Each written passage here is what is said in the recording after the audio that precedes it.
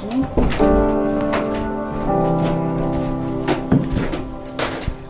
Testing, testing. So that's working. Bill Davidson, can you brief Peter Oxley about radios, please? He hasn't turned his off.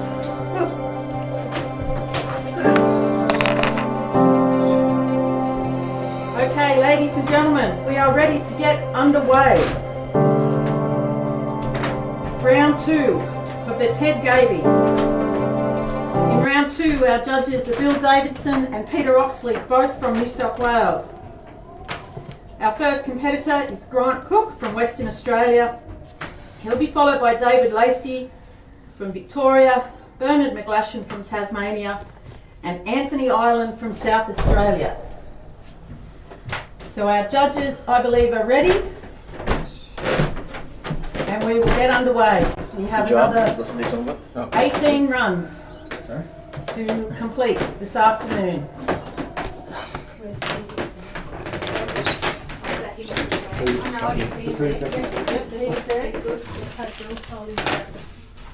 No, that's Grand Cook. That's Grand Cook.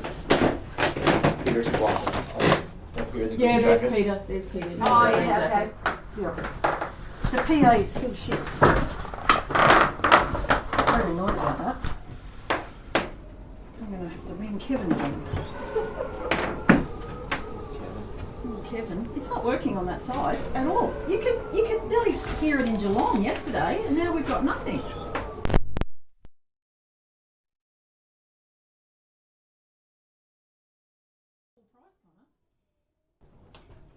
Do a test. Test, test. Round 2.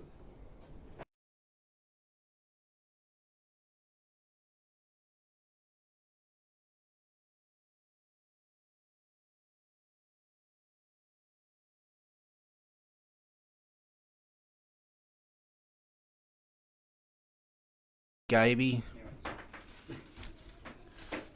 Grant Cook's coming out to the peg with his dog Bluey.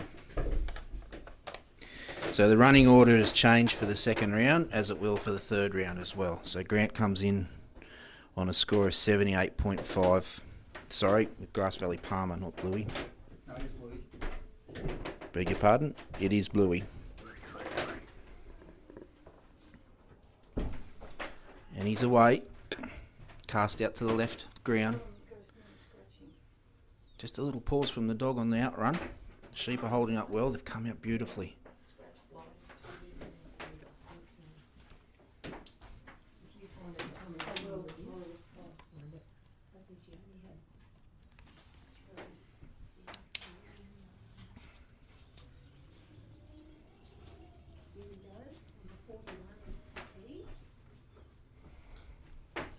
Nice lift towards Grant. Sheep just got a little trot on.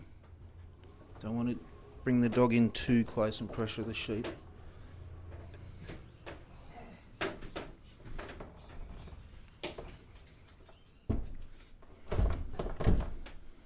Might notice a few competitors using whistles as their commands, particularly in this windy weather. A whistle seems to carry a little bit better. Cuts through the wind. It's just the Ted Gaby Interstate challenge. And that was actually spelt wrong as well. So far looking pretty good. It's been a nice draw down the ground. The sheep have come down in a fairly straight line. Grant's got them lined up already to come down his left of that casting peg when they approach the delivery area.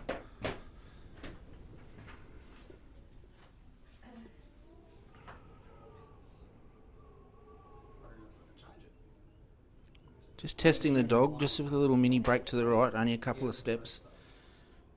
Kevin, it's Marion again from Showgrounds. Blue's there to cover, bringing them in nicely to Grant now. PA on the other side of the ground again.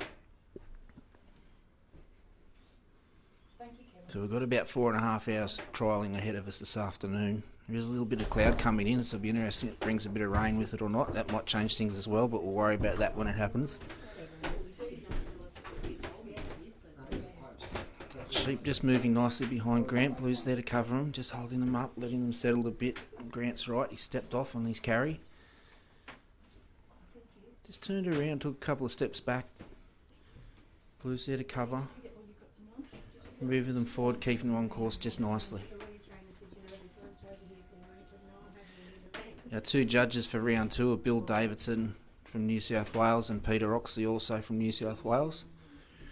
Both gentlemen experienced triallers and judges, and both have represented New South Wales at different times in this competition, and also represented Australia.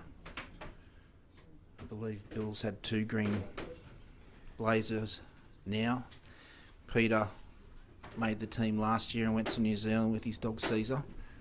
It's a little break up the ground from the sheep. Blue's there keeping them on course, just directing them back to ground a little bit. Just right at the moment the sheep are in the way. Grant can't stop walking, so he's got to walk onto them. Just jumped off course, but they're back on now, having a little bit of a graze. You can see some shadows moving across the ground. That's the cloud starting to come in this afternoon. It's a little break out to the left. They were leaning on the dog. We pulled him up nicely. You'll notice Grant seems to be walking somewhat casually. He needs to maintain the same pace to not lose any points. The sheep can lose points for you, your dog can lose points, and the handler can lose points as well. So you have to concentrate the whole time until you finish the course. You need to concentrate. Grant's just approaching the set for the gap. Sheep are lined up beautifully. If they were to proceed through the obstacle before Grant got to that set and complete the obstacle, Grant would have to rework that, bring the sheep back around. But Blue was in the right spot to just pull them up. Went through that gap. Very nice, very calm. Grant's gone through, so now he's on the drive section, walking up to the Maltese cross, a little trot from the sheep. Got to remember now the course is bigger. They're 15-metre boxes, so if the sheep look like they're a little bit further away, it's probably still okay, and it certainly is at the moment. Blue's holding up that sort of northern side of the course. That's where the bit of a draw is for the sheep. The rest of their mates are out to their right in the let-out yards. Grant's holding his line on the inside of the course. This is a good drive so far. Just a little drift out to the right, that's okay. Still on course, just about to move into the free work area. He's just got to wait for all those sheep to get in before he crosses the line.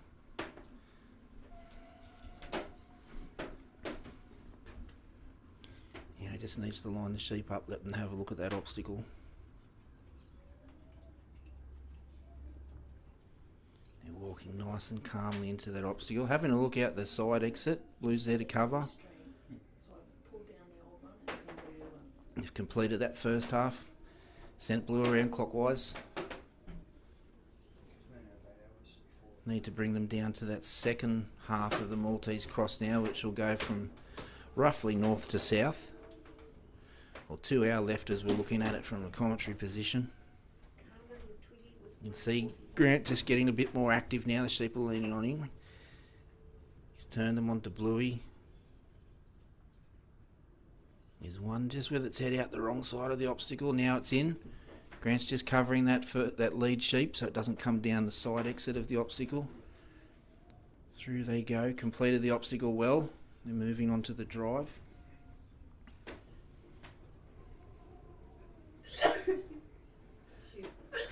And we can see in the middle our judge Peter Oxley. You see the sheep have got their heads down, and actually they're a little bit heavier to move now. So Grant's had to make a bit of effort as well to put some pressure on the sheep to keep them forward. Bluey's keeping up the downhill side covered. Grant's just keeping up with his sheep, a little trot from them. And he made up some good time there, so now they're just about to start working on the bridge.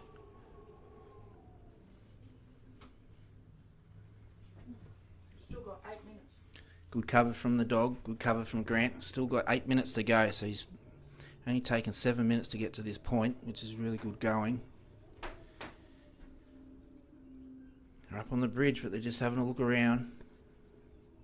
Just needs Blue to get in there and just help them off. 1, 2, 3, they're off.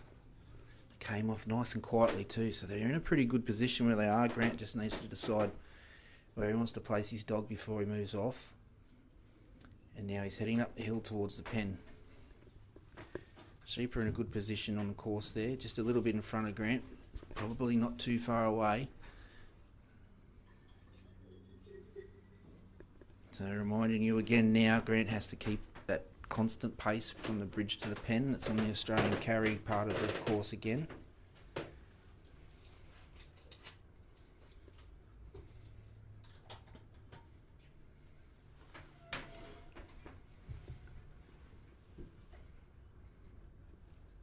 Blue's just covering that inside line now. Grant's got to get the dog to do all the work.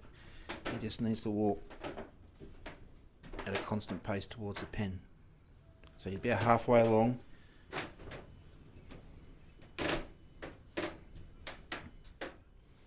Probably chewed up maybe another minute and a half from when he arrived at the bridge, so he's still got plenty of time.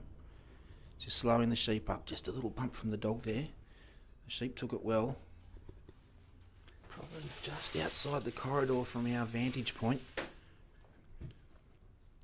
Just on the gate now. Blue covered that well. Grant was very observant with that. Sheep are in the pen. It's just making sure the sheep are settled before he commits to walking to close the gate. Once he starts to close the gate, he has to keep walking. Round he goes. Well done, Western Australia. That was probably one of the quicker runs of the day so far.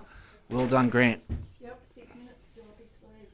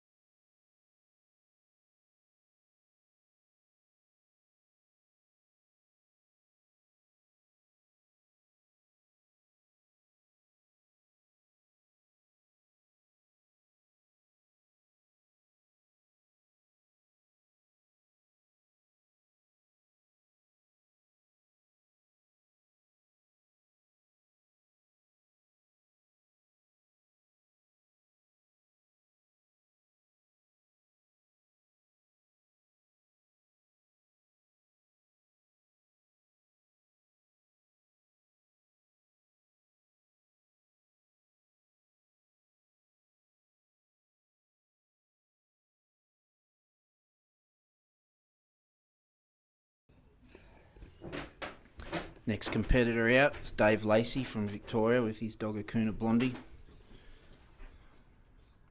Sheep are out. Judge's signal time on. Sent the dog out down at his left. So running out in a clockwise direction. Well, he's got the sheep. Sheep are just starting to run downhill towards the dog a little bit.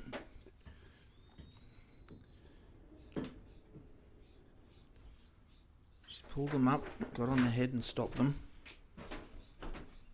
It's just taking a moment just to introduce the dog to the sheep. Wants that first movement to be towards him. Start moving down on that draw.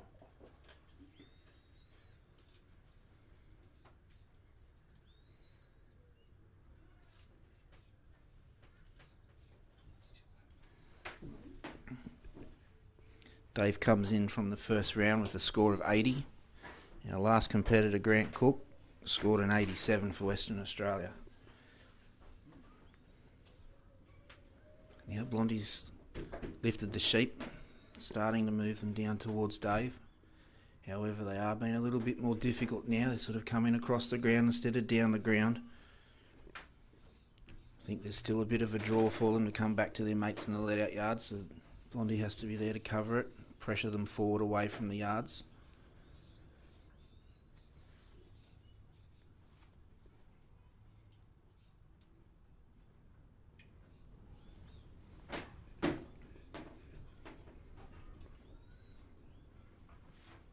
Just presenting a bit more of a challenge just at this early part of the run. Just need to be careful not to blow the sheep up. This is the time competitors will use to introduce their dog to the sheep. Try and get the dog to accept the sheep. Beg your pardon, get the sheep to accept the dog so that they can guide them around the course. You can see the way the sheep are just trotting about. They're still not really happy at the moment. Dave's very experienced. I'm sure he'll have a contingency in place if he needs to use it.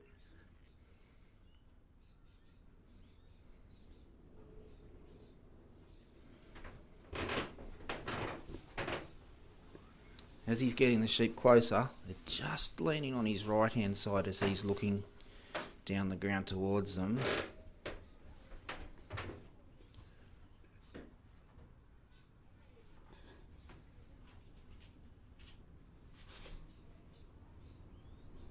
There's still what we call a lot of weight coming back this way towards the let-out yard, so Blondie has to be there to hold ground, keep the sheep moving towards Dave at the casting peg.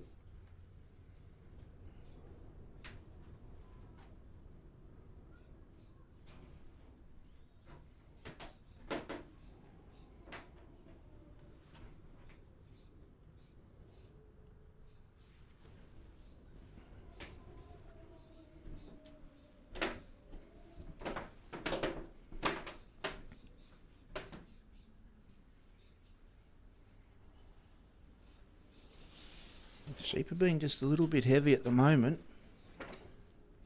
They are giving Blondie a bit of a challenge.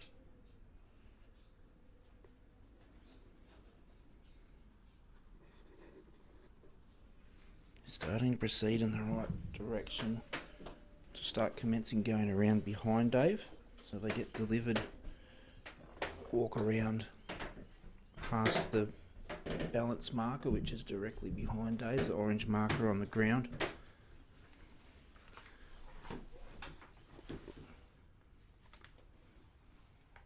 So he's got them delivered, getting ready to take off on the Australian carry. Sheep are still pressuring the dog. So this is going to be the challenge of these three sheep, definitely coming down the ground towards this first obstacle. Blondie hasn't covered, they're still on course, moving forward in the correct direction, but they are looking for any opportunity to try and make a break. Not only is there a physical challenge for the dog, but it's also a mental challenge while they're working on trial ground. The handlers are throwing a lot of commands at them, trying to keep as much precision in their work as they can.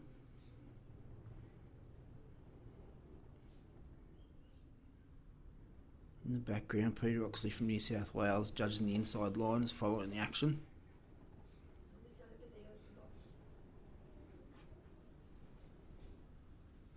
Just crossed the line in front of Dave, just got off course, just on the inside, back on course now.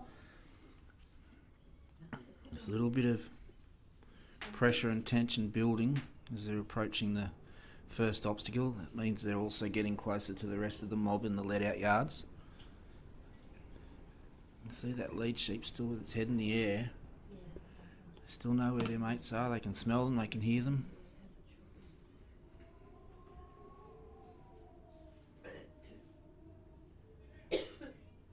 Sheep are starting to line up well for that first obstacle. Dave's approaching the set, it's in the set.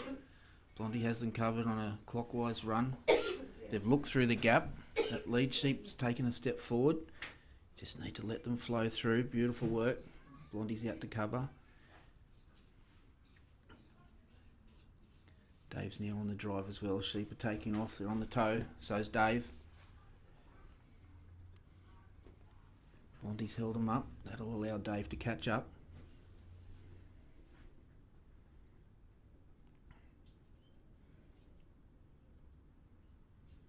Just looking to make a break out to Dave's left.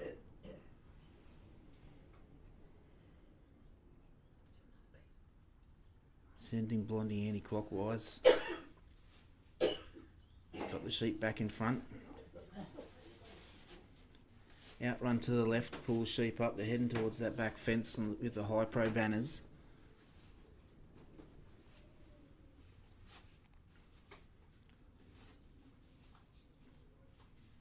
So now Dave's just trying to bring them back to start to line them up for the first part of the Maltese cross. He's entered the free work area.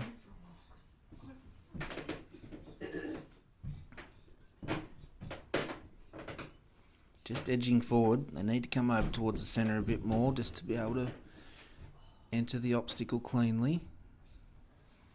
Rolling around. They've had a look. They're in, moving forward. Dave's keeping up his side. Blondie's just holding still. They've finished that first part. Needs to bring him around that northern side of the obstacle. And just got their feet planted at the moment. He's going to have to get Blondie to come up on them. Dave can't go past that panel that's in front of him. He can move north to south, but not east to west past that panel where he is now. So the sheep are around in a good spot. Just rolling around. They've had a look towards the obstacle.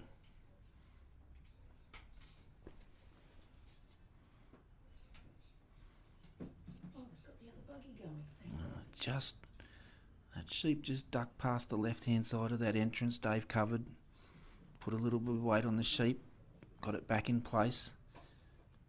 Now the sheep are just stuck up again.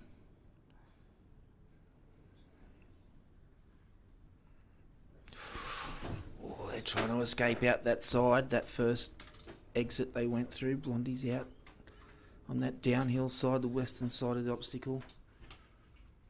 Great work, great cover. The obstacle's finished. Now we're going to start to push them out to the second drive, heading towards the bridge.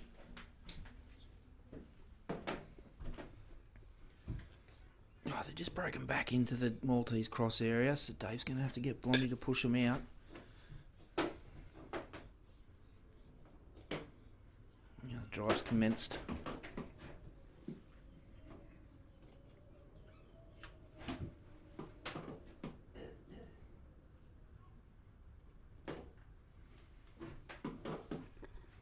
Runners presented a number of challenges for Blondie and Dave moving around the course. You see Dave stopped. Just needs to keep the sheep moving forward. During the drive section you can't get in front of your sheep, otherwise it'll be a penalty. Blondie on the inside track. Got about 5 minutes to go. Certainly achievable. It's going to be a tough 5 minutes, I'd say, the way the sheep are behaving on this run.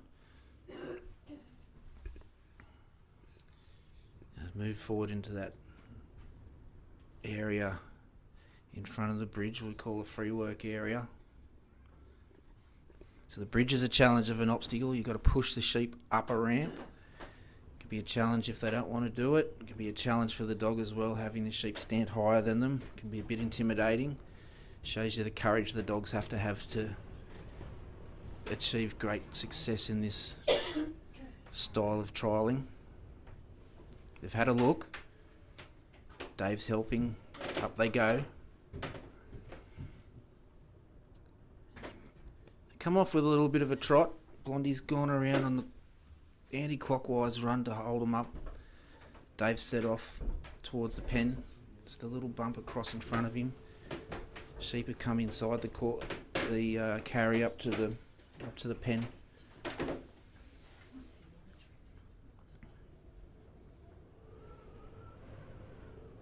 See Dave just looking over his left shoulder. He just needs to get those sheep back on course, which is on his right hand side. Another little trot. Blondie's holding the weight from the inside of the course. That's okay.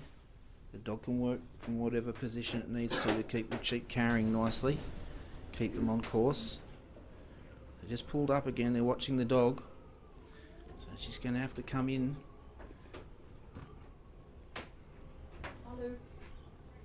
Great work, Blondie. Got the sheep moving forward again.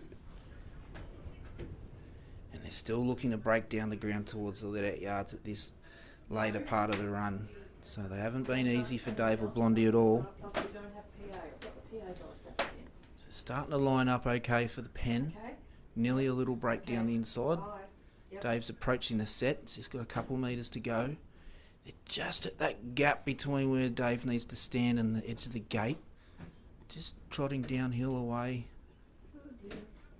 Just coming down, back down towards the gap. So he's going to have to do a bit of work to get them back to the pen to finish off.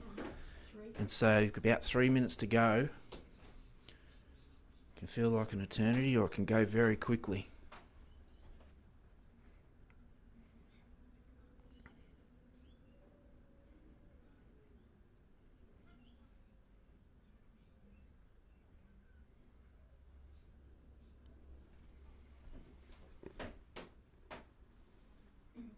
Sheep are just having a little pick on their way back to the pen. Blondie's around front to cover. Now she goes anti-clockwise. Ooh. Got the sheep on the gate. Through the gap they go between Dave and the edge of the gate. One's in the pen, two are away. Is that one going to stay, or are the two going to go in the pen? So he's got that single, it just came out. It's just behind the gate. The two sheep are just coming around, rolling around the edge. If we keep our fingers crossed, they might go straight into the pen now. That single might drag his mates in. It's experienced what's in there. They're looking. Yep. In they go. Yep. It's just got to make sure they're settled. They just look a bit tense at the moment. He's probably got a couple of minutes to go. Yep. Just making sure his sheep are calm. Blondie's covering that gap. He's just looking at Dave for the final instructions. He's closing the gate. Great work, Dave and Blondie. That was not an easy pen at all, so that's really well done for his second run in the Ted Gaby. Third run will be tomorrow morning for Dave and Blondie.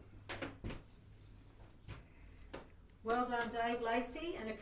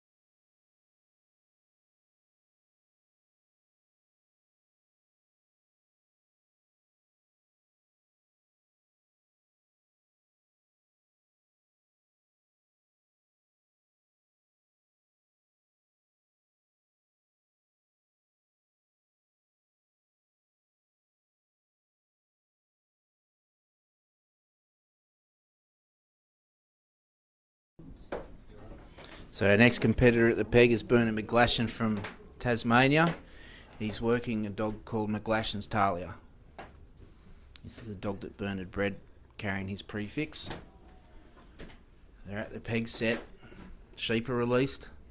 They're hopping out with a little bit of energy.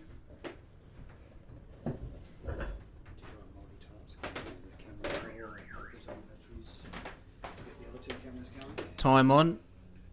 Sending the dog out to the right so that anti-clockwise run. Again, she comes past our position, spied the sheep. Lovely deep searching cast. She's hit the back fence, running along the high pro banner. Take up position just about at 12 o'clock, maybe 12:01 if we're going to be fussy.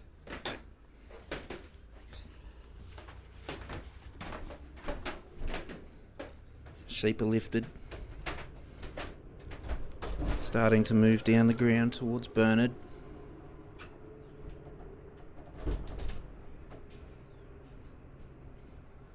See, they've just turned around.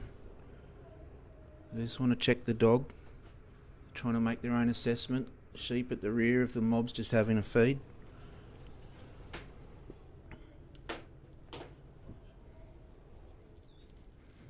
And we can even hear from the commentary position Bernard's using his whistle to command his dog. It's a marvellous thing watching these dogs work. They need to learn how to take commands from us, whether it's verbally or a whistle, and then they need to convince the sheep to do what we want them to do. So sometimes when people ask about the dogs, I tell them my dogs are multilingual because they can speak dog, they can speak human, they can speak whistle. Just a little break down to the right of the ground a bit.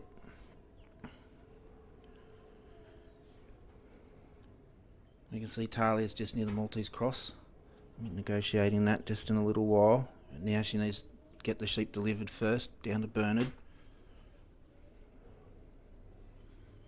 A couple of them having a little graze on the ground at the moment. She's walking up quietly. Bernard was telling me just a little while ago she does have a bit of power, this dog, so he's got to manage that as well on the trial ground. Sometimes you need it, but you also need finesse on a 3-sheep ground, as with other forms of trialling. Too much pressure might blow the sheep up and then cause them to run off course, take points off you.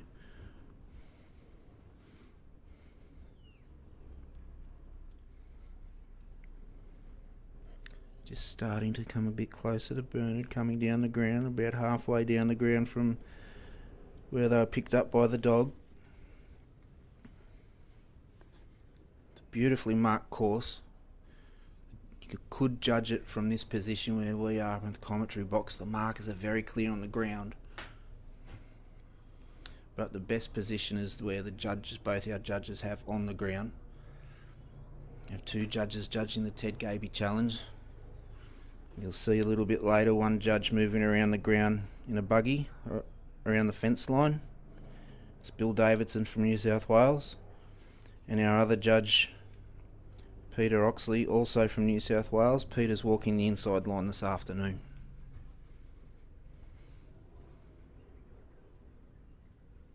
Oh, you see that sheep close to the dog, just take a step towards the dog, as if to say, come on, what have you got? Talia was there, took the challenge, stepped in, showed great courage.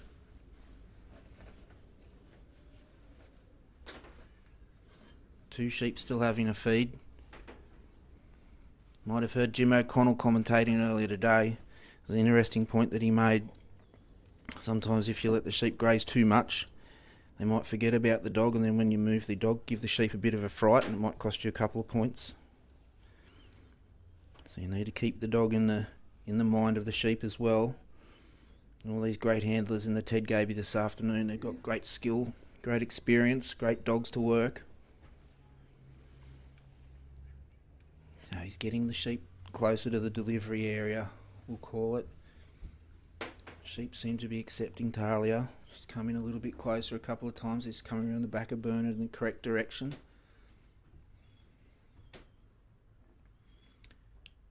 He's getting Talia on that clockwise, anti-clockwise run just to hold the sheep up. Just still want to break back towards the bottom part of the course there. Bernard's off, moving down towards his first obstacle, so he needs to get those sheep up.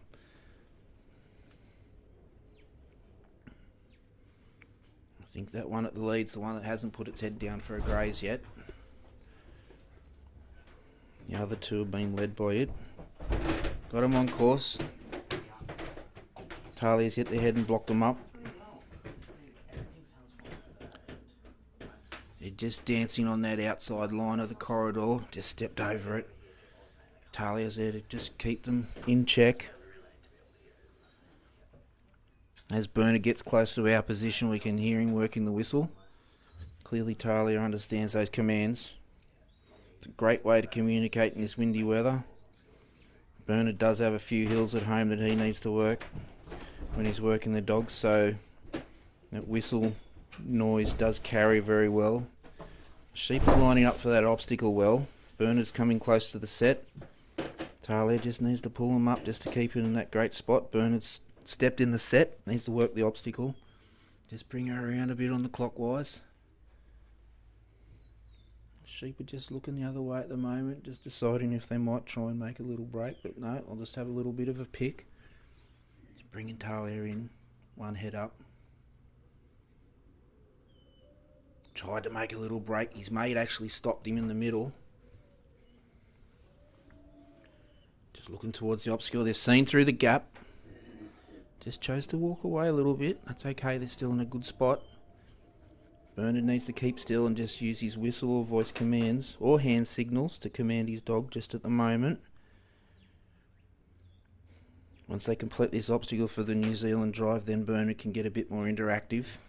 Getting closer towards the entry of the gap. Did turn their heads a little bit, little stamp of the foot, lick of the lips. Now a mouthful of grass.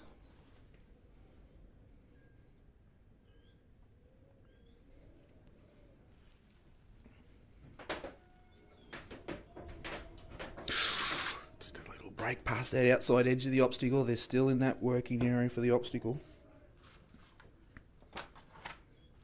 Could have cost a point or two. Around the outside again. Now on the downhill side of that gap. You're going to have to bring them back around so he can negotiate the obstacle. Sheep are just getting a little bit lively. Dog's getting a little bit lively too. But the other bit of pressure is time. Bernard can't do anything about that, so he needs to start to control this situation and try and claw some time back so he can keep moving around the course. I need to thank Steve Turner for supplying the sheep for us this week. It's been a challenge today so far. I'm sure the competitors that are competing in the championship later on in the week have been watching closely. Through the gap they go. First part complete. Just making a little break out in the middle of the ground. Bernard now has to go through the gap himself. Just decide how he's going to deal with this situation, and at the moment he needs to step out a bit. The sheep are getting away from him. Talia hasn't pulled up, just near that free work line. Bernard will walk up. He's walking up the inside line. They're just looking to make a little break out towards the back fence towards the High Pro banner. We need to thank the High Pro group for their terrific sponsorship of sheepdog trialling across the country. And you can see the High Pro reps here at the 2024 High Pro Supreme Australian Championships. They're just into the free work area, so Bernard's going to step in there. They just made a little break down the right hand side of that cross. They're having a practice go for the second half of the obstacle. Bernard needs to bring them down towards him. He can bring them out that exit. Just stuck in between the panels at the moment. Should he go left? Should he go right? Bernard's just walking up, trying to land on the sheep, get them out of that obstacle so he can bring them back up the hill towards him, and then take the eastern entrance of the Maltese Cross.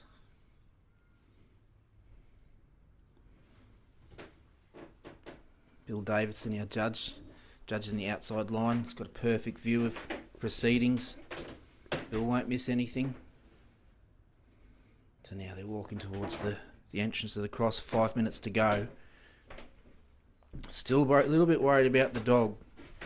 They haven't really had a look up the obstacle until now. First, second, third sheep they're in. Just about to complete that first half of the obstacle. They're just running away from the dog, heading towards the bridge. They need to come back and do the second half of the Maltese cross, which goes from north to south. Thanks, Marion.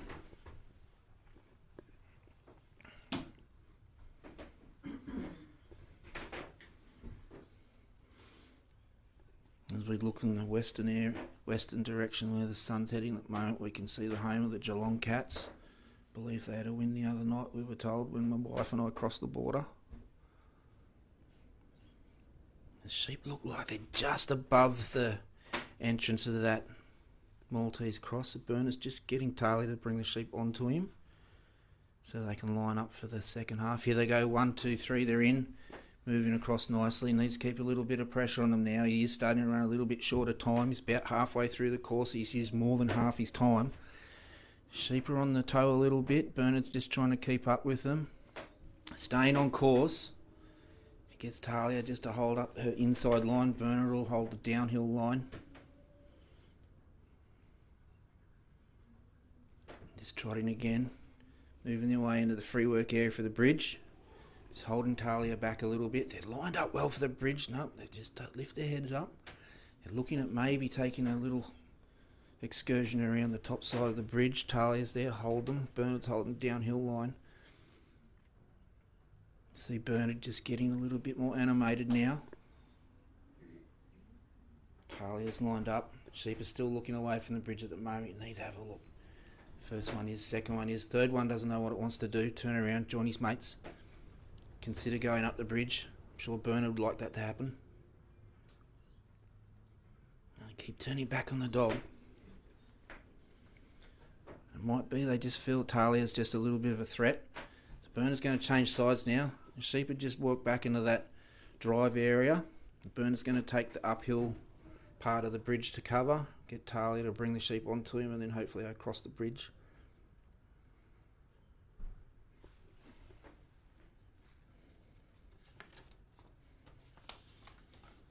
Bernard comes into this second round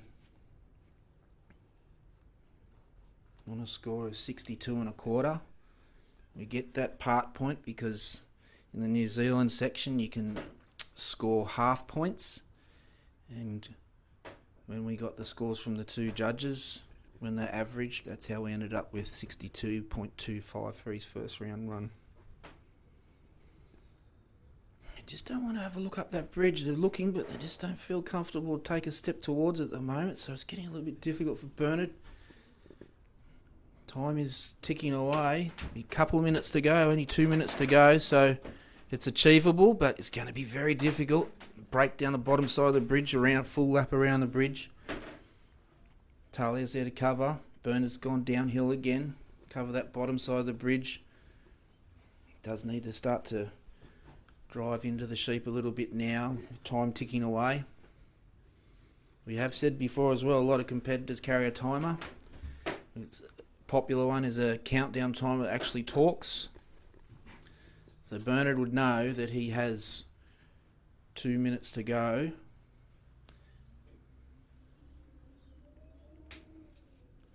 This sheep is just starting to put up a challenge now in this second half of the course. I'd be certain that's the same sheep that wasn't having a graze at the first part of the course. It just didn't settle like its two mates, and right now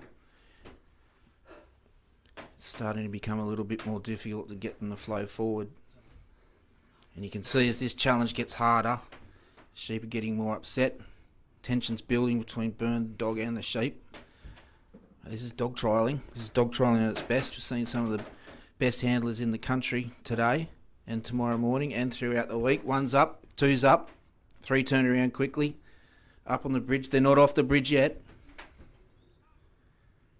40 seconds. 40 seconds to go. Probably about 35 seconds now. Bernard's moving. Got Talia around the bottom side of the bridge. Come up on the sheep. Just making a little break up the hill, out to their right a little bit. Starting to move away. Bernard knows how much time he's got. The sheep are flying in the right direction towards the pen, so just let him go. And that's what he's doing. Just getting Talia to cover the inside so they don't break back down the ground towards the let-out yards. So just starting to move around on the clockwise, get the sheep on course. And unfortunately that's time. That's the end of the run for Bernard and Talia. She still wants to keep working. These dogs are amazing dogs. And she's now finished walking away with Bernard. They can regroup for their third round run tomorrow. Lovely work there from Bernard McGlashan and Talia.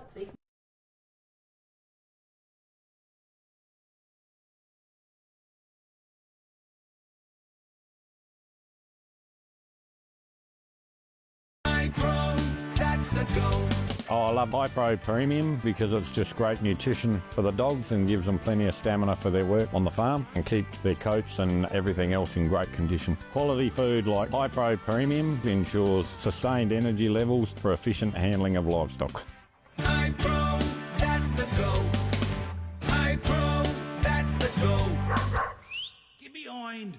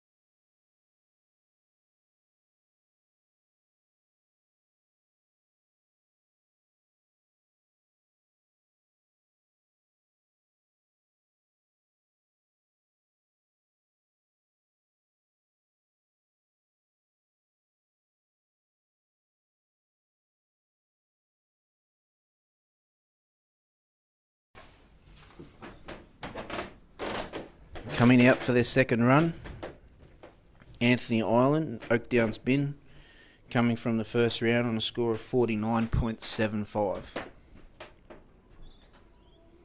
So Anthony's just getting himself ready, just walking towards the peg. Got Bin in position, looking over his right shoulder towards the let-out area. Judges raise the flag, asking for sheep. Sheep are released. Just coming down the ground nicely. They're just looking downhill, so Anthony will watch this. Time on. Sent the dog Bin uphill, out towards his right. Sheep are just looking downhill at the moment. Dog's seen the sheep, sheep haven't seen the dog just yet. First sheep's seen the dog. Second two know something's going on, but they're just looking the other way. At that third sheep, the rear of the group's just giving them a little lift forward. That's okay. Just moved a couple of steps away from the dog. One's grazing, two are watching the dog. And this introduction's very important. Too much pressure on the sheep can really upset the sheep for the whole run. You want the dog to be in charge, but you don't want the dog to be a threat. Just a little trot just on the diagonal to the right as they're heading towards Anthony. As we're saying that, there's a little gum tree in the background getting some pressure from the wind, so that's also playing on the sheep's minds a little bit too, I think. Certainly up here we can hear the wind howling across the top of the commentary box. Now their focus is the dog behind them at the moment. Just got them centred. Part way down the ground towards Anthony. We say that some lorikeets flew over the top with a good tailwind behind them. So Bin's in a little bit closer now, so the sheep seem to be accepting the dog. Still just want to move away downhill a little bit. Bin's there to cover. Doesn't need to run fast, just a gentle trot just to keep in the eye of the sheep.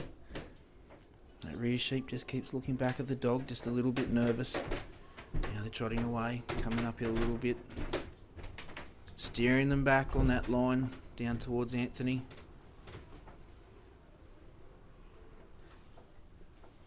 If you didn't hear earlier in the first round, Anthony Ireland from South Australia is also one of the judges for the Supreme Championship, but he's lucky enough and good enough and has the privilege to represent South Australia in the Interstate Challenge running today and tomorrow. And then after his third round run tomorrow, he'll go and have a break and get ready to start judging the Supreme Championship later that afternoon.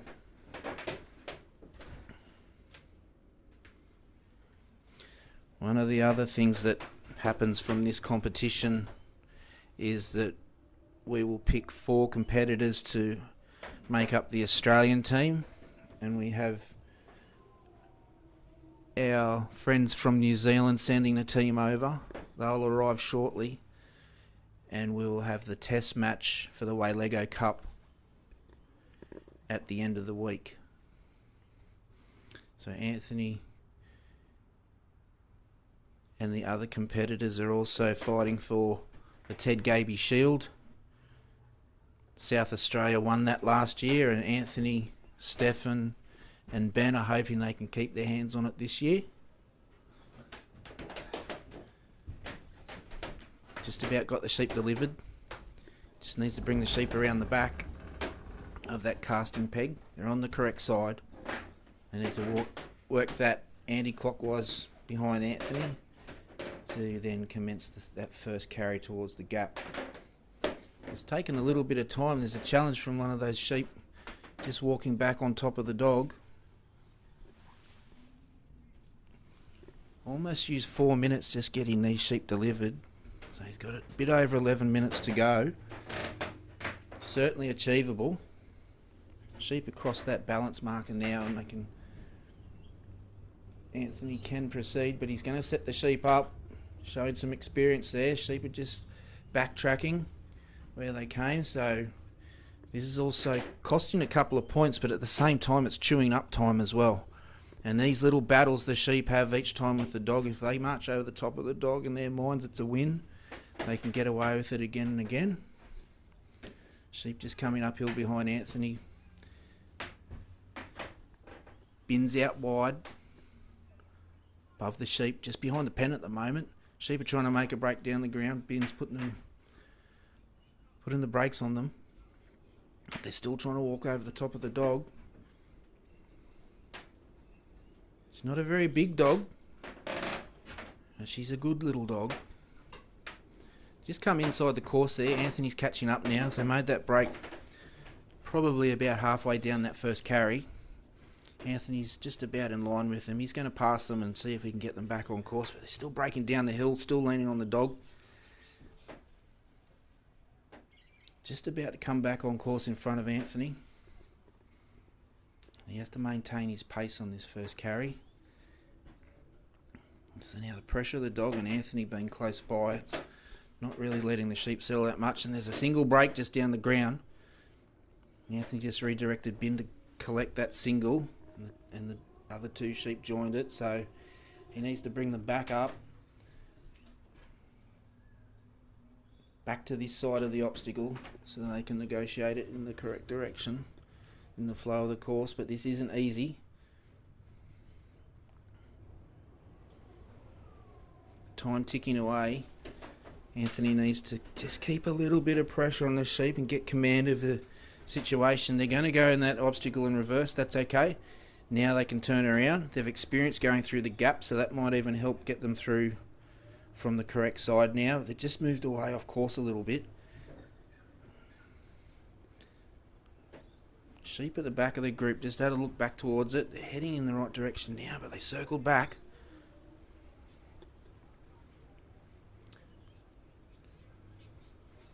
Ben and Anthony are working hard for South Australia. Anthony can't do too much at the moment. He needs to stand fairly still and work his dog, get Ben to do all the work. The second section, the New Zealand drive, Anthony can help, but we're not up there yet.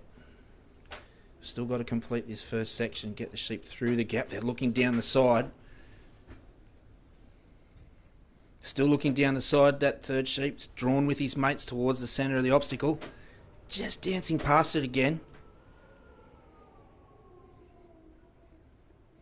This is exciting stuff. It must be frustrating for Anthony, but it's exciting to watch. They're looking at the gap now. It just paused. Bin just holds the ground for a second. Great work. I want to make a break out to the right again, just running downhill and back towards the gate they came out when they were released. So they're kind of about halfway down that drive themselves. They're off course. Anthony's trying to get hold of that. That's that single again, running away, taking his mates with them. Heading towards the back fence. Anthony's just going to catch up in line with them. He's working the inside line of that corridor. He needs to get the sheep back on course. While the sheep are dancing outside the corridor, this is costing him points. If they keep marching forward or keep marching further away, both those experienced judges will be picking up those points that the sheep are dropping for them. So you can see Anthony's paused about halfway. He doesn't want to get in front of the sheep. That'll cost him points as well. But this is not easy. That sheep just been turned at them, but it's the one that keeps making those little breaks, taking his mates with them. Doesn't want to turn off the dog, keeps turning back towards the dog. Now they're facing the right way to get towards the obstacle. Again, they're facing the dog.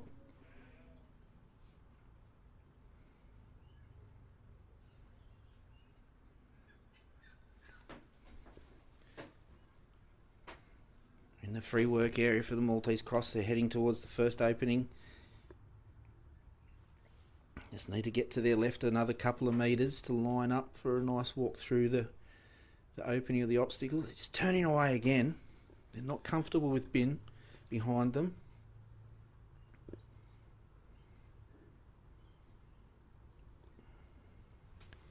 All these dogs we're watching today and we'll see during the week. Everyone makes a lot of effort keeping their dogs in great condition, and Anthony is one of those people, definitely. And a lot of the competitors here, including myself, feed our dogs the high pro grain free product. It's one of their premium products. We also have Dog Pro Plus Working Dog. Game On is another popular product in the Dog Pro Plus range.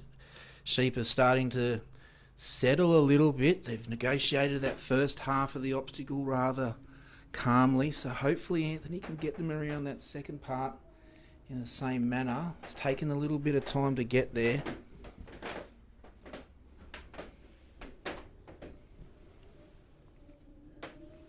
It's got about 5 minutes to go, so it's taken 10 minutes to get to this point, so he's going to have to put a little bit of pressure on the sheep so he can keep moving across the course. Just a little block from Anthony. Sheep just sort of drifting uphill of that entrance. Still a couple of metres away, so he can steer them back in. Got Bin on the same side, just rolling the sheep around a little bit. Bit of pressure on. Maybe just a little overrun from the dog then. Stop the flow of the sheep. 3 are in. Need to concentrate. They could escape left or right. They didn't. Moving forward. Anthony's got the weight on the uphill side of the sheep. They've entered the next drive section to head towards the bridge. Bin's coming up through the obstacle. That's all right. No loss of points for that. It's just the path the dog took.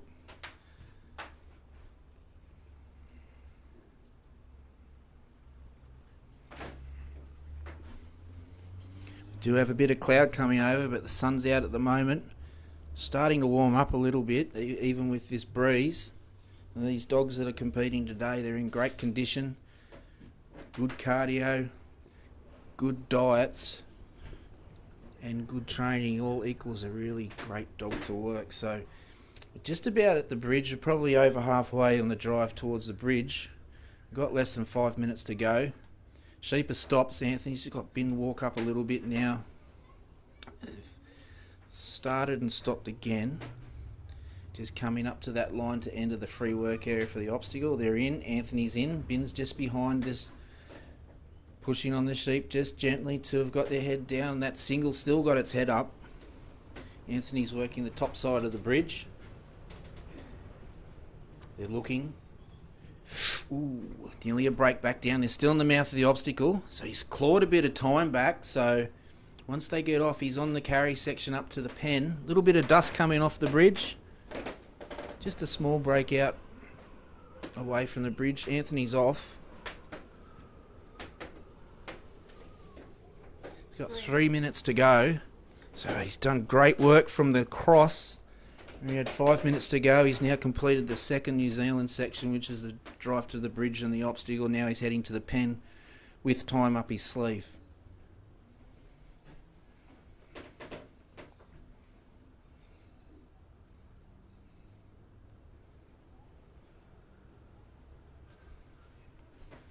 The sheep seem a little bit more settled now.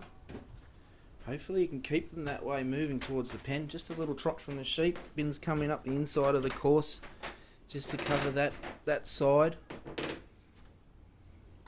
Done a great job too. The sheep have just paused nicely.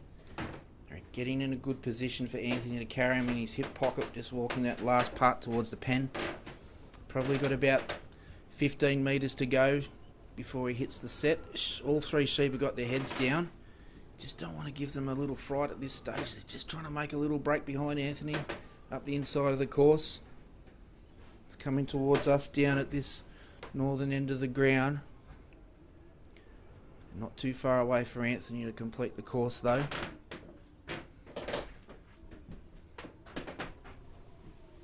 Moving towards the pen, minute 40 to go.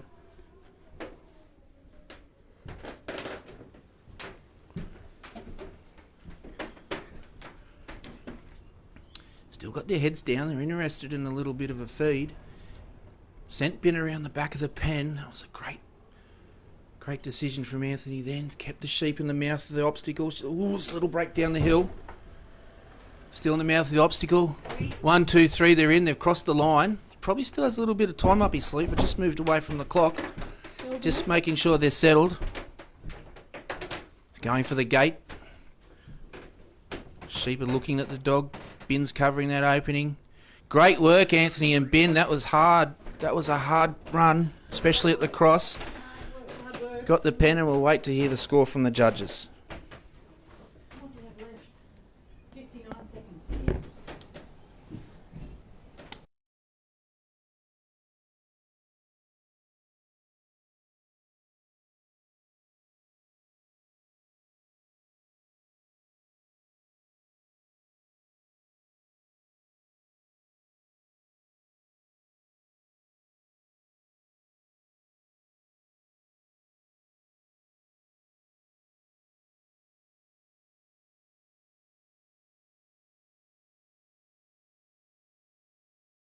To keep your dogs healthy and on the go, beat 'em. High Pro, that's the go. Oh, I love High Pro Premium because it's just great nutrition for the dogs and gives them plenty of stamina for their work on the farm and keep their coats and everything else in great condition. Quality food like High Pro Premium ensures sustained energy levels for efficient handling of livestock. High Pro, that's the go. High Pro, that's the go. Get behind.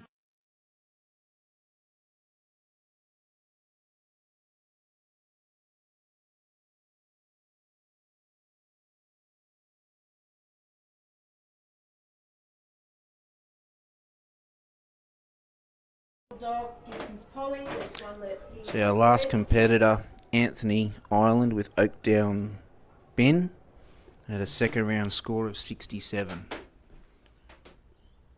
Next competitor coming out to the peg, they've just walked through the gate, Jeff Gibson from Queensland and Gibson's Polly, coming into the second round with a score of 77.5. Jeff's got Polly set to his right, looking down the ground, approaching the casting peg. He's set. Judges are asking for the sheep. Hang on a minute, Danny. I'll just get this started. Sheep are out. Just need to move down the ground a little bit. They're just on the toe. Just looking back at their mates where they just came from. Ladies ask who's commentating now. Ladies ask who's commentating now. Ladies ask who's commentating now. Who has? Antonia Simmons on Facebook. John Cantrell from Dubbo in the commentary box. Polly's away. Anti-clockwise cast. Nice deep ranging cast. Just walking up on a sheep. Rear sheep's had a look. Just move forward a little bit. Still a third sheep having a nibble. Nice lift. They're just trotting up the ground. That's okay, they can walk, they can trot.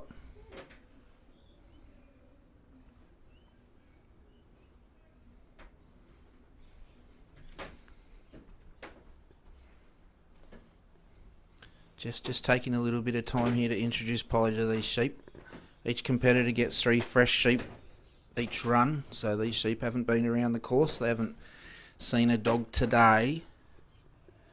They may well use dogs on the farm at home, but 3 sheep by themselves may feel a little bit more threatened than when they're in the security of a big mob.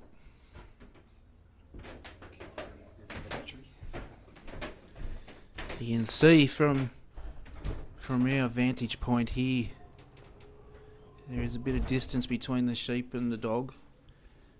Jeff knows that. He's just got Polly to lay down just to take a moment, let the sheep take a moment as well. Just take a breath, as they say.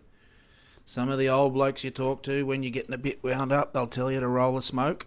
They're not encouraging smoking, but it's just a term to use to calm down. So you might roll that smoke in your head, you might count to 10, you might take a deep breath.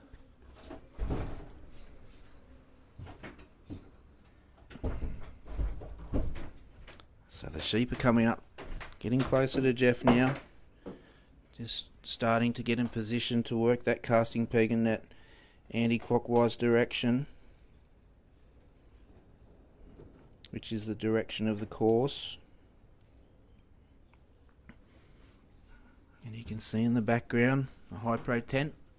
If you're on the grounds and listening, go and visit the team from High Pro and get some information about the dog or cat food. We don't use cats on the 3 sheep ground, but you might have a cat at home that needs feeding.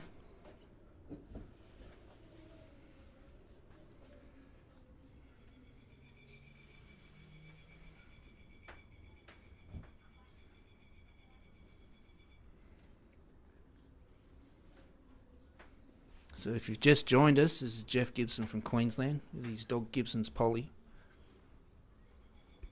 Start off with 15 minutes, 100 points. And the way this is scored is for each infringement you lose a point or more depending on the infringement at the time. So Jeff's now completed that first task, being getting the sheep delivered, and passed the balance marker that was behind him. He's now on the first carry, moving towards the gap. This part of the course Jeff has to keep walking, can't stop. If he does, it'll cost him. If he changes his pace, these 2 judges, Peter and Bill, they won't miss it. It might cost him another point. So the sheep just don't want to move at the moment. Just brought Polly in a little bit, just a little gentle bump. See, she's light on her feet. Oh, there she goes. Just trying to cover that break just outside the course on the uphill side. Gibbo's watching the sheep. These experienced handlers, they'll watch their sheep. They know the dog will take the command and get in the right spot when they're asked to. Like other forms of sheep-dog trialling or cattle-dog trialling, it's all about precision. One step too far can cost a point. That step might be from the sheep, could be from the handler. So the perfect scenario is once these sheep move, they keep flowing forward on the course. These sheep are walking nicely down here, just a little trot. Polly covered it. Just starting to get ready to line up for the first obstacle. We've got a great vantage point here watching this first obstacle in the commentary position. You can see Peter Oxley in the background just moving in position to judge the obstacle. That first sheep's having a look at the gap. It's going to, little pause. Just say goodbye to Polly as I go through the gap. Just let Jeff know he's got to follow us. Little break up the ground, Polly's covered. Jeff's now gone through the obstacles to commence the drive. That lead sheep's just a little bit upset with Polly. Stamp of the foot, but moved away. Head down looking at the grass. Gibbo's going to carry the inside line on that course. Polly's still guarding the outside line.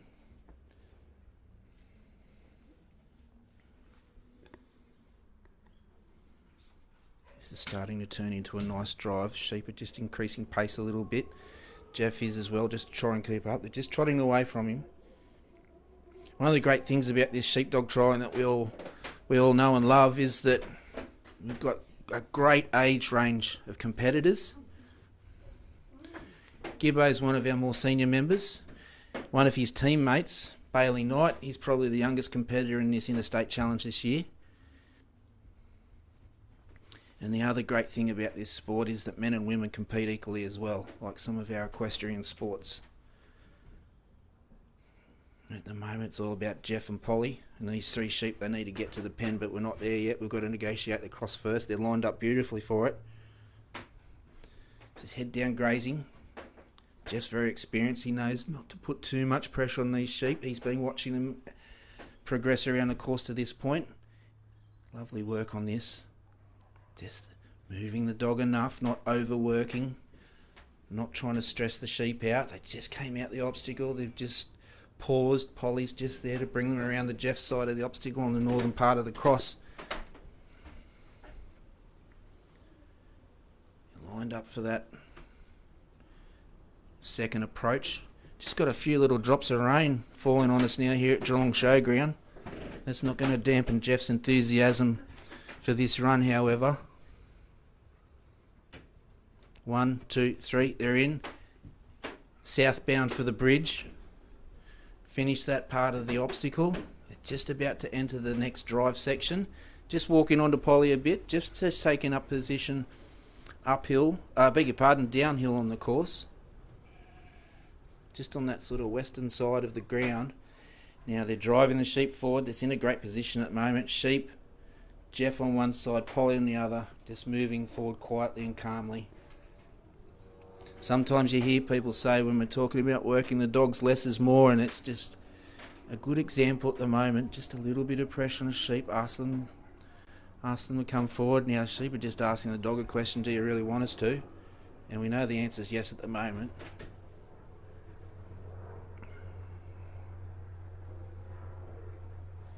It's funny that this later part of the day, it's not uncommon at a lot of 3 sheep trials, particularly on a big grassy arena, the sheep do start putting their heads down to have a bit of afternoon tea. That's what they're doing now. Everyone stopped. Jeff's just asked Polly to come in quietly on the shoulder of that lead sheep. Gave it a little bump forward. Just keeping up his side, but they're mainly watching the dog. They probably see the dog as more of a threat than what Jeff would be. But Polly's working well. She's working extremely well for a young dog as well. Just a little break down the bottom side of the bridge. Gone around the end of it. Polly's there to cover. Nice wide run. Around that anti-clockwise just to regather the sheep in front of that lovely big gum tree with the breeze blowing through it.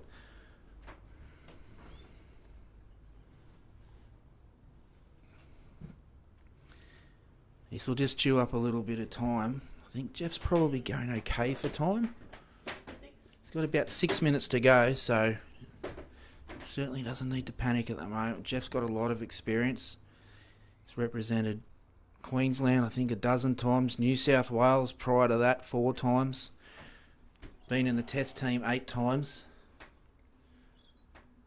Not many with that amount of representative experience at the high level of trialling. It's not just working your dog and sheep around the course, it's also soaking up that pressure.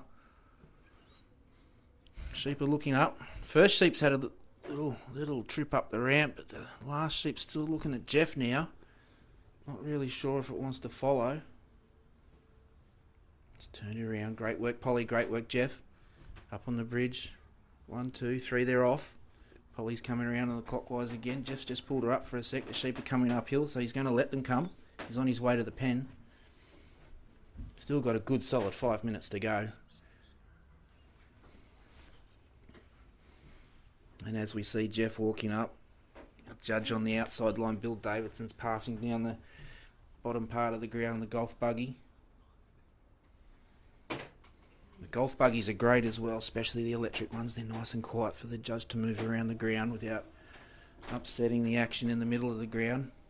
Jeff's just got the sheep grazing out in front of him. Just keeping Polly in contact but not leaning on them too hard, just a little trot forward. Polly comes down the inside of the course just to cover that. Sheep have still got their heads down.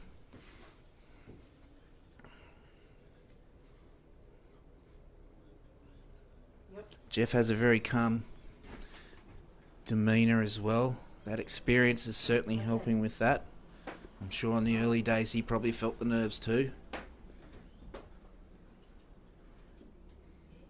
So the sheep are in a great position there, just grazing forward towards the pen. They're on course.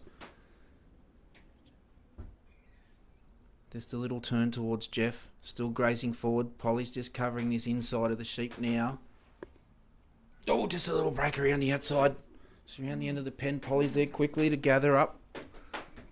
Just needs to push them back. Jeff would probably try and roll them around that outside of the pen and onto the gate, so to speak, to roll into the pen. They're in a great position there. Stop Polly, moving her out. Covering that outside much better this time. They're having a look in the pen. One's in, two are grazing.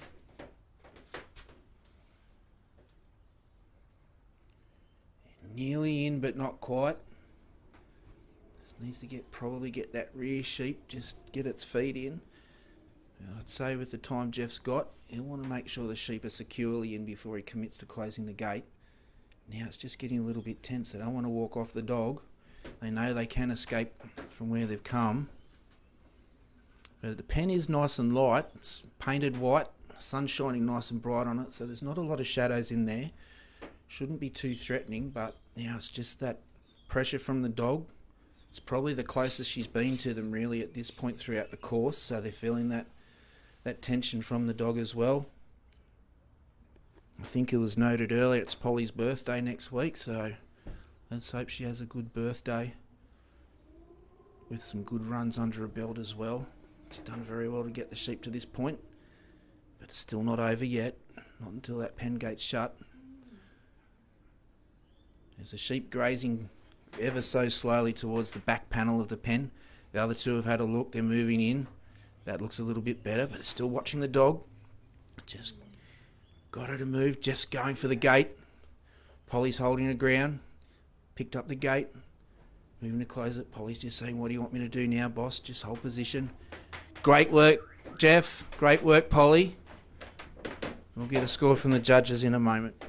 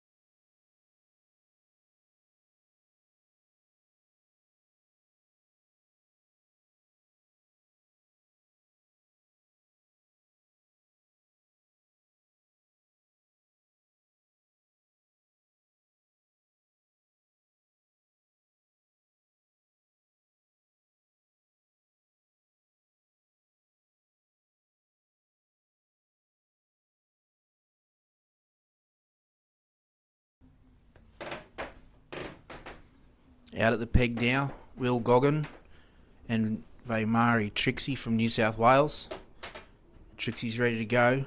Judges are just waiting for the sheep just to bunch up a little bit more before they ring the bell.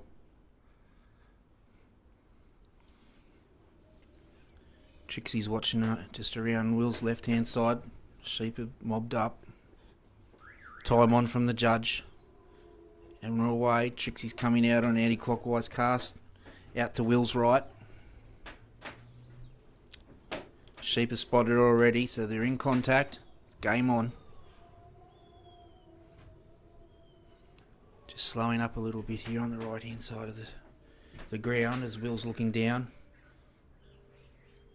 She comes around the back. Sheep are moving towards Will. Nice start.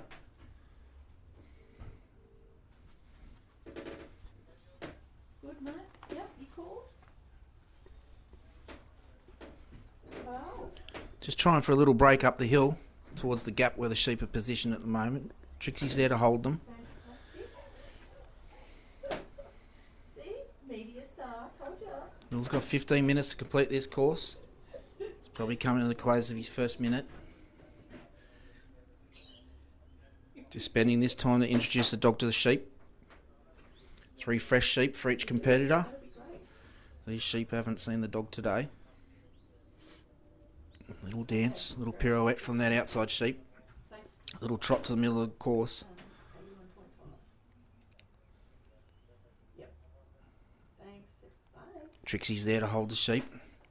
Our last competitor, Jeff Gibson, with Gibson's Polly, ran an 81.5. It was an improvement on his first round run. Well done, Jeff. It's all about Will and Trixie now from New South Wales. Will comes from Breadbow, not Threadbow, but Breadbow, near Coomera in New South Wales, Monaro.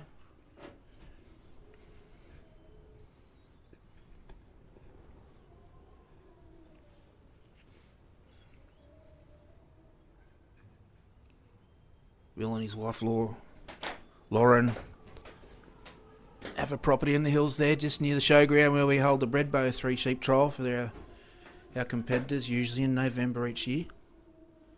In the hills overlooking the ground, we've got sheep and cattle.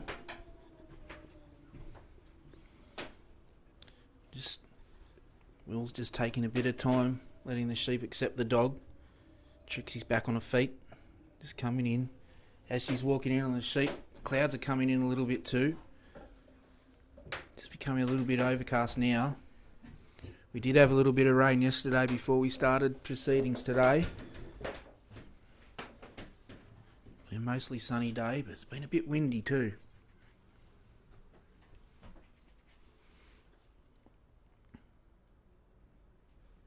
Sheep are coming down fairly well. Just keep pausing and turning back on the dog. So that flow seems to start but then stop again. It can be a bit difficult. Sometimes people describe it as tying the sheep up because they won't turn off the dog and move away, so they keep staring at the dog, and then the dog's got to use a bit more horsepower to make the sheep walk backwards or turn away and start walking forward. So they're just about at will now.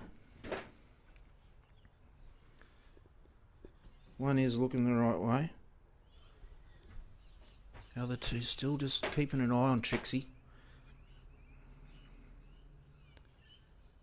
Couple having a graze now, but that sheep closest to the dog still not sure, just a little bit worried, a little flick of the head.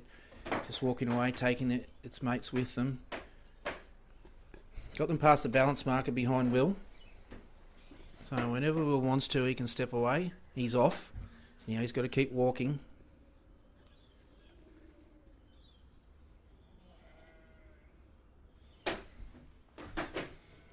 Will and Trixie come in to this second round with a score of 66.5 from their run this morning.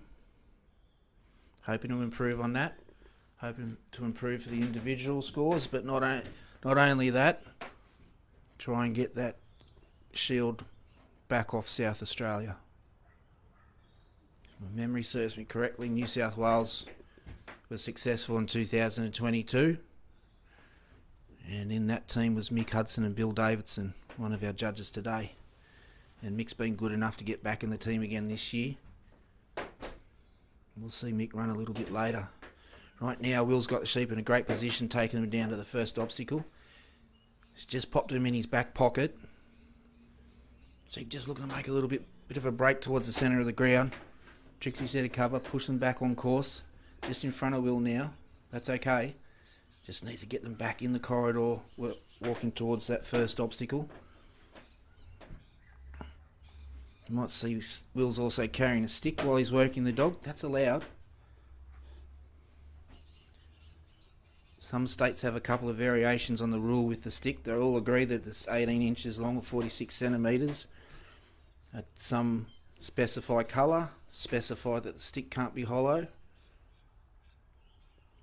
The reason for it not being hollow is that you might put something in it and it might rattle. Anyway, back to the action in front of us. Sheep are lined up very well for the obstacle, looking for an inside break. Covered by Trixie. They're just coming around the outside of the obstacle now, just making a little break off course. They haven't gone past the obstacle, but they come off course towards the let out, just towards that northern side of the ground. I think one of the sheep heard me. It's just having a look and saying, I know, John. We're out here with the dog. As we say that, our outside judge Bill Davidson just goes past in the golf buggy. So taking the sheep back to that good position above the obstacle. They're just starting to liven up. They're looking at the gap. Through they go. Well done, Will. Just had to raise his voice a little bit. Trixie, the action was getting a little bit excited. Now Will's negotiated the gap. He's on the drive as well. He's taking up the inside line, getting Trixie to hold her side between the sheep and the rest of the mob in the let-out yards. Will's just walking in the sheep, getting Trixie to hold her position. Will's trying to pressure the sheep forward a little bit. Judges do want to see a bit of work from the competitor as well in these New Zealand sections. That's a great thing about this course, that you do get to help your dog. The sheep are walking up that outside line quite nicely. Just still looking at the dog, but they are moving. They're not turning back on the dog, just looking over their shoulders now. Moving towards the centre of course, leaning on Will a bit. Will keeps them straight. Trixie's keeping up her end of the bargain as well. Just a little step forward in that sheep. Keeping them very well in the centre now. This is now a good drive towards that last part of this, up towards the Maltese cross.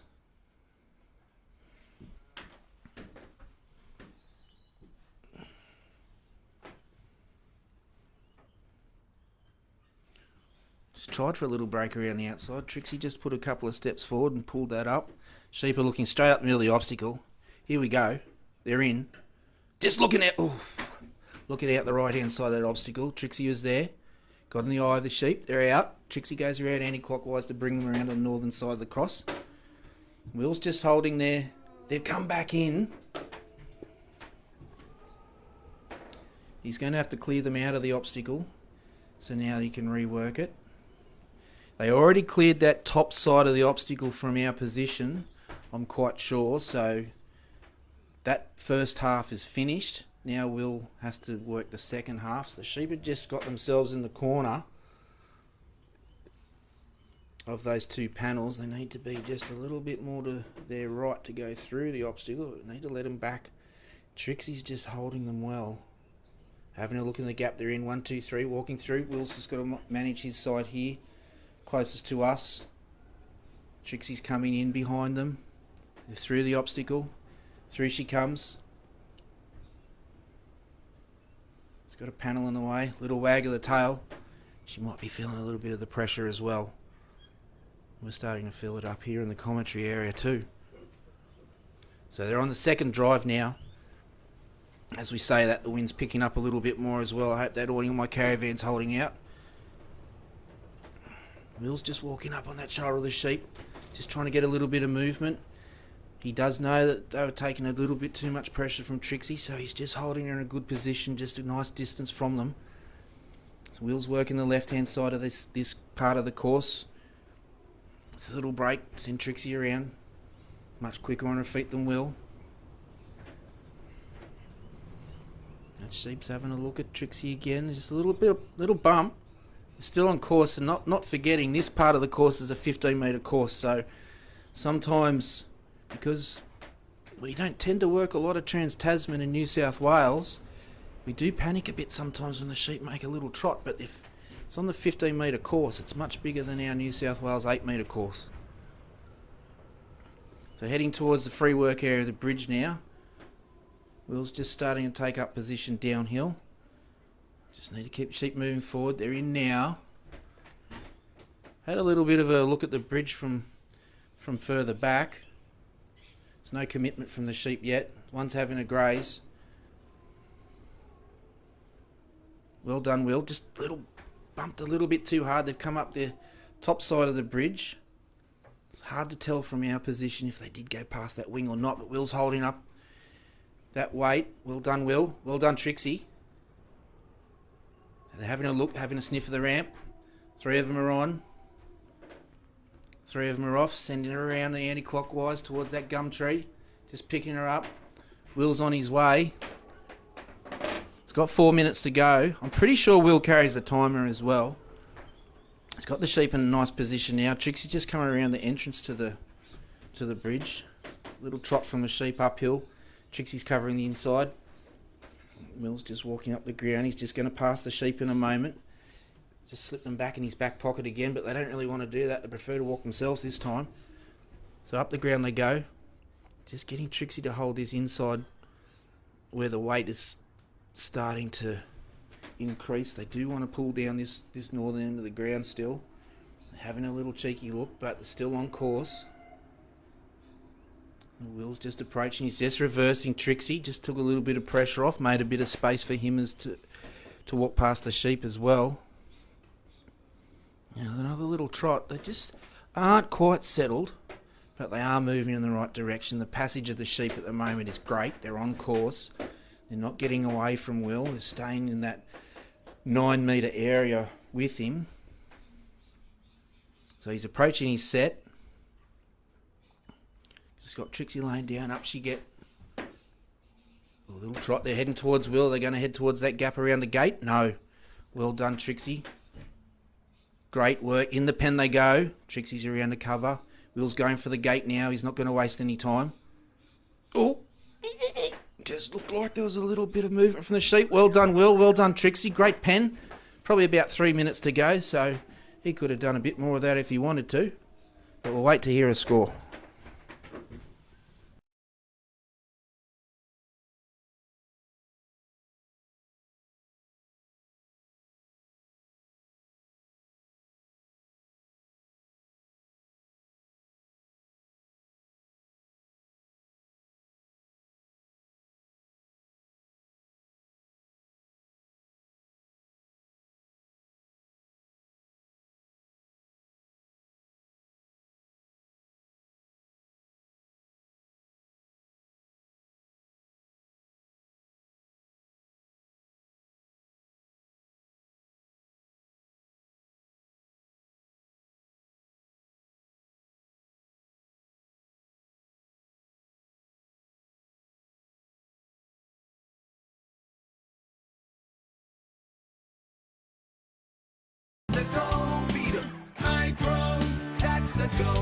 Oh, I love High Pro Premium because it's just great nutrition for the dogs and gives them plenty of stamina for their work on the farm and keep their coats and everything else in great condition. Quality food like High Pro Premium ensures sustained energy levels for efficient handling of livestock.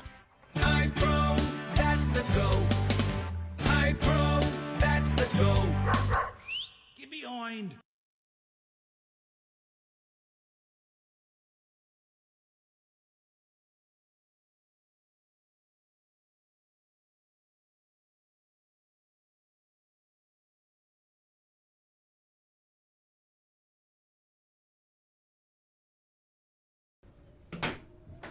At the peg now is Simon leaning with Marion Vale Dye, all the way from Western Australia.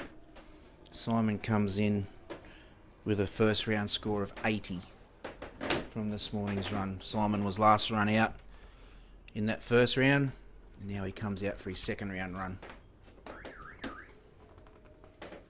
We're away. Sent Dye out to the left. Marion Vale Dye carries Simon's prefix. She comes, she's approaching the sheep, she's looking at sheep, they're looking at her.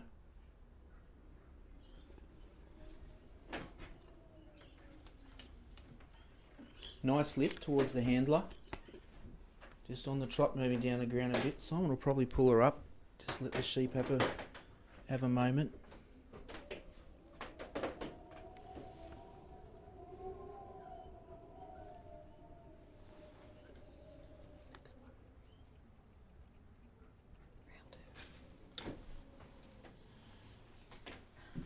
about halfway down the ground.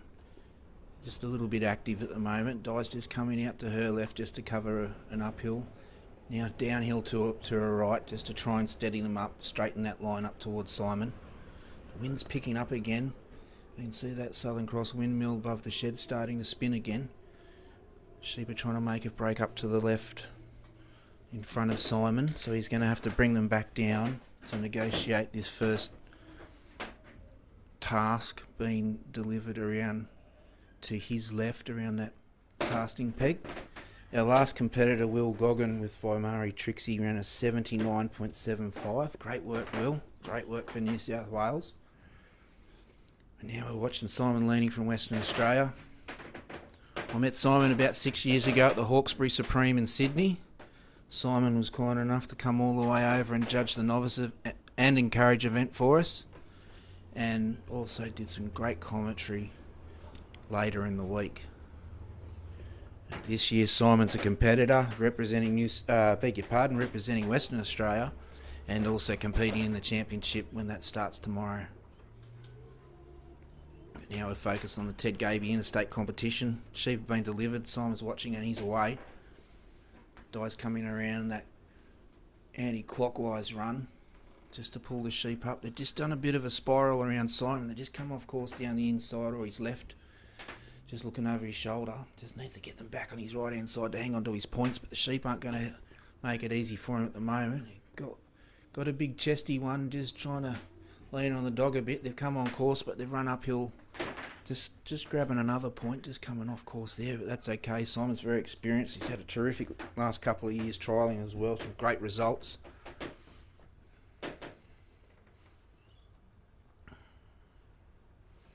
Simon also helps a lot of people train their dogs back home in Western Australia. He's, over the years, has spent a fair bit of time overseas as well, training with training clinics in Europe and other places. Sheep just making a break towards us at the moment. If they keep going, they're going to jump in the window, but Di's there to pull them up. A couple of magpies enjoying the action down in front of us as well. And Peter Oxley's just taking up that centre line, judging that middle, from the middle part of the course. Oh! It's a little bit of a dance with the dog and the sheep there.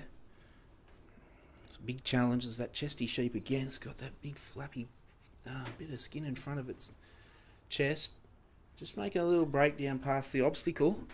Di's coming in just to pull him up. Just turned off her a little bit. She's just about to hit the head, but that chesty guy still wants to make a little break, but he's turned around away from her now. They're not making it easy. I just had a little bit of a rough introduction on this first section of the Trans-Tasman course. Just lining the sheep up now. They're looking at the gap. They're going to go through. They're going to go through in a little bit of a trot. Di's just got to get out there and hold them up. They're right on that line, that outside line. Simon's gone through the gap, commencing the drive. That same sheep challenged the dog before. It's challenging the dog again. It's in the middle now. Well done, Simon. Well done, Di. Just need to just try and settle a little bit so we can walk forward calmly. Just trying to get a little bit break again.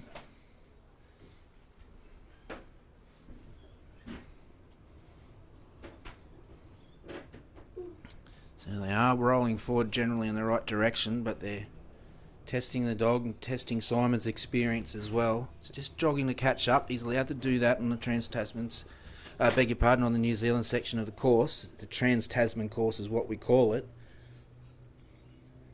You might notice around the ground we've got some High Pro and Dog Pro banners. The sheep just made a break around the left-hand side of the obstacles. Simon's just going to take up position just on the northern side of the first entrance. Just try and block the sheep up now. They're running hard on Simon. Just a little bump around him. Di's coming around. She's taken up position now, just on the right of the obstacle as we look at it from our commentary box. They're in the mouth of the obstacle. I think they might be in. They are. Just walking through quietly. Di's just kicked out a little bit. Try not to pressure the sheep too much. They're past the centre of the obstacle, so their only option now is to keep going forward. They cleared that first half. Well done, team. Just making mention of the banners around the ground. High Pro They're a great sponsor of sheepdog trialling in Australia, and we thank them for their support. One of the things that their support does is enable us to run these great events, being the Supreme Australian Championships each year, which travels around each state. Oh, 2 sheep have gone in the northern entrance of the cross. There's one single that doesn't want to play the game. Simon's going to let it go to join its mates, and he's going to attempt that again. They're going to do that obstacle in reverse. That's okay. It's wasting time now as well. The die's coming around. Pull the sheep up. Probably about 10 metres away from the obstacle at the moment. Turn to face the obstacle, looking at the mouth of it. 2 of them have been through already. Simon's got to hold up that little attempt at a break down his side. Oh, nearly just put a nose around, got them back in. Die's driving the sheep. He's just sending her out to cover that top exit. Simon's just coming in to lean on the sheep now just to drive them forward. All 3 moving forward well. So just saying, before the Supreme travels around each state, next year it's a home Supreme for Simon and his team, Ken and Grant, in Western Australia. They're on the second drive section now. So this year the Victoria have got the honour of hosting the test match against New Zealand as well at the end of the week. So we're going to pick a team from this Ted Gaby competition. And by tomorrow afternoon we'll know who our 4 Australian reps are. But we won't get ahead of ourselves yet. This competition's about finding the winners of the Ted Gaby Shield, and at the moment South Australia has still got their hands on it, and we'll see who might be taking it home. We'll know that result after lunch tomorrow. So we're at the bridge now. Simon's downhill. Sheep are having a look. He's getting some time back. That's great. Great work, Simon. Great work, Di. Just a little pause on the bridge there. So just getting Di to walk up. 1, 2, 3. Throw a little bit of dust in the air with 7 minutes to go. Just pop downhill a bit towards the windmill and the gum tree. Di's around there to cover on the fence. Simon probably knows how much time he's got, so he's just getting the sheep positioned. They're walking back on course now. He's started to step off towards the pen, back on the Australian carry. But you can see on Simon's jacket he's got a clock in his breast pocket. Very popular with a lot of competitors. I've moved away from the talking timer and now using my Apple Watch. Shout out to Apple, of course. Sheep just making a little break up the ground. Just come inside the course towards the centre of the ground. Simon's got Di covering that, moving the sheep back on course. You see our judge Bill Davison passing the high pro tent. Simon comes up towards the pen. Probably about 20 metres or so to go. A lot of time up his sleeve. So no time pressure at the moment. So what it is about now is precision. Just a little break up between Simon and the gate. Just up behind the pen now. Di's just turning them back. Simon's watching. He's in the set. He needs to stand still now. Of course, he can turn around to see what's happening if he needs to. He's not allowed to help the dog except through voice, whistle or hand signal commands. And we can see those flags in the background from our position above Simon. They have not stopped all day. They're going to need a good sleep tonight. Sheep are looking at the pen. They're in the pen. Cross the line. It was like that back panel's made of rubber. Then sheep's just bounced out. Di's there to take the challenge. Just pushed around the outside of the pen. But those 2 are still staying in there. If this happens quickly, those 2 might draw their single mate back into the pen. No, just went around the outside. Simon's sending Di clockwise now, just to see if he can get that sheep to roll off the gate, but he's going to take its mates out of the pen. Frustrating for Simon. Just a little break up towards the top fence.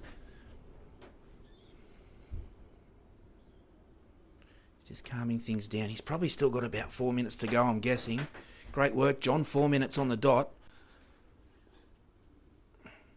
Simon knows that too, so you can take a breath. Like we said before, just roll that smoke in your head. Just let the sheep calm down and let the dog calm down too. It's very exciting for the dogs. They're keen to work. Just didn't quite make it around that edge of the pen, so they've taken advantage of that and run around the back of the pen. Now they're really testing Di and Simon's patience.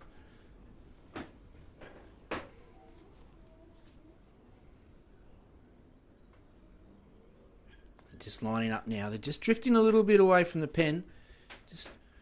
And you might hear a term if you hear someone talking they've covered work ground, which they have. They just come off course a little bit too. So Peter and Bill won't miss that.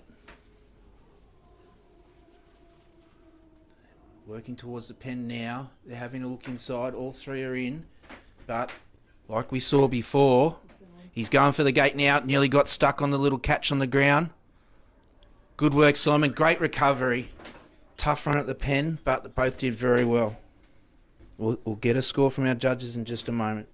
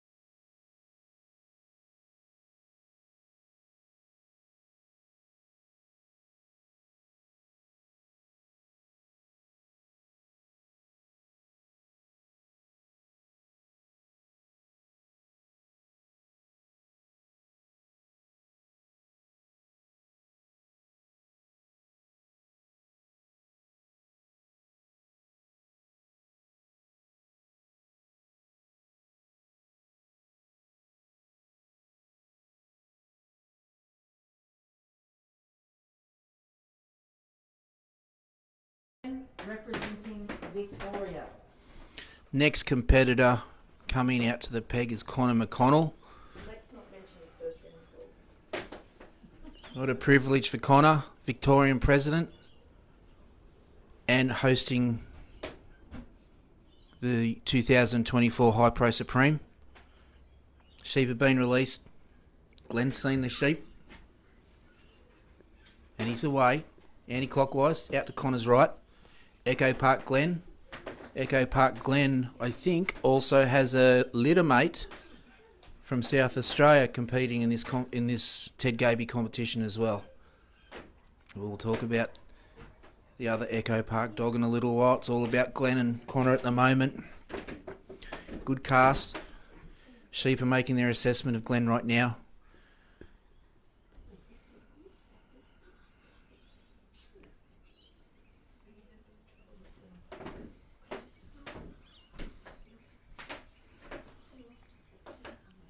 Interesting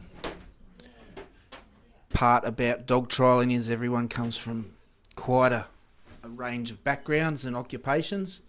And our competitor at the peak at the moment, Connor McConnell, is a vet based out of the Koroit area. Talking to Connor just yesterday, Arvo, he said he's got somewhat of a promotion at work and he's the team leader now, sort of managing the vets over the 4 practices they have. So congratulations, Connor. Obviously his boss has a lot of faith in him. And right now Connor's concentrating on the task in front of him, and that's getting the sheep up in a straight line. He's doing very well too. Just trotting a little bit, that's alright. If they keep coming in a straight line, that'll save a bit of time for him as well. You see Glenn is maybe about 20 metres behind the sheep. They can just feel a little bit of pressure from the dog. That's alright. Just having another pause, looking at the dog. Someone's having a little pick at the moment. So Glenn's just coming in. Just turn the sheep, keep them marching towards Connor.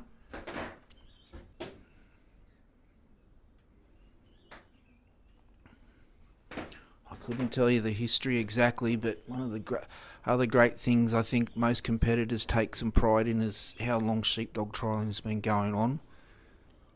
And we're looking at 150 years or so of heritage with this sport that we all love.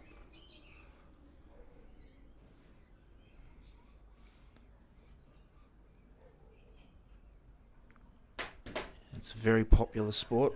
Connor grew up in Ireland, and I'm pretty sure he did compete in sheepdog trials over there as well.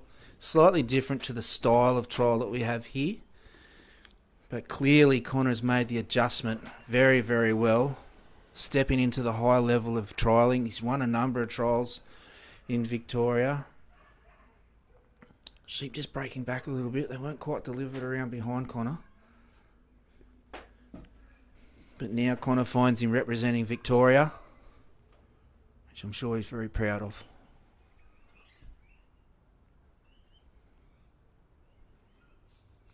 So just putting up a little bit of a challenge now for Connor and Glenn. Sheep are moving in the right direction now. And Connor's away, heading towards the first obstacle on the ground being the gap. So this is the Australian carry. Connor's got to walk the line, stay on the line, and carry the sheep on his right hand side. Right now it's a perfect picture of how you want to have the sheep moving along the ground, along the course to the gap. Just a little trot, making a little break downhill in front of Connor. Glenn's there to pull him up. You might even notice watching some of these dogs too, there's a lot of Border Collies. They've got a couple of Kelpies in this competition, but particularly the Border Collies, their appearance does vary a fair bit. And these dogs are bred for their working ability, not their appearance. Fortunately, we don't judge the competitors on their appearance either, or I probably wouldn't get a start on the ground. But anyway, it's about Connor and Glenn at the moment. You'll see Connor, like a couple of other competitors, he also carries a stick. I know I do as well. It just sort of makes me feel better. It's a little bit of a security blanket, but you can use that to signal your dog as well.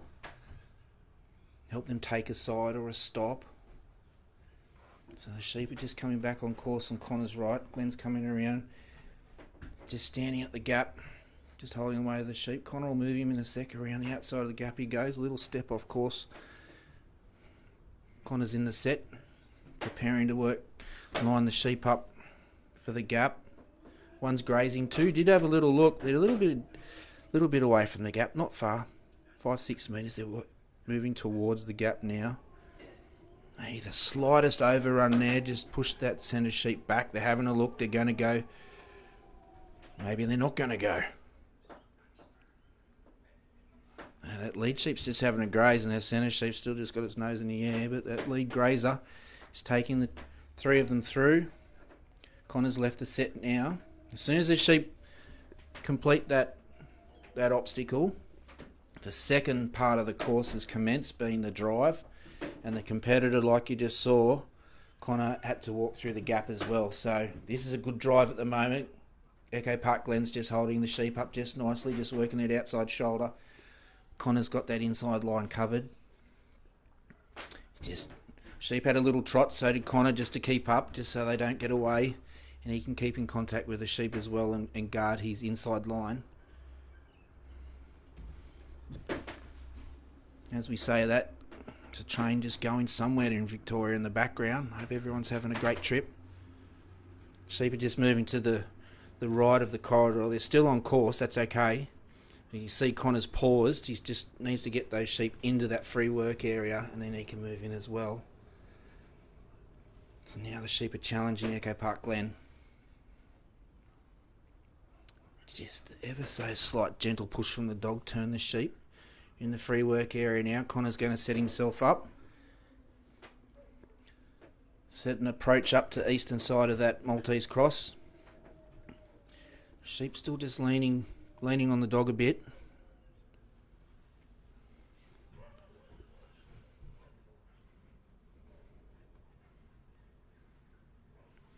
Yeah, Connor's just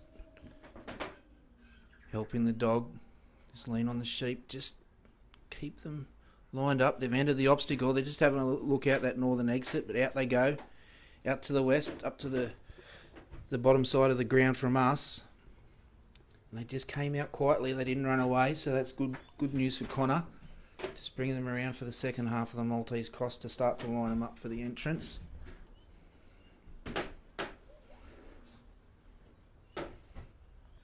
One had a little look, but it just didn't want to leave its mates.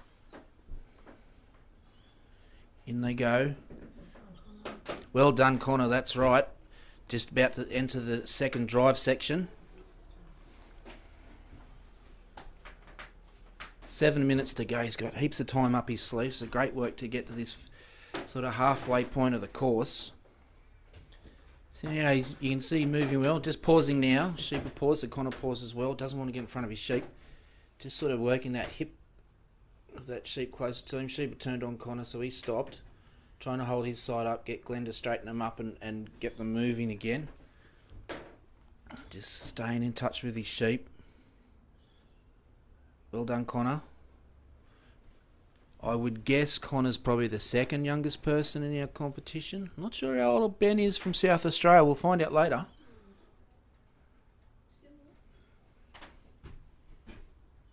Here's Glenn to cover the sheep. We've got that middle sheep grazing again. Just need to get them to stand up, turn around, and have a look at the bridge. Just moving in quietly. Just a little zigzag forward.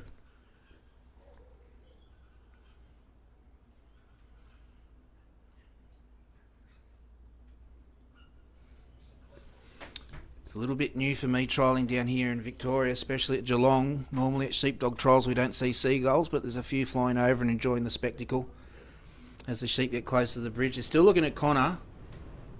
I think the sheep furthest from us has had a little look, but it's turned back, looking at the dog, looking at Connor. I just don't want to submit to the pressure at the moment. Just rolling around in that mouth of the bridge. Up they go. Just having a little pause on top. Just walking Glenn in. You see both our judges lined up as well, watching the action.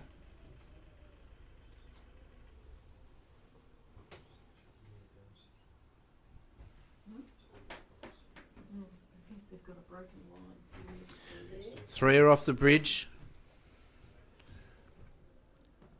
Connor's sent Glenn out on a anti-clockwise run just to hold the sheep up so they didn't run away up the hill from him. Connor's 5 minutes to go, heading towards the pen. Got plenty of time. Just sending Connor back downhill now just to gather the sheep, start to bring them up in that sort of carry position as we describe it. Just as we say that, clouds are clearing a little bit, sun's coming out again. Just a little break inside the course just behind Connor's left shoulder. Glenn's there to cover.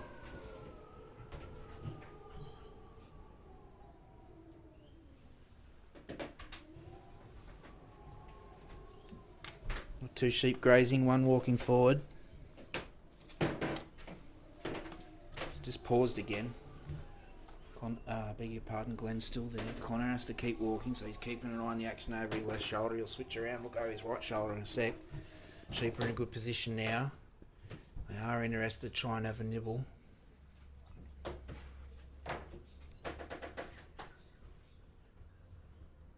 So Connor's approaching the set that he needs to reach.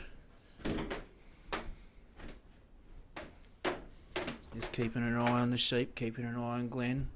Sheep just having a little look down towards us down here. They are going to try and make a little bit of a break in front of Connor. He's coming off course a little bit. Glenn's there to cover.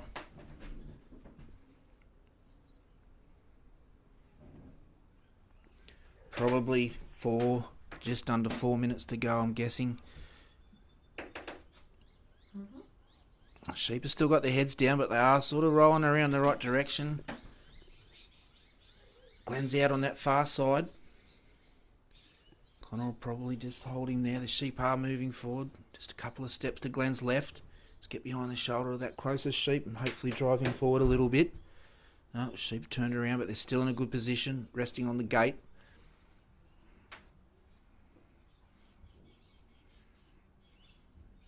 You can see Connor using his stick to work his dog, giving commands. As we've described before, that's okay to do. Sheep are having a look in the pen, just rolling around the mouth of the obstacle now. Just getting a little bit agitated. Still looking for a bit of grass as well. Two are definitely in. Third one's probably borderline on that imaginary line where the gate closes from our angle. Very, very close. Just walking Glenn in a bit. They're definitely in now, so when Connor thinks the sheep are settled, he looks at his watch. Still got some time. He's going for the gate now. Lift up over the little holding thing on the gate. Oh, we needed that. Well done, Connor. Well done, Glenn. Great work for Victoria. We'll get a score soon.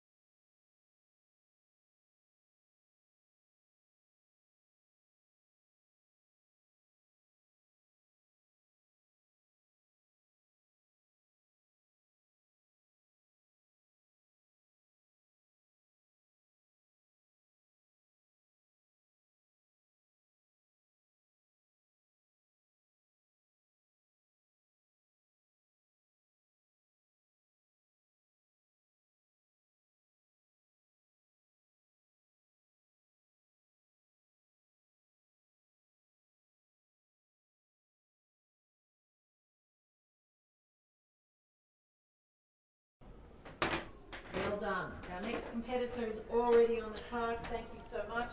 Our next All our competitor out competitors. is Martin Waddingham, Martin Waddingham, Nolan's Digger. working Nolan's Digger. They come to the mark, the casting peg on a first round score of 58.58.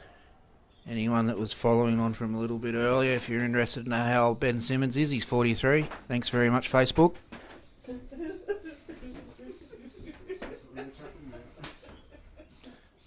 That's not his wife, is it? Martin's just heading towards the peg now.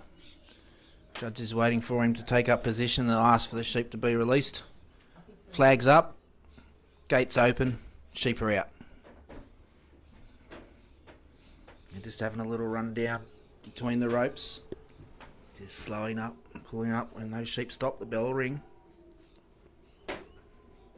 We're away.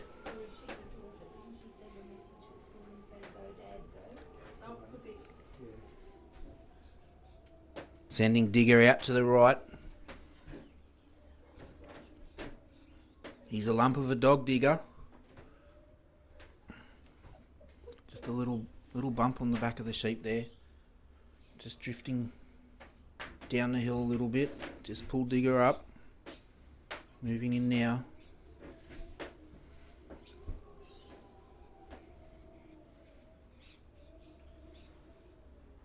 I can't tell you for sure which dog it was, but Martin was also in the Tasmanian team last year that competed at Strathalbyn in the Supreme in 2023. So great work to get back in the team again this year with Lee and Bernard. Sheep coming down the ground nicely now. Maintaining a pretty good position, coming in a fairly straight line towards Martin at the peg. And I can tell you this wind has not stopped today. It's still howling across the top of our commentary box. Sheep are probably used to it now. They've been out in it all day. You can see that presence that Digger has. He's a fair way off the sheep and still having good effect on them. Coming in towards the handler now.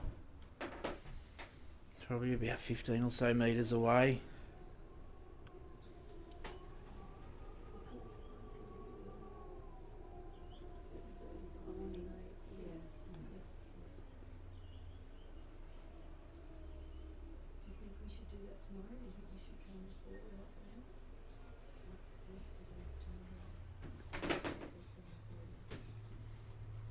So we can see as the sheep are lined up with the high pro tent, just having a little graze at the moment.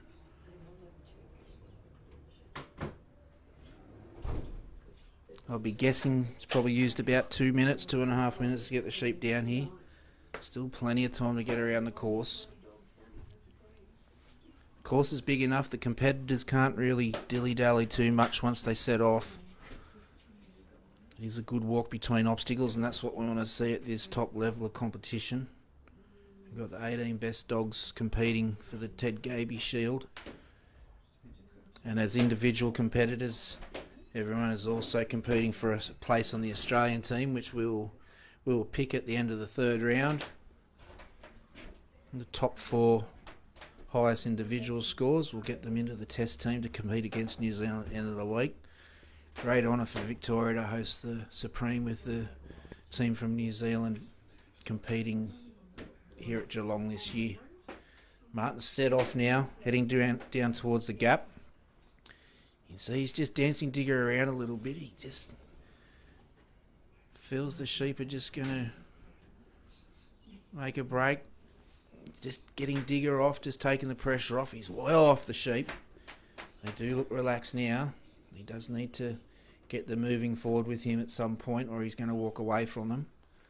There goes Digger, sending him around that anti-clockwise way. Up the hill, round the back. Looks like he's in a nice position. He's got to get the sheep to lift their heads and stop eating. And Martin has to keep walking as well. Here we go, little bump, little run from the sheep, little jump. They're having a great time. Let's run forward. They just come off course downhill a little bit towards Martin's left. Digger's there to hold them up. You see these 3 sheep are a little bit touchy. Just as Martin was getting a little bit closer, they just took a little bump off him. Trotting back on course now. Digger's coming around the backside of the sheep.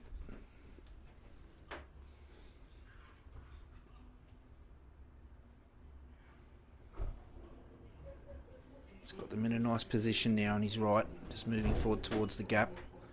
Got about 15 metres to go before he steps into the set. So he's just reversing Digger off, just holding that weight of the sheep so they don't make a break towards that let out yard. Just taking Digger around now. Just stopped him.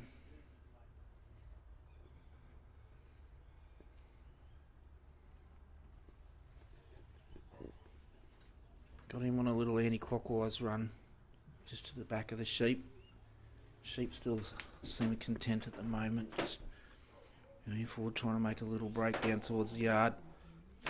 Just past the outside of the obstacle, just a bit off course as well. So Digger's going to have to put a little bit of weight on to get him back in position, but at the same time try and keep calm as well. So there's a whole lot going on. They're still trying to make that break past the obstacle. There's two on the downhill side of it now, on the outside of the panel. You're back in a good posse now. One did have a look at the gap, having another look. They're about to go through. Well done, Martin and Digger. So they're on the drive section for the Maltese Cross. Martin's gone through the gap as well as he needs to. He's just walking up the centre line of the course at the moment, just drifting out to his left now. Just got Digger stopped. He needs to cover that right side, and he has. Sheep are still leaning hard on that line. Just another little break forward.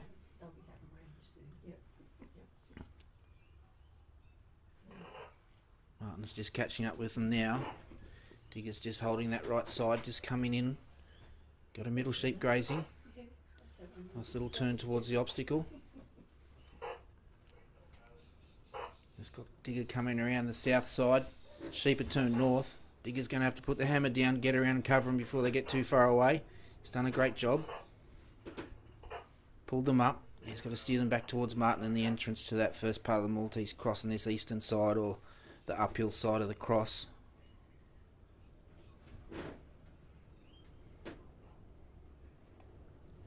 Just edging towards the entrance of the obstacle now, but they're looking back at the dog. Martin's helping hold up his side. Yeah, he's turned them. They're having a look. In they go. 1, 2, 3, they're in. Through they go. They've cleared the obstacle at the other end. Martin's now turning them, sending Digger clockwise again, just to block up that northern side and get them back towards that north gate of the Maltese Cross. Bill Davidson sitting there in front of the High Pro banner in the golf cart watching from the outside line. Pete Oxley's judging the inside line for us this afternoon. Both our judges from New South Wales. Very experienced judges. Both had a taste of test match competition as well against New Zealand. They've both travelled overseas with their dogs at different times. Martin's just walking up on the sheep now. Just needs to push them a little bit back downhill a smidge just to line up with the opening for that north gate of the Maltese cross. They're in a good position. They just need to turn around. That middle sheep's just holding them up a little bit. Just a little bit nervous with the dog. Doesn't want to turn away. Martin's coming around now. Start to get behind the shoulder of the sheep and help encourage them forward. That's good work. Just quietly walk forward. Sheep didn't move. Still need that last one to turn. He has. Moving forward. Great work. Out they come. Sheep have now made their way onto the next drive section. Digger's there just to guard the inside line. Martin's just getting things set. Sheep have made a little break just down across in front of him. So he's just getting Digger to settle them in position. And they're still on course, just a little trot. So Martin's keeping up on this 15 metre course on these two middle sections, or the New Zealand sections as we refer to them as well. Just a little trot from the sheep. Martin's having a little trot as well. He's just trying to keep his left hand up. Got 6 minutes to go, so he's still got plenty of time. Sometimes you can use up your time just at the obstacle if the sheep are going to be difficult. He did use a little bit of time at that cross for the second half, but he's still got plenty left at the moment. While I'm yabbering away, the time's ticking away as well. Sheep keep putting their heads down now. They are getting a little bit hungry this afternoon. So Martin's going to take the downhill position at the bridge. Moving the sheep onto Martin is Digger. Yeah, in this area in front of the obstacle, just like the Maltese cross, Martin and Digger can move around wherever they like. If they want to swap sides, no loss of points. Sheep are just getting a little bit heavy now. Just that little bump, they just almost past that outside, the uphill side of the bridge. They're back in a good position now. Just need to turn and have a look. 1, 2 having a look. So's number 3, but it's not really. Now they're committed to going up the ramp. Great work, Martin. Taking the pressure on the downhill side of the bridge there. Just got Digger walking in. They've just paused in the middle part of the bridge. Let's see how they come off. One just lost his footing. The other two are having a little bit of a trot and taking their mate with them. He's just getting them back on course before he heads up the hill. He's probably got about 4 minutes to go. 4.5 minutes. So he's off now. He's heading towards the pen. Back on the Australian carry, so he needs to keep moving now. He can't stop. As we say that, Bill Davidson from Tamworth in New South Wales taking the outside line judging, is just heading up towards the high pro tent.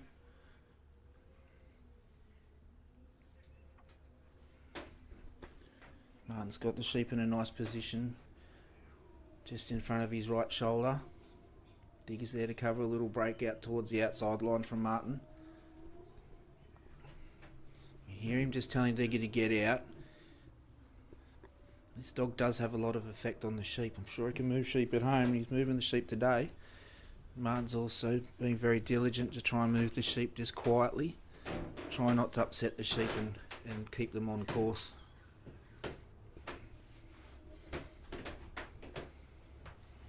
As we say that, one of the Geelong seagulls are just having a look at the action flying over the top. It's a bit of a treat for me to see the seagulls.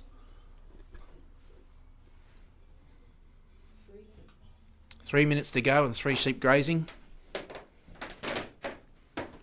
About 10 metres away from the set Martin is. Sheep are just trotting up in front of Martin. They may go past that pen. They have actually indeed. Just off course a little bit there. Martin's going to take up position in the set. Digger's there to cover. Just a small split with the sheep. They'll mob up again. Just putting their heads down. This is just proving to be a little bit difficult. Every time they put their head down, they seem to forget about the dog and seem somewhat surprised when the dog gets back in their picture again. It's getting in front of the pen now.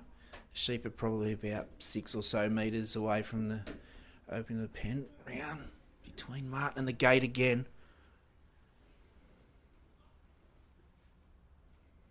The sheep at the rear, I think, might be that slightly troublesome one. It's now between the dog and the sheep. Let's see if it actually pushes its mates.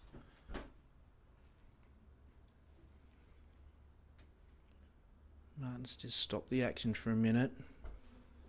Just trying to take stock, reset, let the sheep settle, let the dog settle, having a look. Just leaning on the gate at the moment. That's still a good position. He might be able to roll them in off the gate into the pen. It's quite exciting. Digger's coming in.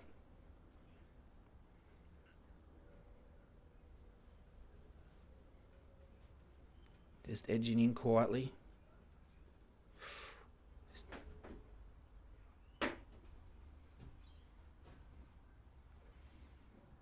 Sheep furthest from the dog is having a look in the pen now. Doesn't want to leave the security of its mates. One sheep. 2, 3, they're in. Not quite settled yet. He's got a minute to go. Pretty sure he's got a timer on as well, so he'll be aware. He just wants to see these sheep just soften a bit before he approaches the gate. He's away. He's grabbed the gate, lifted up off the thing. His gate's got a well on it. Well done, Martin. Well done, Digger. We'll get a score very soon. Great run for Tasmania, great run for Martin and Digger.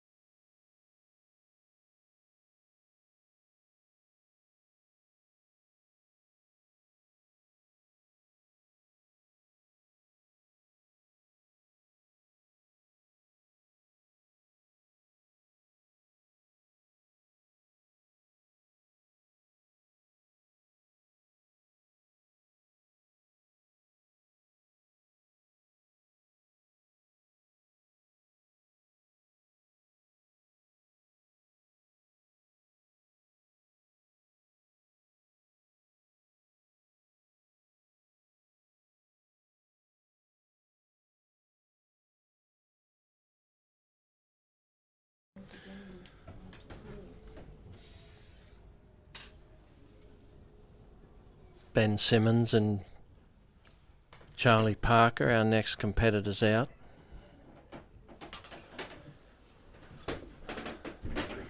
Ben's first round score was 57.5.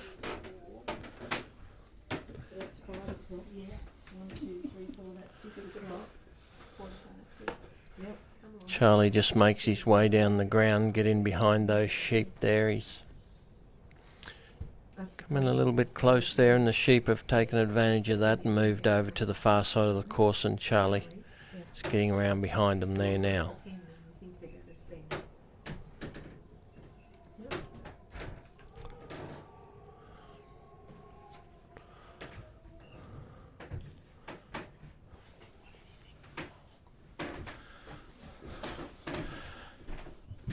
Charlie just taking the time to settle these sheep on the way up in the draw. Plenty of wind outside and cloudy conditions. The sheep are quite light.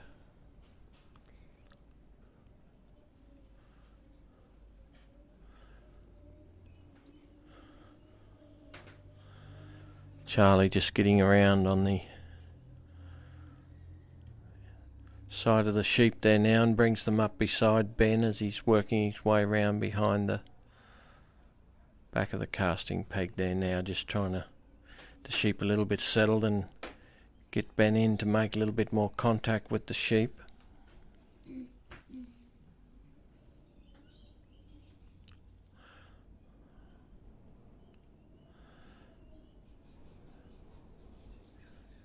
Ben just going to set Charlie Parker up before he leaves the peg here and head down to the gap. He's just getting the sheep a little bit more accepting of the dog there, taking a little bit of pressure off the sheep there now. And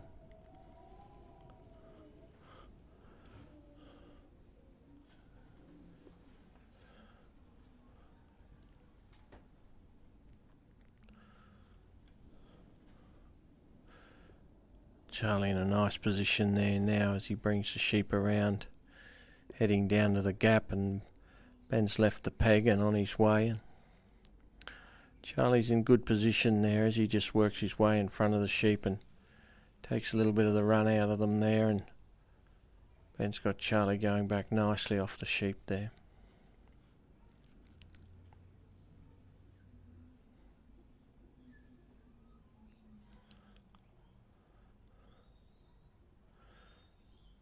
Sheep are just on course there, in a good position there for Ben.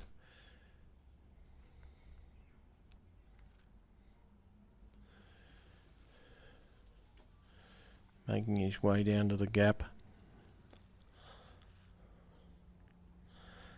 Just come out on this side of the course here, just outside the 9-metre corridor there. Cost points there every time they go outside the line, and now the sheep have come around and inside. Pegs on the other side. Things are starting to settle down here for Charlie and Ben as they aren't far away from the gap, and Charlie's just getting control of these sheep here. They had plenty of run up when they first started, but Ben's just been applying a little bit of pressure and releasing it off the sheep and just getting them more accepting of Charlie Parker here, and they seem to have settled. Two have got the head down feeding. Ben reaches the set there just off the end of the gap. He's just got to work these sheep down and place them in front of the gap and put them through, and we'll head off to the Maltese Cross, part of the New Zealand part of the course.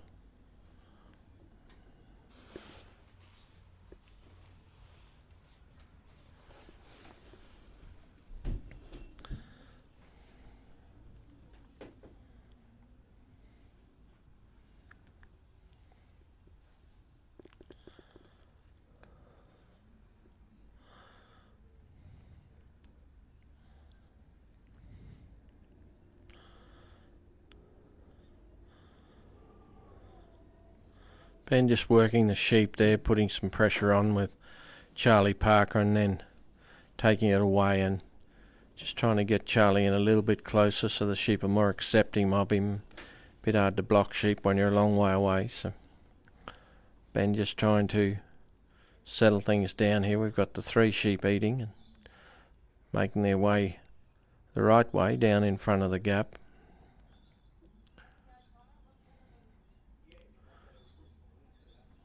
Charlie comes through the gap and gets in nice position there opposite Ben now.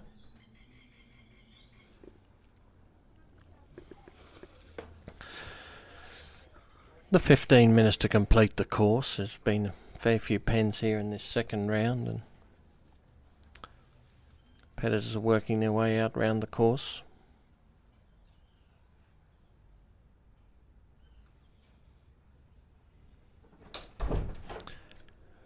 Ben just moving those sheep down beautifully. He's got them settled well now as they go through the gap and head off down to the Maltese cross.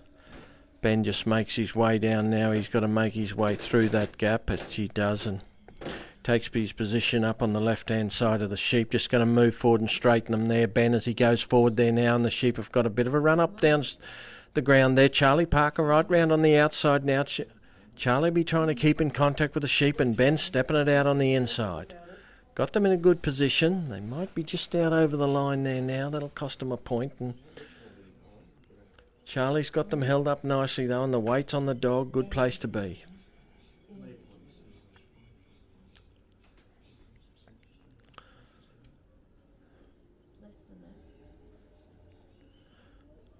Charlie just going to bring the sheep back on course. Got to bring them round and enter the Maltese cross there. Got them coming round there nicely now as Charlie just circling the sheep there, and Ben waits there off the mouth of the Maltese. We're looking at having the last dog go on at about 5:30. Yep. Right, so we should be right for light. 6 o'clock. Oh, 6 o'clock, sorry, we've worked out. Yeah. We picked up a bit of time, then we've lost it, but the competitors have been great. They're all coming out really quick. So. Yeah. Ben just leaving things settle down there. Charlie just waiting to see. He's got them covered round that side. Charlie Parker as he brings the sheep round in front of the Maltese. Ben blocking his side over there. Ben just steps back, gives the sheep somewhere to go there.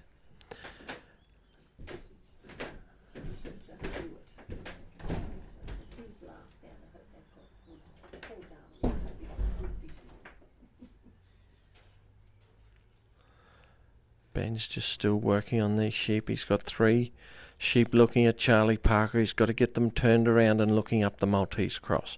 This time Ben's done it beautifully as he's brought the sheep in there. He moves in to block his side there as well. Charlie's just going to work in. There's the first sheep, second sheep, third sheep in the cross. Ben's got his side covered and the sheep roll through beautifully on the Maltese. Charlie follows them round. He's going to bring them round on the clockwise, put them back through the Maltese cross, and we'll be heading down to the bridge.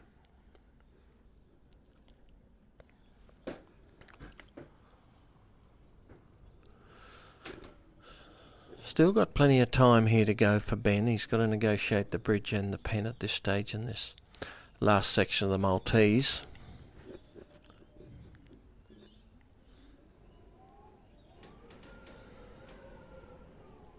Just getting them shaped up there on the other side there now. This time they've put their head back inside. Ben's on this side, does a bit of movement there and steadies up the sheep as Charlie comes around and picks up on the lead there.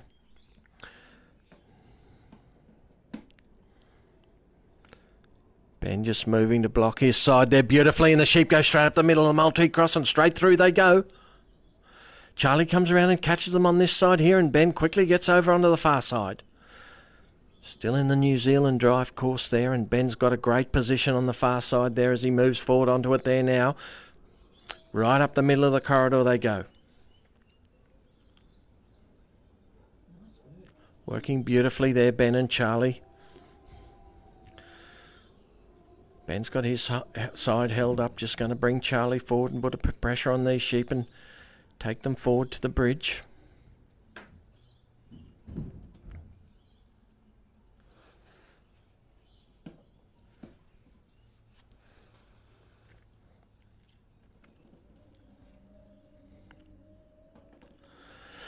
Ben's just had to pull up there. He can't get in front of that lead sheep. This time Ben goes forward. He's changed sides there and he's put Charlie up on the far side. Lovely move too from Ben, and he got him right on the point of the bridge there, Charlie Parker, and he's got them turned back now, and Ben's on this side here. Just needs Charlie to bring those sheep in and put them in the mouth of the pen, the mouth of the bridge.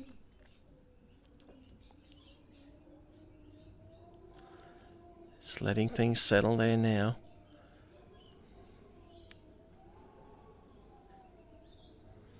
And turned around beautifully in a great position there for Ben and Charlie, and the sheep are up on the bridge there now. Moving forward, 1, 2, 3, they're all off. Lovely bit of work there from Ben and Charlie at the bridge, and they're marching it out to the pen. Got 4 minutes to go. They've got plenty of time to put them in the pen.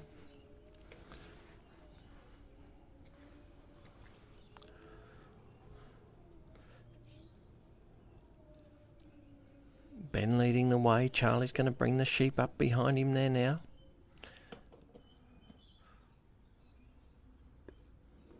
Sheep have just gone out to the right a little bit there. That might cost Ben a point or two there. And now the sheep have come back straight across in front of Ben, and they've come back down the ground.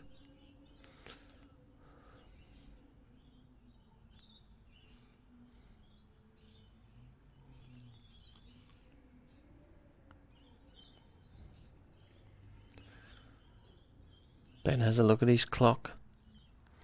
Move the sheep along. Charlie's doing a great job here.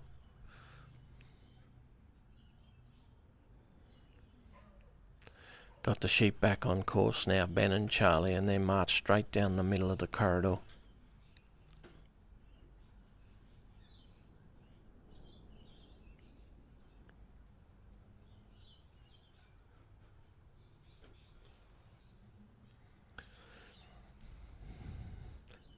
Ben's in position there. He's just waiting for Charlie to bring the sheep up to the pen.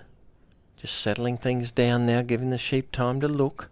Charlie Parker, beautiful block there on the far side. They've wanted to go round the end of the pen, but the sheep have come back on this side here. Charlie read it well and came back beautifully. Got him right where he wants them, Ben there. He's just going to take his time and roll them in. 1, 2, 3, park down. Charlie Parker, the sheep turned and looked back. Got back beautifully and covered it.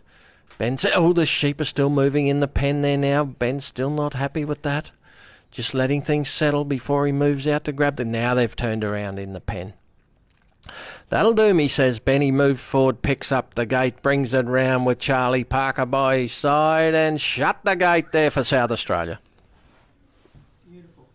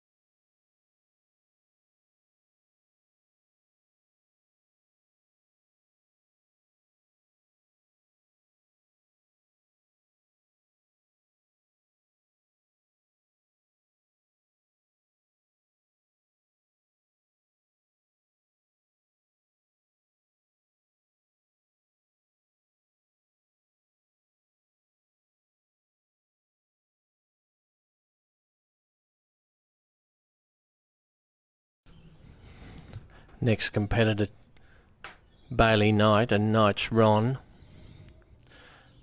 Bailey, one of the up-and-coming competitors in Queensland. He won the Queensland Championships the last 2 years. This year with Nunny Duncan, and Knight's Ron won the Queensland Championships last year, and Queensland Dog of the Year this year for the last 2 years has been Knight's Ron. So Bailey's had a tremendous run with Ron leading up to the selection here. They were Queensland reps for the first time last year at Strathalbyn at the Supreme. Doubled it up this year. Bailey took Duncan last year and he's got Ron this year. Ron's by Cook's Pete. Cook's, of course, is Freddie Cook's prefix. Freddie there at Scone, and Freddie's lines were based on Greg Prince lines. He had Princess Toby, who was by Clyde out of Fame, and based his lines on that. So plenty of breeding in Knight's Ron here, and he's been working beautifully for Bailey. He's only a 5-year-old dog, and plenty of life left in front of him and plenty of experience to be gained. He's picked those sheep up well and heading on down to the casting peg.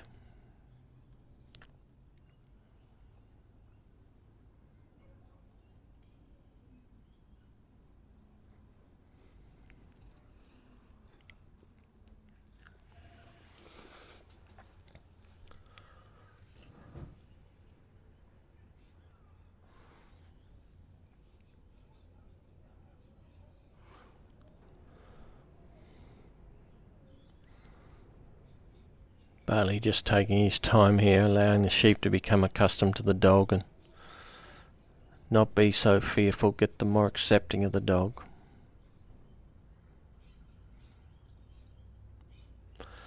Bit hard to work the sheep when you're 20 metres away, so you've got to get the dog in close to the sheep and get the sheep to accept the closer presence of the dog as part of the breaking in process, as we say, when you pick the sheep up at the bottom end of the cast and deliver the sheep to the ring. And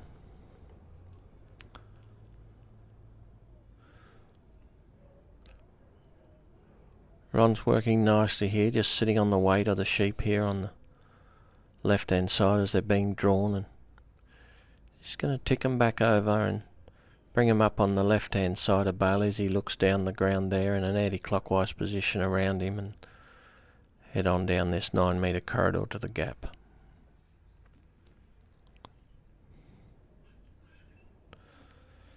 The sheep had a good look at Ron, but Ron made the advance on him and put some pressure on the sheep, and he moved off beautifully. He's got them in a lovely spot now as he brings them up to bring them round behind him.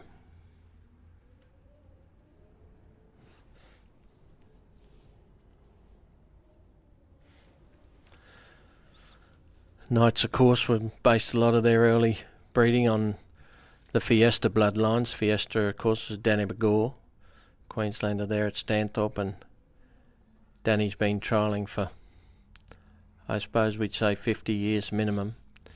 He did his apprenticeship with Jeff Jolly back in the 60s and was certainly a force to be reckoned with for the last 30 years in Queensland.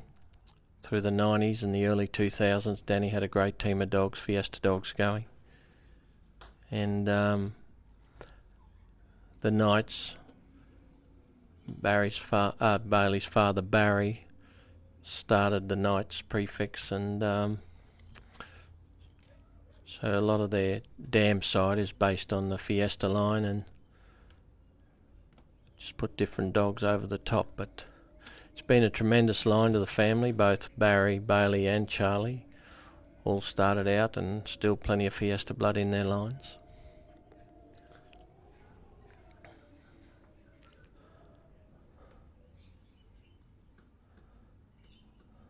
Danny, of course, did a lot of stock work with his dogs, so they're very natural stock dogs and always seem to be in the right spot. Ron got these sheep travelling beautifully down the lane here. Bailey's got them right on his right hand hip there, and Ron's just holding the weight beautifully down the outside of the corridor here. There's that sheep, that whitish wool weather. You had a look at Ron there before. He's having another look at him there now. He's in the middle of the pack there now.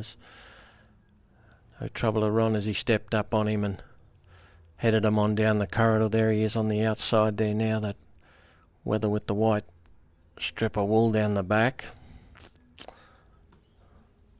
Ron's just got them blocked up nice in a great position there.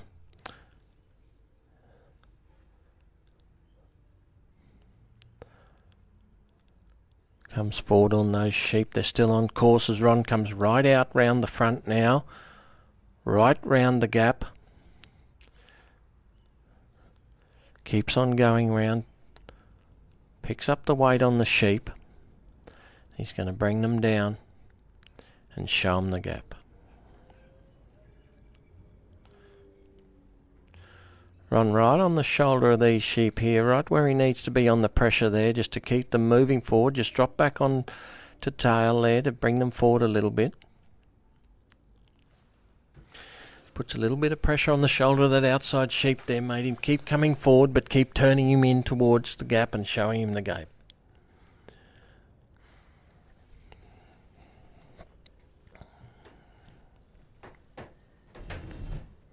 Beautiful work from Ron and Bailey. Positioned them beautifully coming to the gap there and put them right on that outside panel, and made no mistake when he came back inside, but the sheep have turned across. Gone up on that side. Bailey's just going to reposition the sheep here before he leaves the obstacle.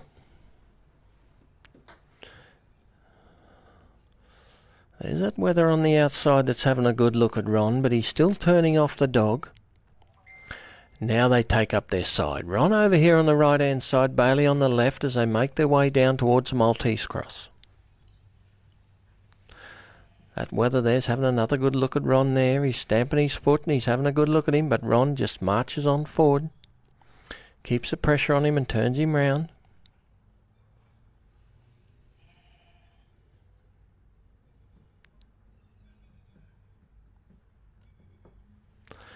Bailey's just going to come forward and keep the sheep moving forward on his side. Ron comes back there now. They've got him in a beautiful position as they go down towards the Maltese.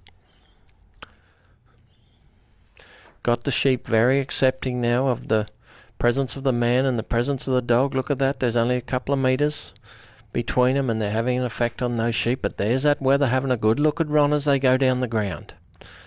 Backing up. Lovely bit of work from Nitron there with a bit of power as he kept the sheep going forward. There he is, turns back and has another look at him there now. Follows Ron around.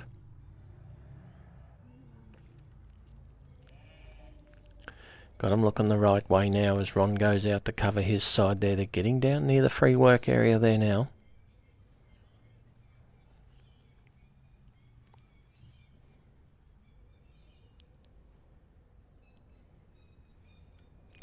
Bailey goes up his side, gets a good block on him there, turns straight and the sheep up right in front of the Maltese cross as Ron goes up on the right hand side. Now they've got them in the free work area. They're just going to shuffle them around there and try and bring them back and point them up the middle of the cross. Ron rolls that sheep beautifully, comes across the face. Bailey steps into him there now and's going to try and turn him back. There's that big wether in the middle. He's having a good look at Ron there now, right in the front of the Maltese cross. They move up. Bailey's on his side, just going to turn that sheep back there now, right in front. They've got two in the cross, I think, and one around the outside.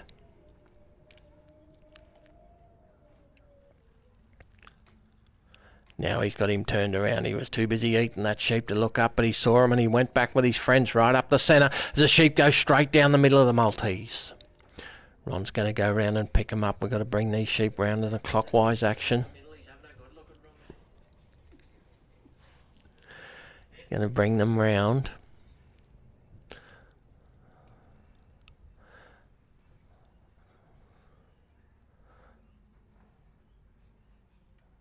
Bailey sits and waits there now as he waits for Ron to bring those sheep across. Nice block there from Bailey as he stepped up on the sheep there. They've just come past the mouth of the Maltese. Ron there with him. There's the big wether having a good look at Ron. One more interested in eating and one more interested in fighting the dog. We'll just have to see how Bailey and Ron get these two sorted out. One's gone in the mouth of the Maltese. Second one's turned. There's the big wether with the white down the middle of his back. He's having a look. Saw his friends go. Bailey stepped up on the side. He's got them blocked there nicely, Bailey, but he's got to get them back on course.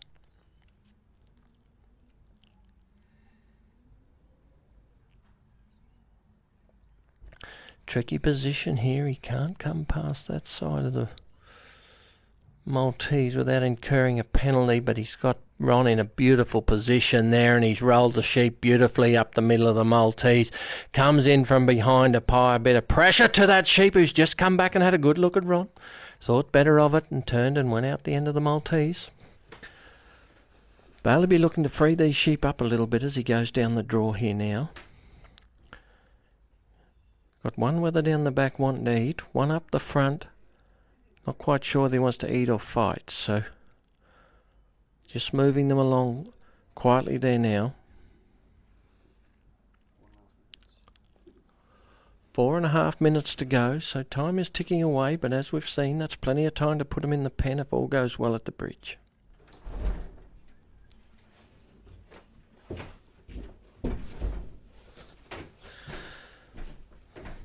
There's that big weather still having a look at Ron on the far side. He's got himself in the middle there now, but Ron's got him covered beautifully and driving them all forward.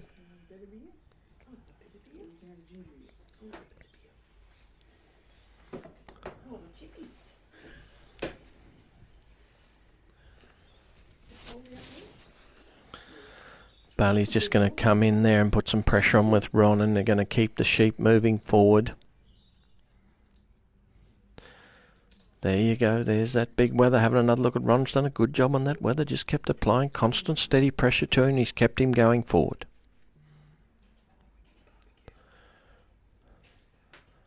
They're in the mouth of the bridge there now. As Bailey comes in, he pulls Ron back on to put a bit of pressure on. Rolls the sheep up on the outside, they step in the mouth of the bridge. Oh, and they've turned at the bottom of the bridge. Didn't make any difference to Ron. He came in beautifully there and pushed those sheep up on the top of the bridge. 1, 2, 3, they're all off. Ron goes round and picks them all up again. And they're heading for the pen. Still a couple of minutes to go, so you've got plenty of time to put them in the pen. Got the sheep travelling beautifully. Bailey leaves his spot there now, and he's got Ron right where he wants him.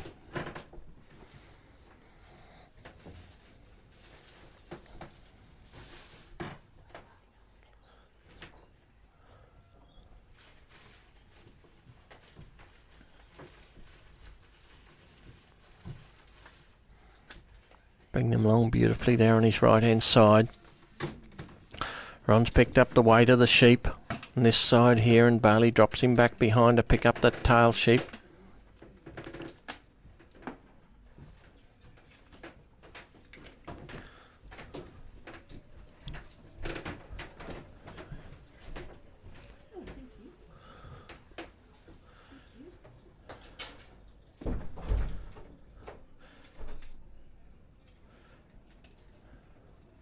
Sheep are travelling beautiful, lovely show of strength there from Ron as he's kept that big white wool weather working along there beautifully. He's having a good look at the dog. 2 out in front. Ron puts him up to his friends beautifully. He's got the 3 together. Coming up to the mouth of the pen here now, and Ron comes round the front. Got that side blocked beautifully as Bailey steps in there and drops the dog back behind. In the set there, Bailey's just got to bring him forward and put him in the pen and shut the gate as he brings them up onto the outside bridge. Outside of the pen, on the outside gate. Right. The sheep are just feeding along. There's that white back weather at the back, still looking at the dog. But Ron's got him beat. Puts him in, drives him to the back of the pen. Bailey just sits, waits, makes sure they're right, steps out of the set, picks up the gate, brings it round the outside with Ron in his hip as he shuts the gate. Put it on the board for Queensland in the Ted Gaby. Good run from Bailey Knight.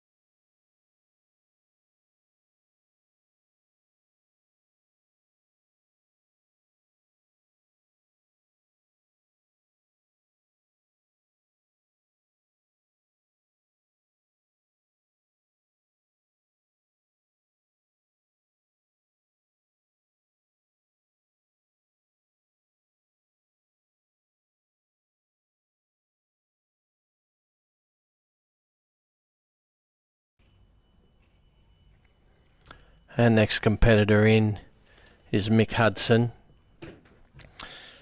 with MGH Rabbit. Mick had a tremendous round in the first round of the Ted Gaby, came away with a 92. Rabbit, bred by Mick, she's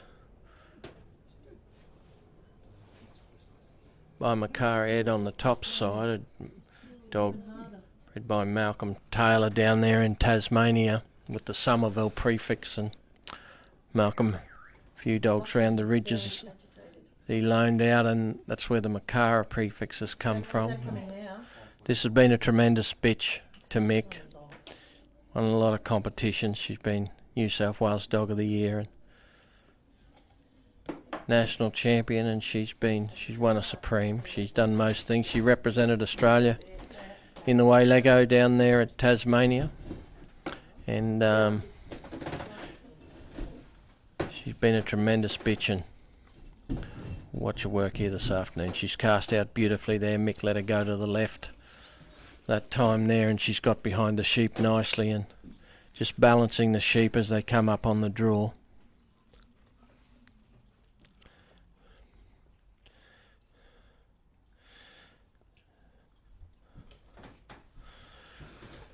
Feeling those sheep on the way up there. She had the weight on the left hand side here now, and now she's just kicked out to the right there to pick up those sheep.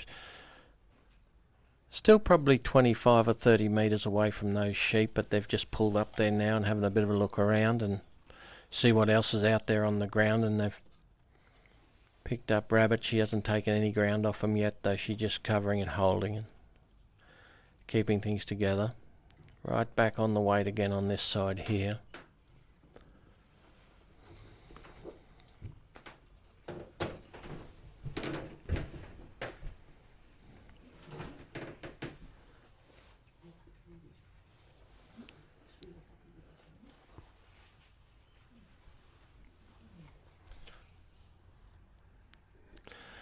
Rabbit just moving in there now, putting a bit of pressure on those sheep, just going to bring them up and deliver them and bring them round on Mick's left hand side there as he's looking down the ground, and them travelling beautifully at this stage, but we've got a long way to go.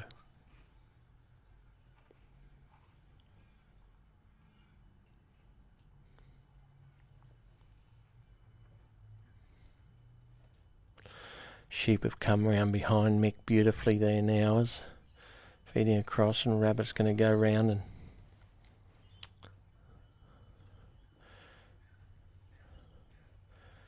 settle the sheep up there. Mick's left the peg, and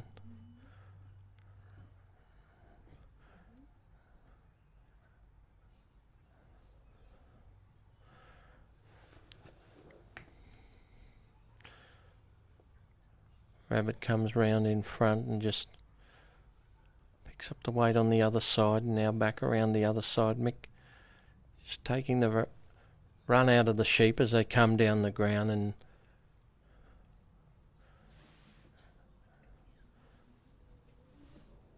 sheep are starting to settle.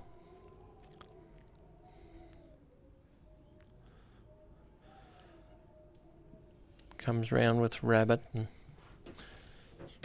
keep the sheep on course there now. We make our way down here to the gap.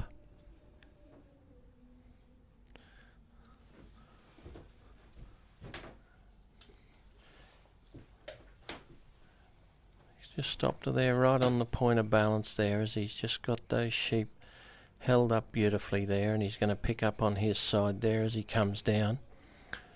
Bring Rabbit round and hold up a bit of weight and put a pressure on behind these sheep and move them down towards the gap.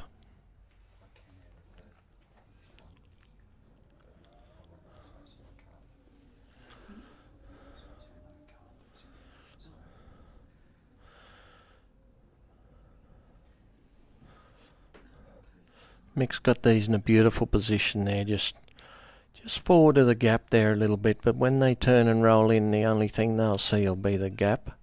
As he rolls them in there now, they're having a look. That whether out the front, he's working towards the gap, and Rabbit picks up the other two.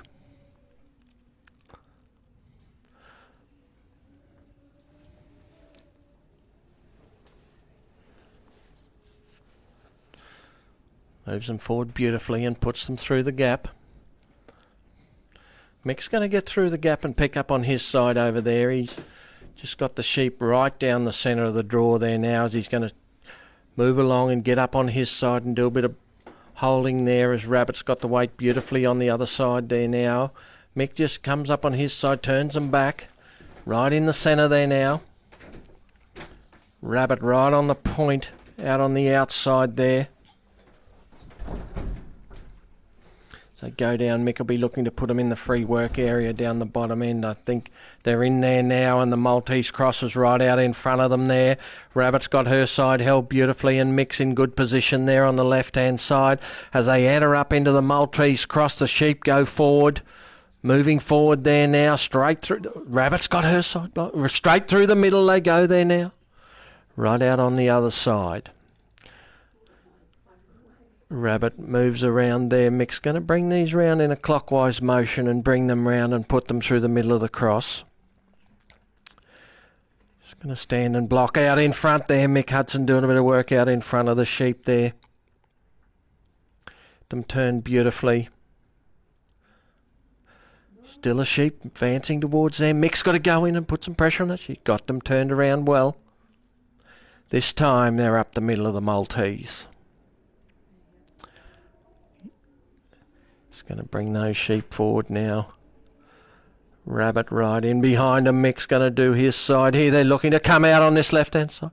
Mick's got them beautifully blocked and they went straight through. Still on the New Zealand draw as we go down with our drive. Plenty of time left here for Mick as he trots up on his side, up on the right-hand side of the sheep there, and Rabbit's got her side held beautifully.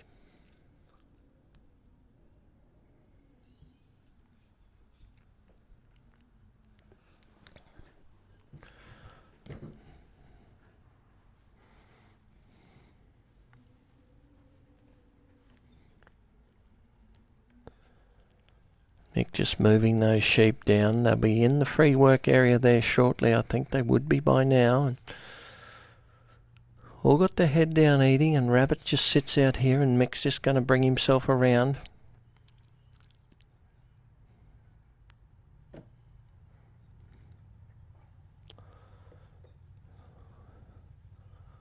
Just going to roll those sheep round, and Mick's going to step into his side over on the far side as Rabbit comes round to pick up on the tail there.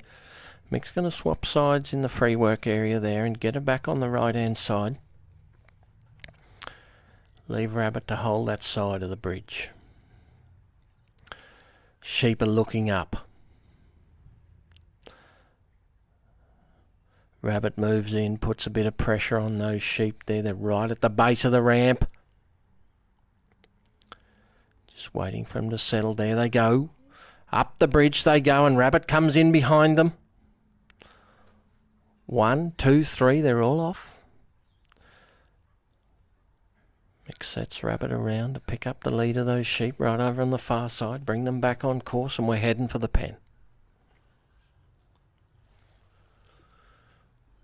Still got 6 minutes to go, so time is on our side.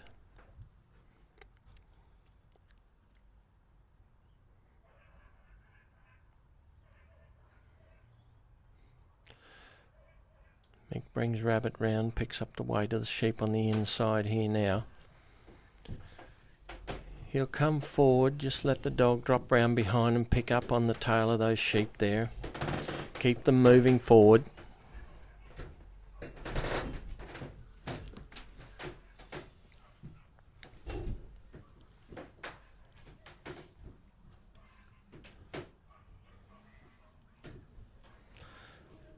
Can hear a bit of a run up, but look at Rabbit right on the lead there now.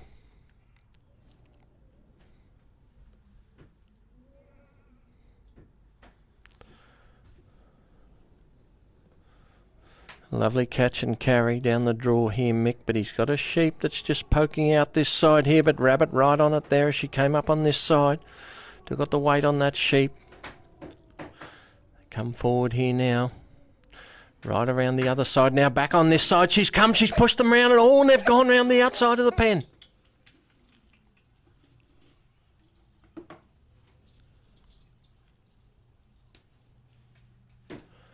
Mick's just going to settle things down again here now, and he'll bring them back. Another crack at it.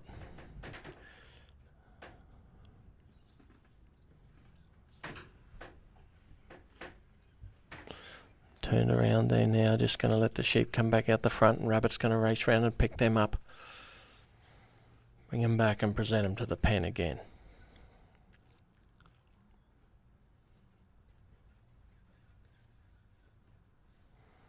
This time she's got the other side of the pen covered, but this sheep here is wanting to come out this side here, and he's taken the road too.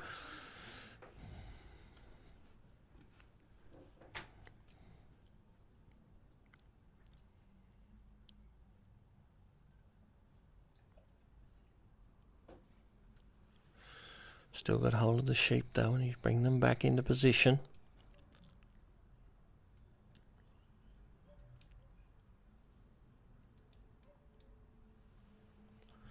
There's that sheep. He's trying to make his way back to the put away. Rabbit's in front of him there now. Just going to get him convinced and get him turned around towards a pen.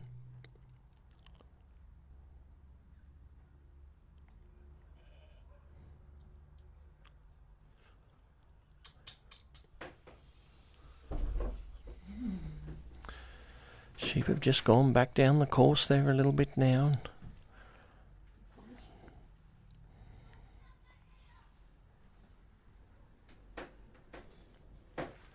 Rabbit working hard to bring these sheep back, present them to the pen again. It's gone right over on the other side. They've just slipped round the outside of the pen. Rabbit's caught them right on the point of the pen though. He's going to roll them back again and try and bring them back this time, but oh, they've come across the face. They're going right down the ground this time.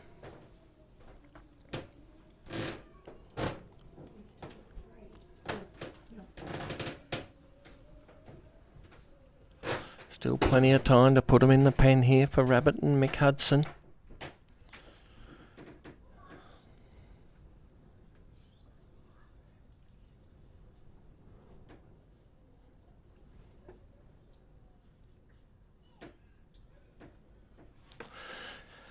Sheep have got cunning now. They won't go near the mouth of the pen. Every time the pressure comes off, they're running back down the ground away from the pen.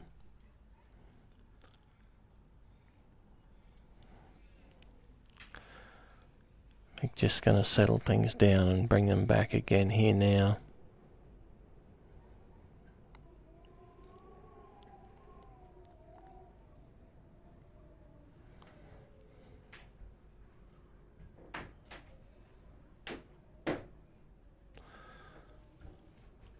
Sheep are keen to go between the handler and the gate there. Mick's just got them blocked there with Rabbit, just letting things settle. Trying to get the sheep to roll down the gate there and come into the pen. The sheep have moved across there now. It's got to bring that sheep up at the tail there now. Rabbit comes in. It's a bit of pressure on that sheep. He goes to a good position. Now they've got them blocked and in the right spot. They've just got to come back this way here now. Settling things down. This time I think they're going in the mouth of the pen.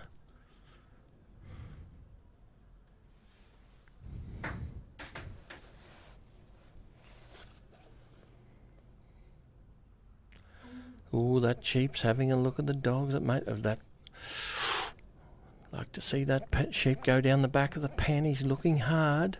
Comes around the back. That's a spot to be. Mick's just waiting now. Moves forward, grabs the gate, brings it round with Rabbit on his hip and shuts the gate. Another pen for Mick Hudson and Rabbit in New South Wales.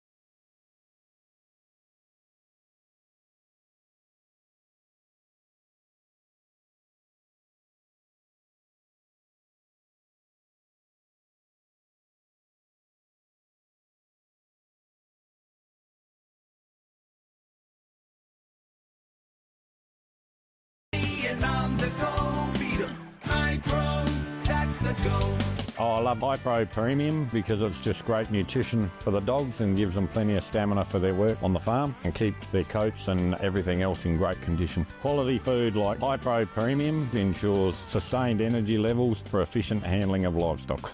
High Pro, that's the go. High Pro, that's the go. Get behind.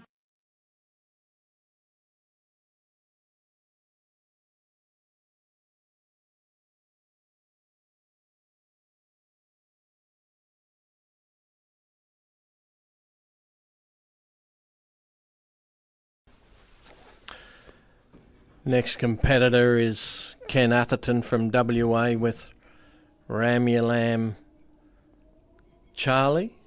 Ken working his kelpies here. The Ramulam prefix came about as Ken's father started a sheep stud over there in WA, and it was called Ram U Lamb. Put those three words together and Ramulam, and that's how the prefix has come forward for Ken. Ken was at Strathalbyn last year also, representing WA's leading competitors over there, and his kelpies are renowned for their work in the three sheep arena as well as utility and yard dog trials.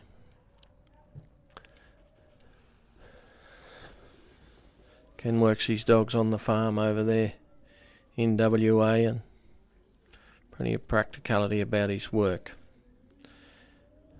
Charlie's come down and picked up these sheep, just starting to deliver them back to Ken now, and Charlie just holding on the weight there as he's set up on this left hand side and straightens those sheep there nicely.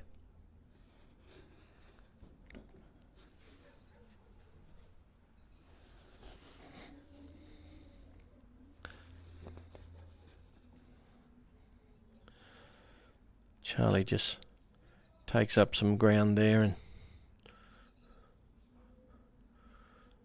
tries to put a bit of pressure on those sheep and move them towards Ken.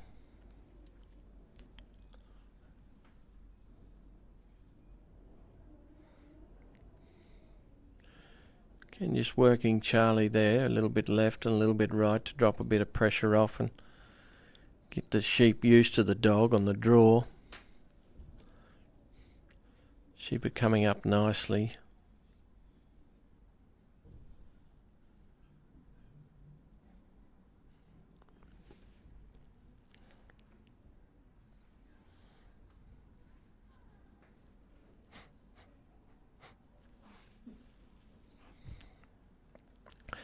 Charlie's got the sheep moving forward well there now. Coming up on the left-hand side of Ken there as he's looking down the ground, and Charlie just shapes those sheep up nicely as they come together again and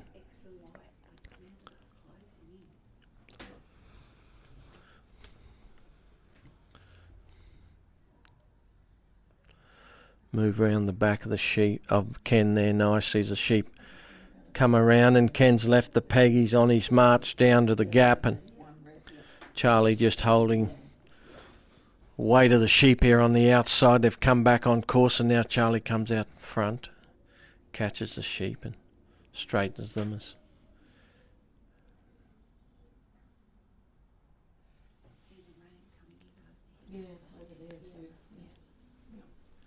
Ken comes down. The sheep are working beautifully inside the corridor there, 9 metre corridor we've got, and the draw down to the gap at all. They've just gone across the line there now and back on the inside of the course.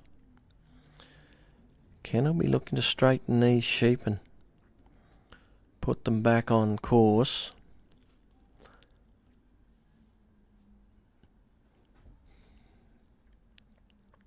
Heading down towards the gap.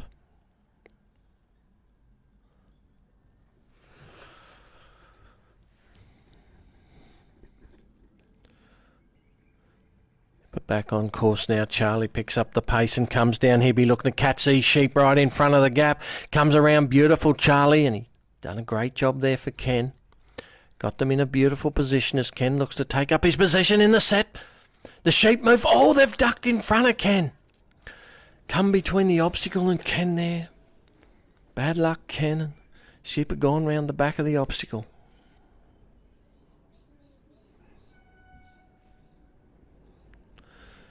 Bring the sheep round in front of the obstacle again here now.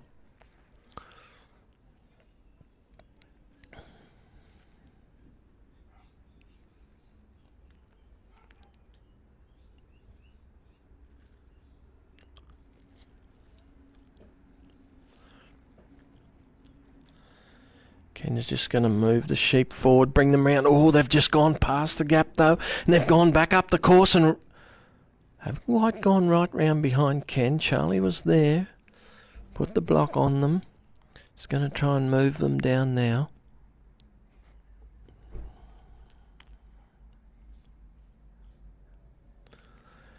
Bring them round, but the sheep have got away again this time, and they've gone further down the ground this time. Round the front of the gap and right over there. It's got to turn them round and bring them back.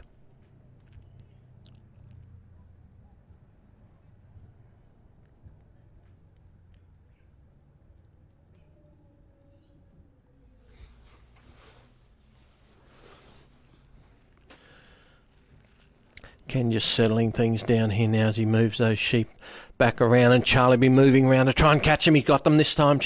Got them this time, Charlie.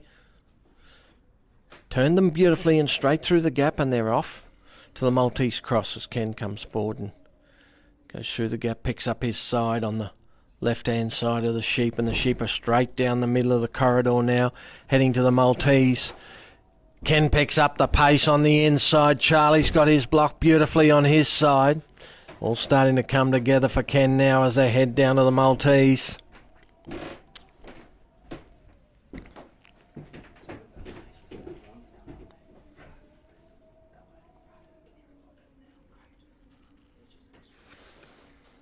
Just got the sheep on course beautifully there, Ken. There's one sheep gone forward. Charlie's got him picked up though as they come down. I think the sheep are in the... maybe not quite yet. Ken's just pulled up there on the far side. I think they're in the free work area now. Charlie's going to move in. Ken moves in there too. Turns them straight up the middle of the Maltese. Beautiful work from Ken and Charlie. Right out the end they go, and Charlie's going to pick them up and bring them round clockwise. Oh, they've turned. They've just in front of the Maltese. Come right around though, and they've come right out off course over here as Charlie's got them wheeled there now. Ken doing a block on this left-hand side of the Maltese cross. The sheep have gone straight up the... Oh, no one's on the outside. Ken's just trying to tick him round. But, oh, no, he's come right round. Oh, no. He's come right round the outside. He's got to bring them all back again and do it again, Ken.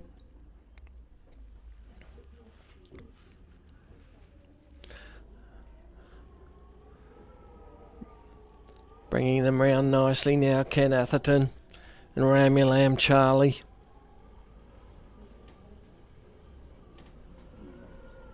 The cameras aren't really waterproof, the ones that are out there. Camera for a sec. Yep. Charlie and Ken, they're bringing the sheep around again here now. Ken's decided to swap sides.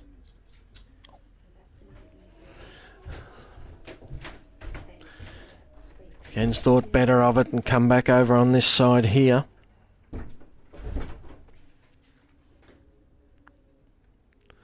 Charlie's just going to move these sheep up. They've had two up the middle, looking to put the third one and the whole three up there again, but the sheep have come back on this left-hand side here. Charlie's got them turned back again. They present them to the middle of the Maltese again. Ken gets in on his side, but the sheep have come round the front of him there. Right round, they've come up the middle of the Maltese. Ken just got to pick them up and turn them round and put them back up the centre again.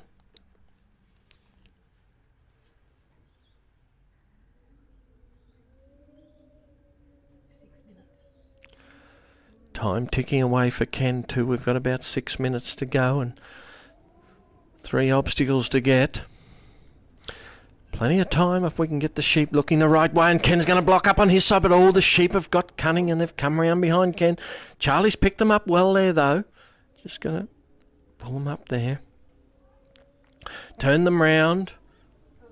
Oh no, 2 have gone up the middle and one. Now there are 3 of them up the middle. That's okay. All 3 up the middle. Straight through the Maltese and they're off to the bridge.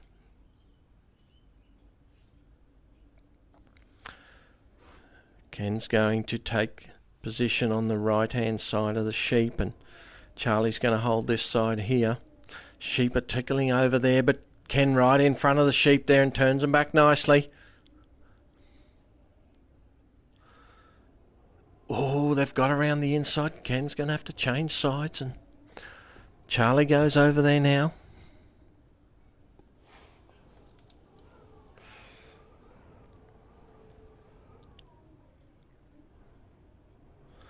Making their way down to the bridge here now.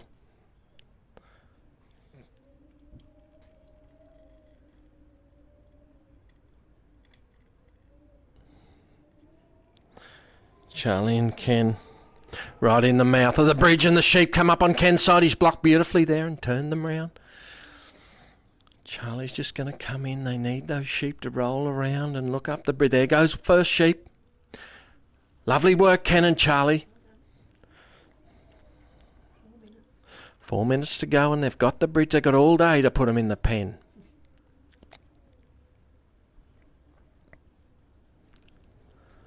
Ken's just going to settle things down here now with Charlie. Leaves his set and he heads towards the pen. Sheep come back behind though, and they've come right across the line of Ken there now as Charlie comes right around. Picks them up nicely.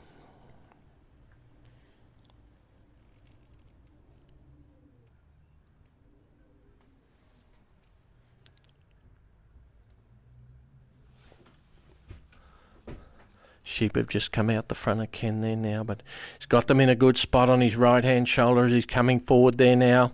As the rain starts to fall here at Geelong.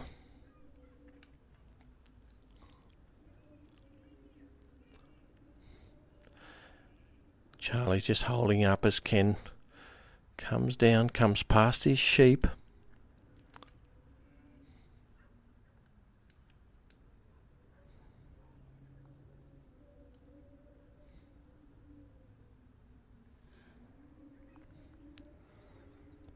Sheep moving beautifully now, Ken. They come down towards the pen, the sheep. Oh, they've gone round the outside. Sheep have gone right round the outside of the pen there. Ken's just going to work them back. He's going to bring them right round the pen. No, he's going to bring them right round this side here. Try and squeeze the sheep between himself and the gate, which he's done. Charlie goes around now. If he can just pick up the head of those sheep before they go around the other side. Nice bit of work there, Ken. Oh, that sheep went to go, but Charlie blocked him and turned him back. That's a lovely bit of work from Ramulam Charlie, and he's put him straight in the pen. Those sheep's come back out, though. He's not happy in there, that big sheep. Charlie's got him turned back in there now. Ken's thought better of it, stepped out of the set, picked up the gate, brings it round the outside with Ramulam Charlie. Another pen for West Australia. God, you make it exciting. I don't know how this works, girls. Neither do I. I think he's gone out to recover his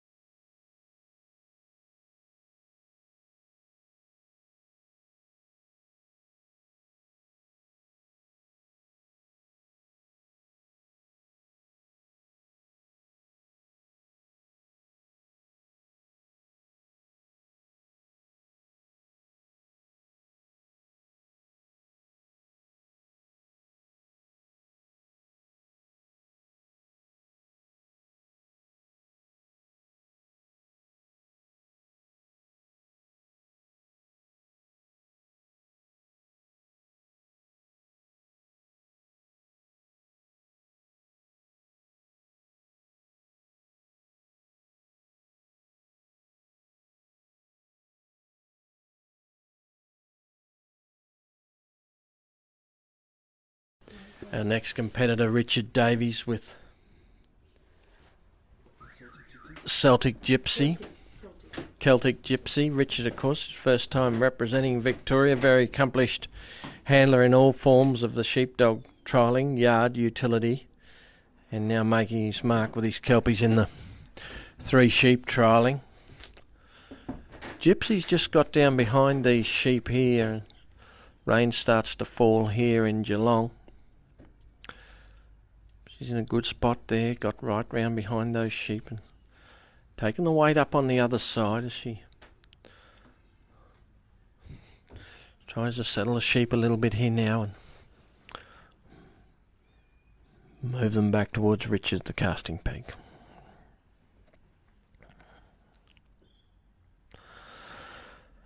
Bit of rain on the windows here, people, and might just cause a little bit of blurriness with our live stream.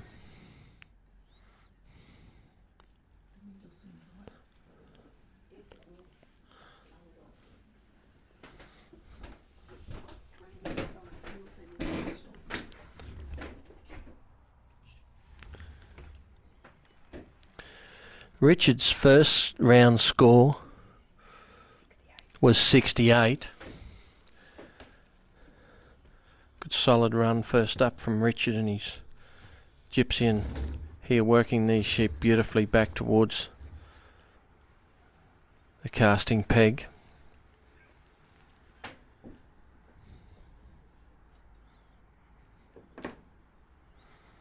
Sheep have all pulled up. They're all having a look at Gypsy. That's a good sign. She's just applying steady, constant pressure there and keeping the sheep moving forward.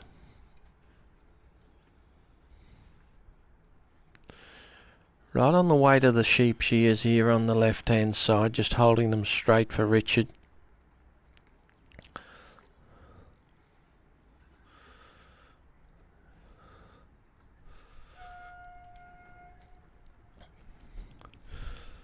Sheep will come up on the left-hand side of Richard there as he looks down the ground and in an anti-clockwise circle, and will head down the laneway here towards the gap. Gypsy's doing a tremendous job delivering these sheep. She's been on the pressure and on the weight all the way from the bottom here. She's read the sheep beautifully.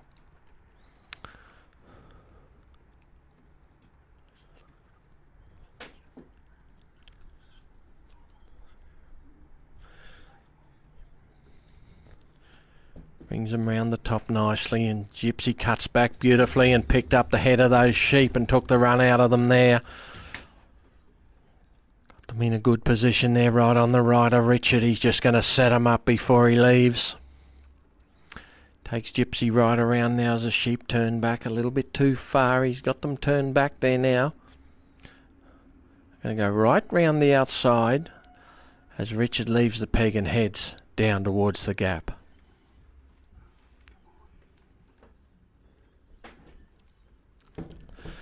Bit of a run up coming down the ground there. Gypsy right round in front of them, picked him up, but sheep have just gone over the line there a little bit. He'll incur a points penalty there. Of course, you've got the 9 metre lane marked by those orange markers on the way down, and the sheep have to remain inside those markers to be on course. Every time you come outside the markers, there'll be a point penalty. This time Gypsy's got them back on course, but they've come over this side of the lane now. They're just getting a little bit fresh. We've had a bit of rain on the sheep here in the last 5 minutes and just got a bit light.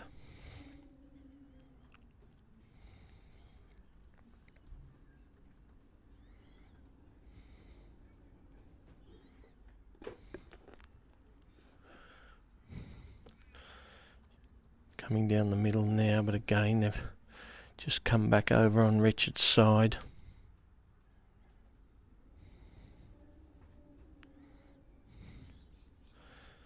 Gypsy's holding the head on that sheep. Got that weather out the front's got his head up pretty high, and he comes around the outside there now and drops back around. Just back inside Gypsy, right where she needs to be, right on the hip there though as she goes across there now. Turns that sheep back inside beautifully there, Celtic Gypsy. Celtic Gypsy. Celtic as we come around. Richard brings the sheep around nicely and blocked them beautifully there, Gypsy, right in front of the gap there now. Just waiting for things to settle.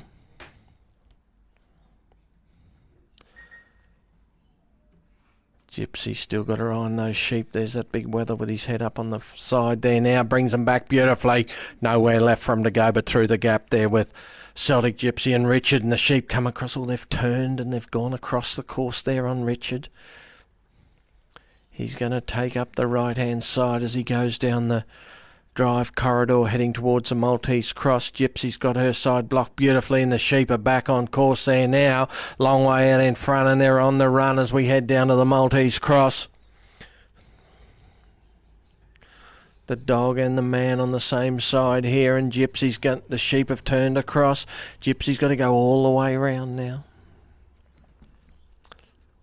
Comes up nicely with the sheep. Far side. Richard just looking to get the sheep in the free work area there, just inside those white markers. There they are there now.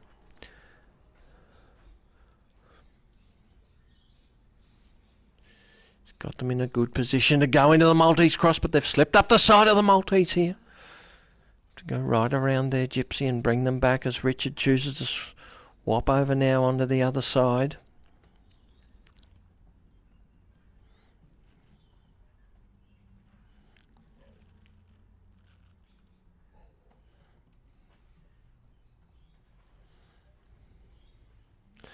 Gypsy bring the sheep round. Richard's doing his job on the far side there, just turns the sheep back.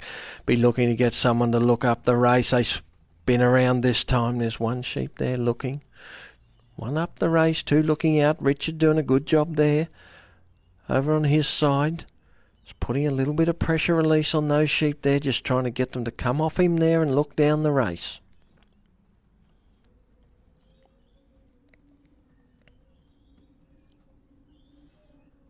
Gypsy just moving up nicely there. He's putting a bit of pressure on the tail of the sheep there as Richard goes in to direct them. They've gone up the middle of the Maltese. Go straight down the side. Oh, they've blocked. Gypsy's blocked her side beautifully and they've come out the end. Just going to pick those sheep up now and in an anti-clockwise motion in a clockwise motion it is, we'll bring them round the Maltese Cross and take them straight up the centre.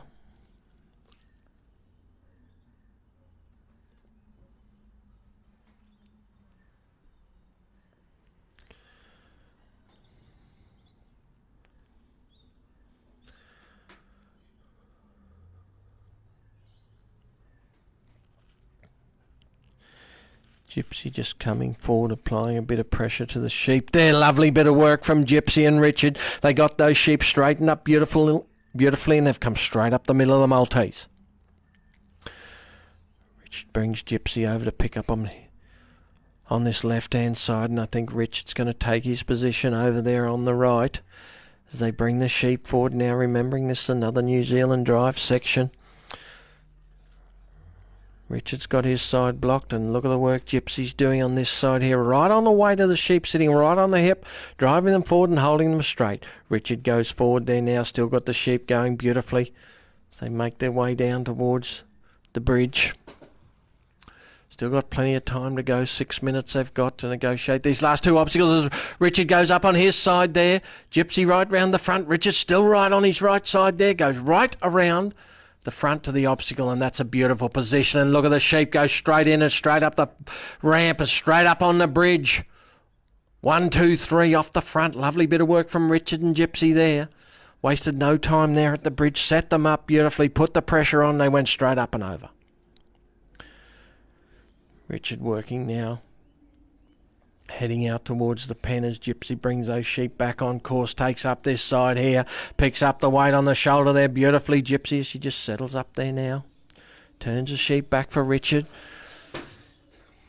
Making his way down the 9-metre corridor there on the back of the course as Richard just waits for things to settle down there a little bit now. Gets in a good position himself and puts Gypsy back on the pressure of the sheep. Comes right around this side as the sheep right round, and Gypsy comes right around this time.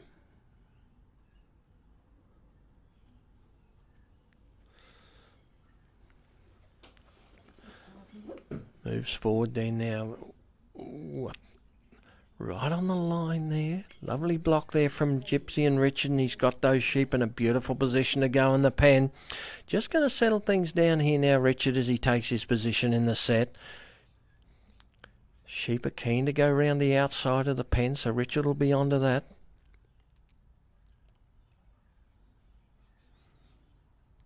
Just letting things settle now. Time's on his side. They come up round the outside. That's caught them beautifully there, Gypsy too, and she's turned them right onto the hinge of the gate. Exactly where you want them. Oh no, one sheep's come out and ducked in between Richard and the gate. Come right round the back of the pen now. Celtic Gypsy working beautifully there. Brings the sheep round. Front of the pen. Got a bit of a trot up here now.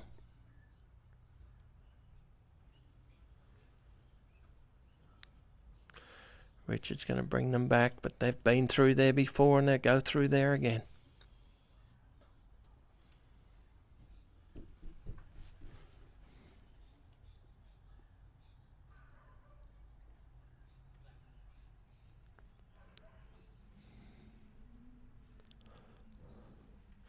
Richard's got them turned around. He's going to try and pick them up. Give them a bit of distance there and get them away from that gap and try and turn them in front of the pen. Doing a good job there, Gypsy too. She's got the sheep blocked up and she's got a bit of weight on herself there now. But that weather's come out. Nice work from Gypsy, but she goes right up and, oh, they've gone round the outside of the pen.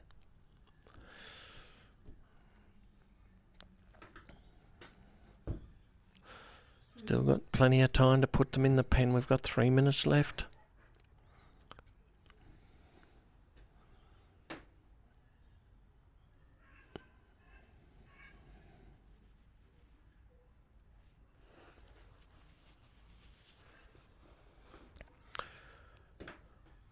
Sheep have come back in front. They've gone down the ground there now.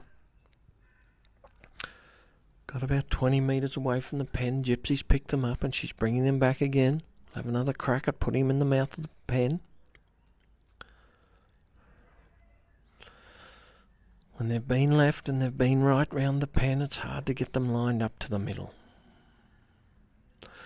Got a bit of pace up there and Gypsy straight around the outside. Caught them beautifully right on the point of the pen there. She rolls them back around. Tries to come back around on this side. Lovely positioning, Richard. Got him where he wants them now. Just going to settle things down and try and make sure of it because he won't get too many more goes at putting him in the pen. He didn't miss it either, Richard Davies. He's a step Gypsy straight up on those sheep there now. Come back out. They're only just in, but that's enough for Richard. He's got Gypsy holding them up beautifully out the front and he runs around and shuts the gate for Victoria. Put another pen on the board for Richard and Gypsy.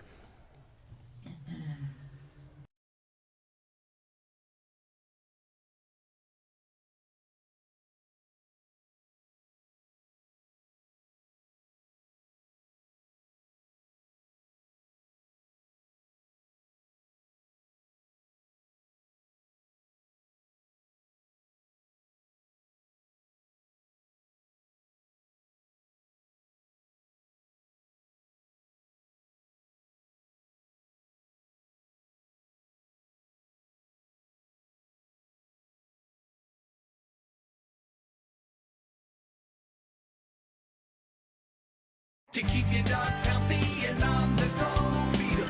High Pro, that's the go. Whether we're out trialling or when we're working our stock, our dogs need to be in peak physical and mental condition. That's why we feed our dogs High Pro Premium. It has the right balanced formula for active and working dogs to keep them going. High Pro, that's the go. High Pro, that's the go. Get behind.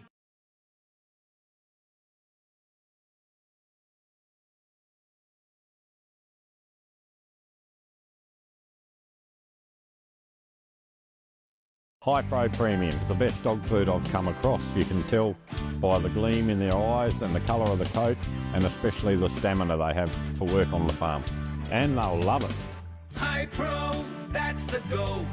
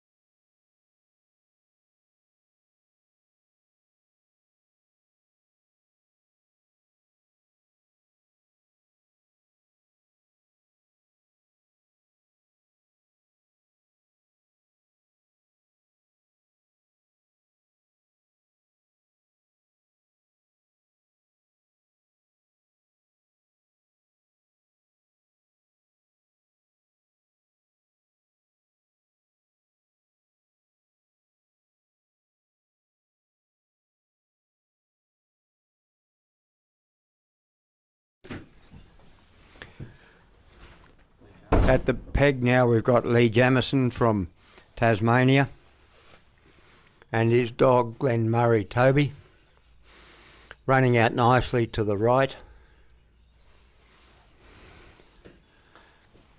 Stops behind him. Sheep turn around and have a bit of a look. That's good.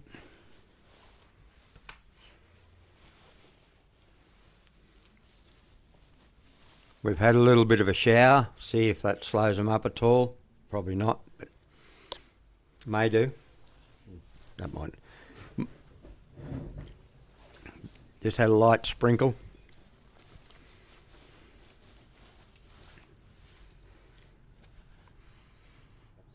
I think Toby's a younger dog and he had a choice of working Toby or Shenandoah Steel, and he chose to work Toby. They're just trotting up there a little bit now.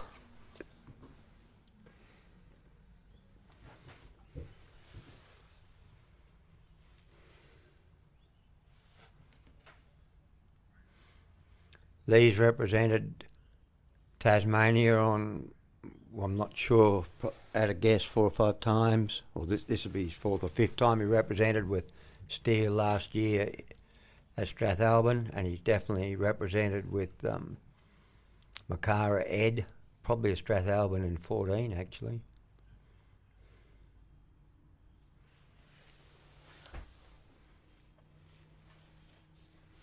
Stay dry till the end now.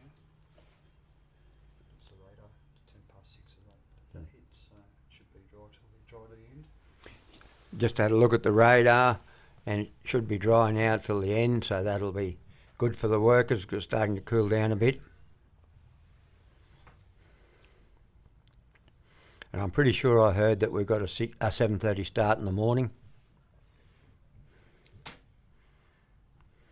Got a big week coming up, so got to keep everything rolling along. And once the 3rd Ted Gaby Trans-Tasman is finished tomorrow, we slip straight into the first round of the Australian Supreme and be trying to get 20 odd dogs done tomorrow afternoon. Maybe 25. Maybe, hopefully up to 25. Well, we might do a few crosses. We've got some scratchings too, I think. Sheep are just feeding there now, a couple of them, and looking back at Toby so that they settle down, they don't feel too threatened.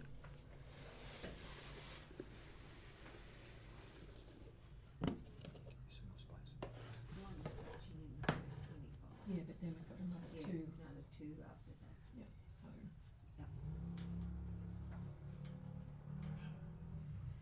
Two of them are having a good pick at this stage. One's watching Toby. Yeah.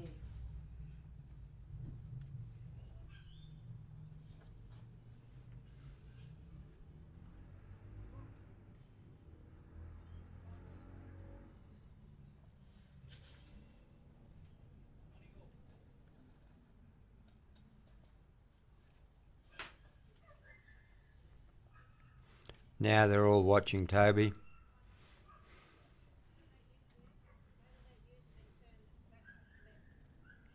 Lee be hoping that they'd turn off him and just roll around that casting peg for him.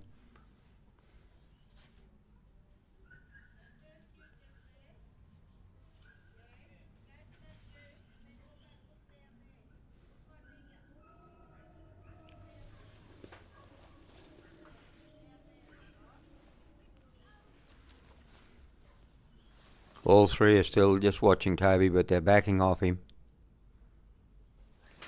Tried to go for a sprint, but Toby was there to block him.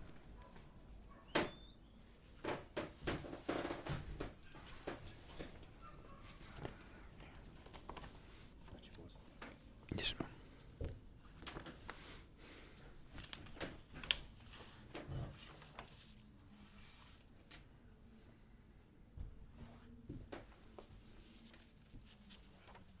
We've got 3 more to come after Lee and Toby. We've got Stephen Cross and Lady, Craig Freestone and Reba, and Paul Darmody. And Dottie, I think it is.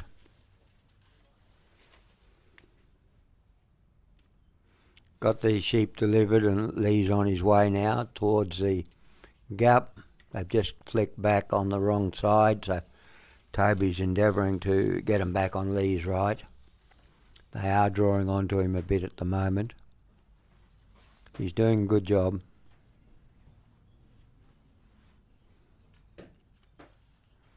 They're back on course now and just gone through there briefly, but not a lot of damage done. They pulled up and going to have another pick.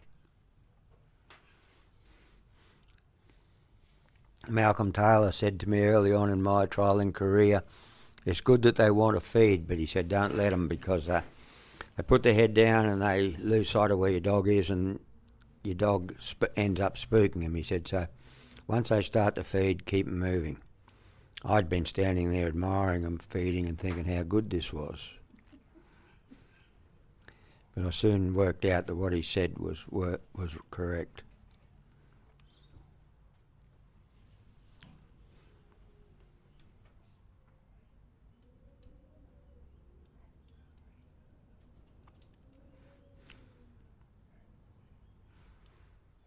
I was fortunate enough to tour New Zealand twice with Malcolm Taylor.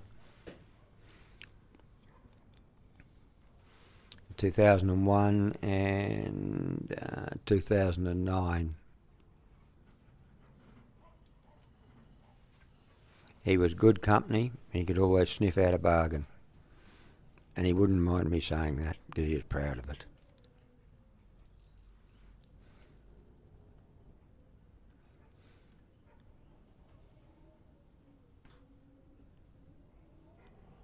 Got these sheep in a lovely position now, Lee and Toby. They're just feeding there. Sheep on the inside, just had a look over the other two to see where Toby is. Now he just dropped back out, having a look. Oops. They might be all going to turn and look at Toby.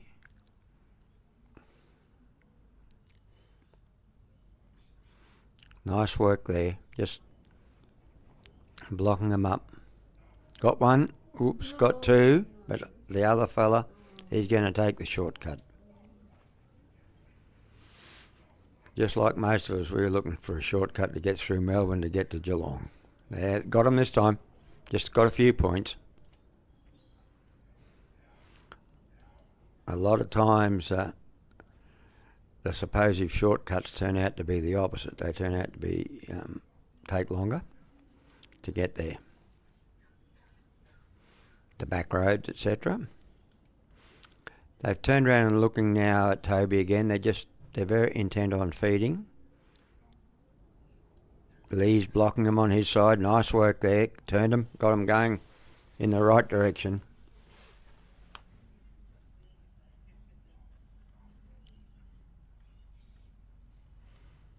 This is, sheep's normal habit. This is when they're grazing. At lunchtime, they want to be parked up, camped. But now, and especially since they haven't been getting much to eat today, they're ready to graze, and that's what they want to do. You can see how as soon as they pull up, they put their head down. Look like they're in the free working area, or very close. Lee's just wanting to move them a little bit more, and now he's in.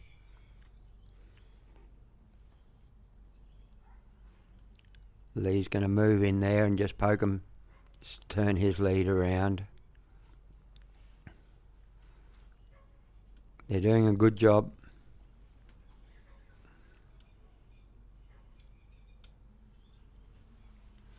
Round they come to the second entrance of the Maltese Cross.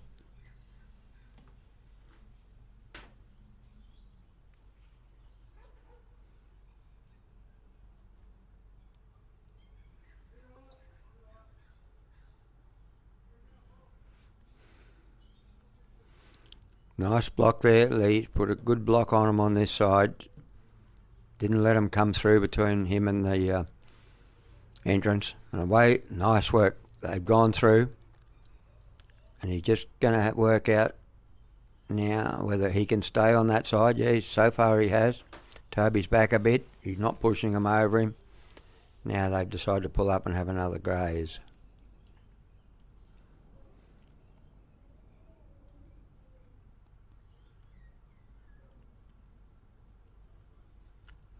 Walking along nicely again.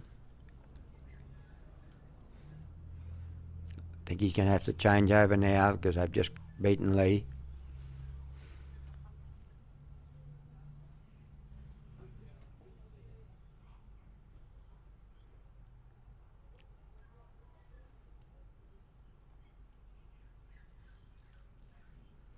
They're just heading back down the course a little bit there, so Lee stopped because he can't step backwards without penalty, and he didn't want them to be behind him. If they do go back behind, the dog has to bring them up. If the handler takes a step back, well, he parts company with 4 points, which in 15 is a sizable chunk.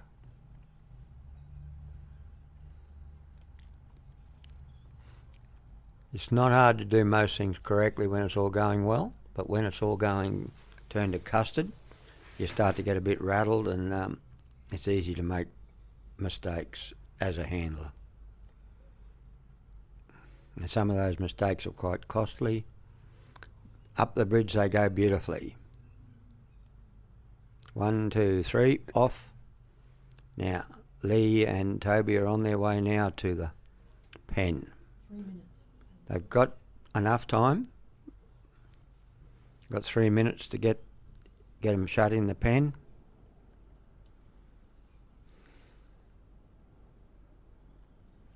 They're still feeding, so they're fairly comfortable out there.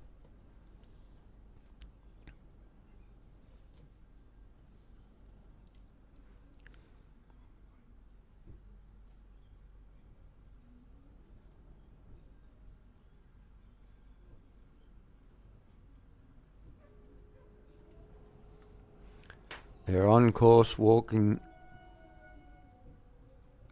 No, I think I spoke too quickly. They just went outside one marker, but they're back on course now.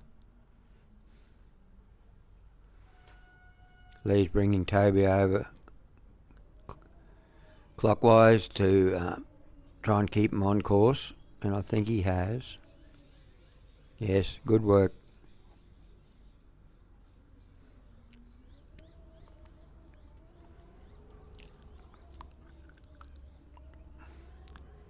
Toby goes out and pulls him up on the outside, and he's come around, but that sheep's looking through.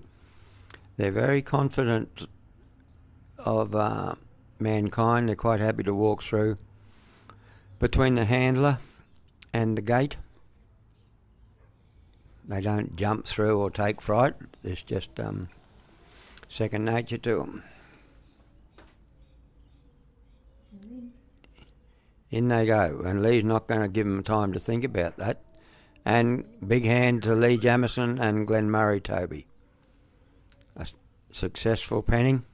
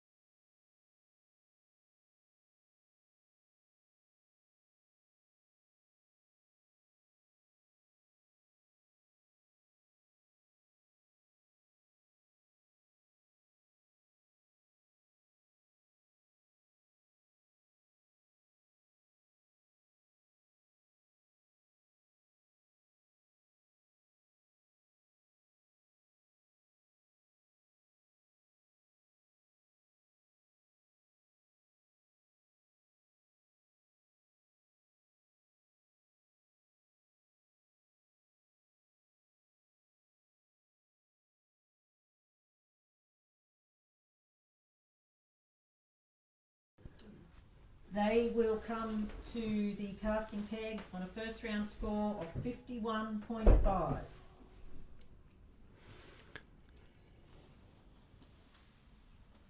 Stefan and Lady represented Australia in New Zealand last year. They got 2 pretty good runs under tough conditions, and they're here representing again this year. Lady's brother represented earlier on today with Connor McConnell and ran I think a mid-80s, or was it a mid-70s? Mid-80s. A mid-80s. Had a much improved run. We all felt sorry for Connor this morning, and we've all been there.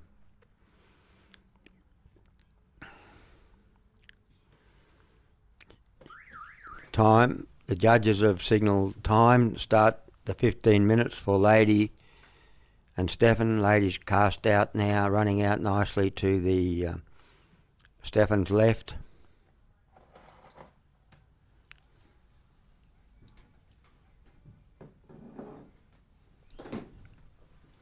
She's cast out beautifully at 12 o'clock, right back near the fence.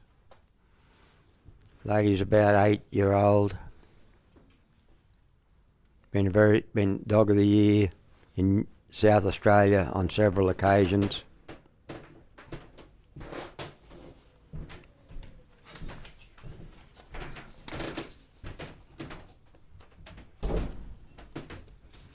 Just bringing these up nicely now.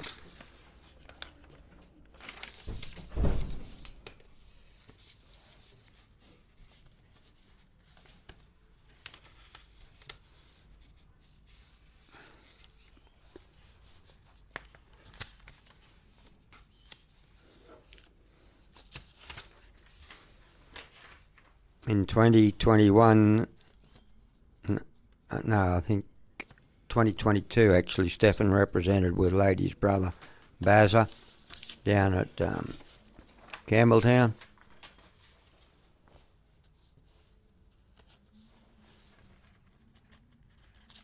They're moving up there nicely at the moment.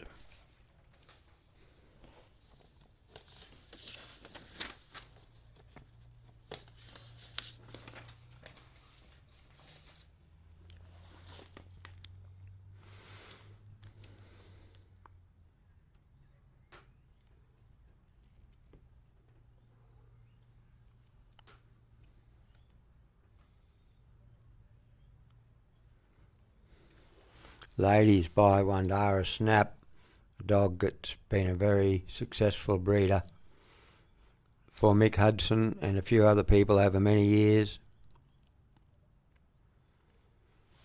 And she's out of Echo Park, Sandy.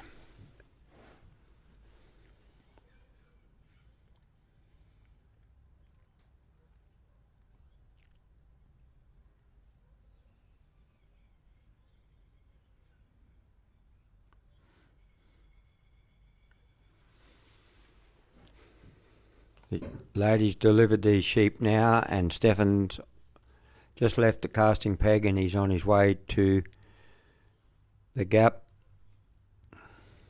Lady's got these sheep nicely on course. Just out in front of them, stopping them, bolting down the course.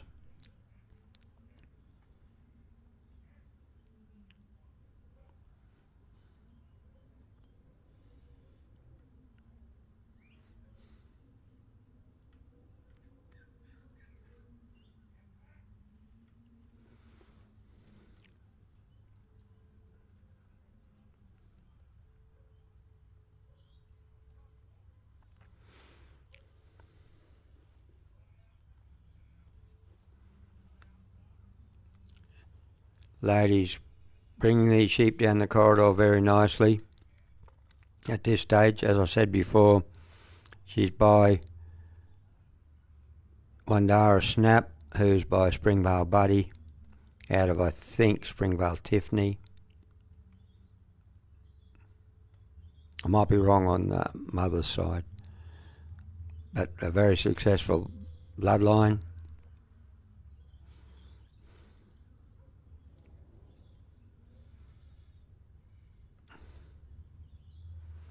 Sheep just coming down nicely.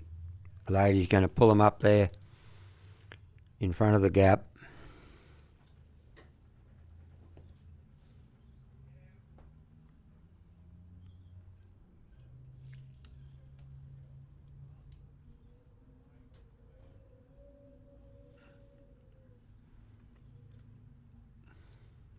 They're having a look at the gap as well as having a pick.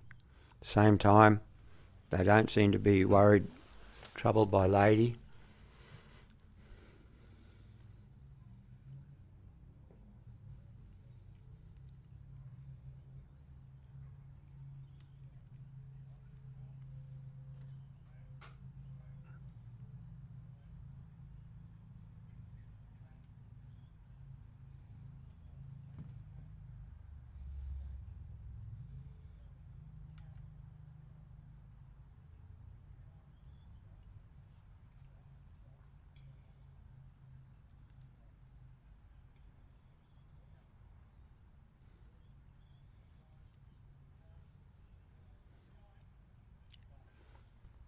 Got him through the gap there nicely. Stefan will step out of the ring and go through the gap. He's put Lady out on the right hand shoulder there. She pulled up having a pick. And they're close to going down the centre line there.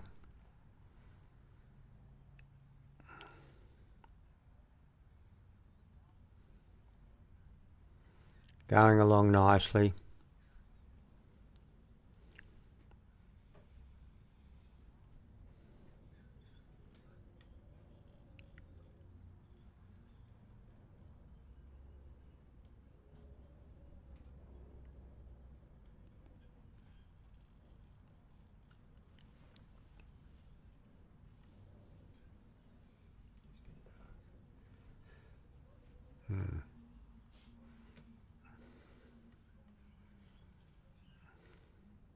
Bit of cloud cover coming in and letting it get darker even a bit earlier than it would have otherwise.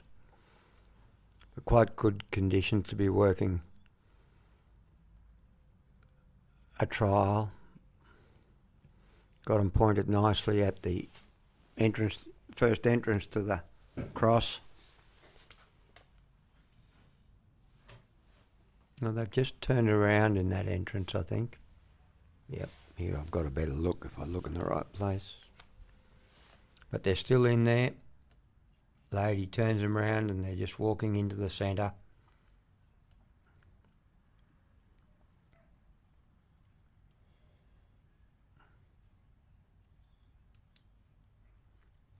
They've negotiated the first half of the cross successfully. Stefan's come around, take up his position on the second entrance.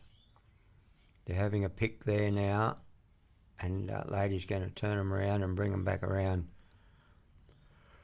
to the second entrance.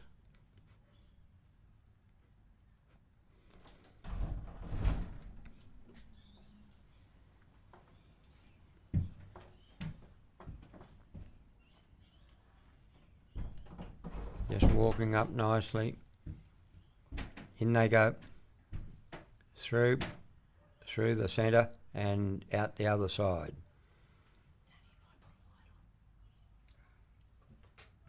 Let's see. That's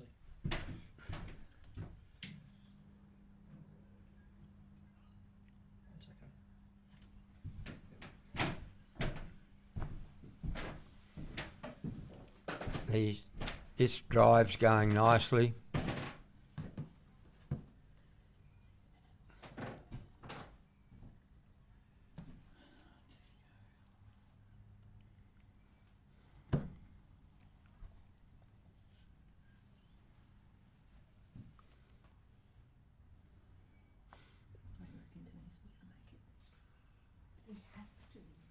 It's actually lighter outside. It's dark. Is it okay? That's good. That's really good.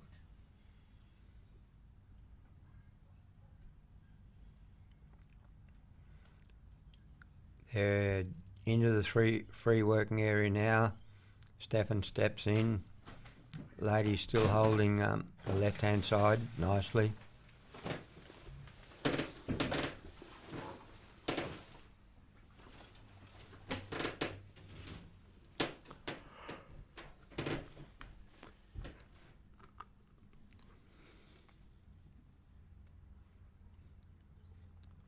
Cheaper looking up the bridge, turn back.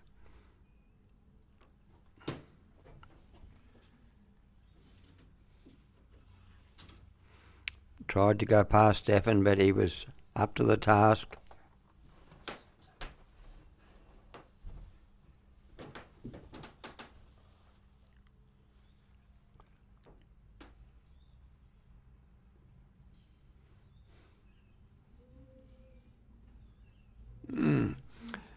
Lady just put a little bit too much pressure on there and put one round Stefan, or between Stefan and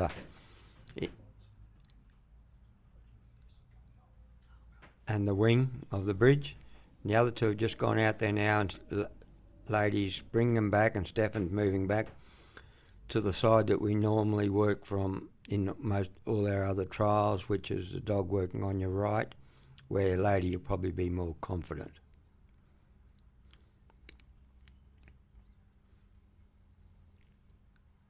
Oh, they've just ducked around there again. They're just soaking up a little bit of time.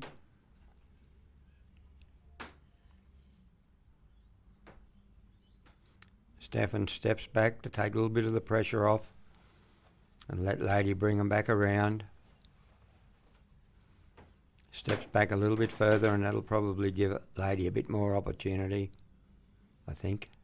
Who knows?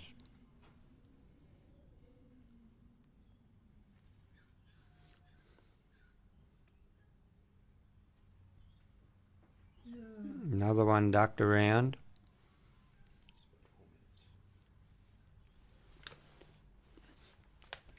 Just used up a little bit of time, but got plenty. They've gone now, so he has got plenty of time if doesn't have too much trouble at the pen. Got just under 4 minutes left.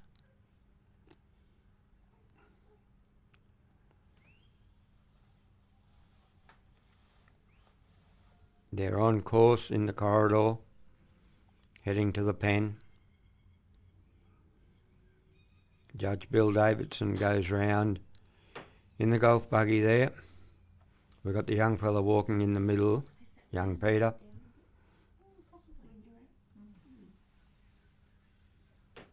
Yes, the flags are nice.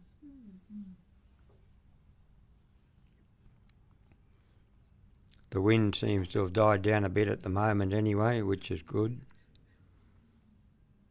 Here they go up past Stefan. Lady's there, going up to block him. She's got him so far. I think looks from here it looks like she's kept him on course. Yes.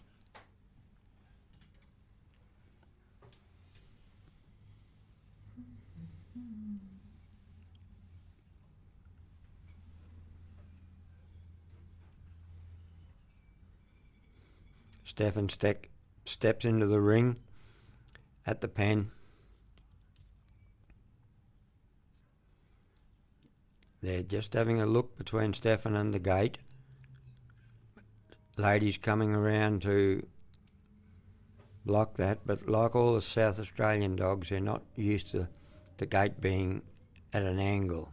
They're used to it being square across the front, in line with where it shuts, but she's blocked them that time. Just got them. That sheep thought about going around the outside.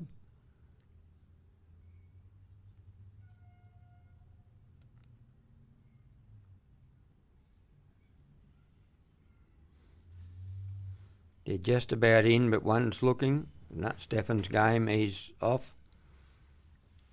Lady's holding the gate, and there they go.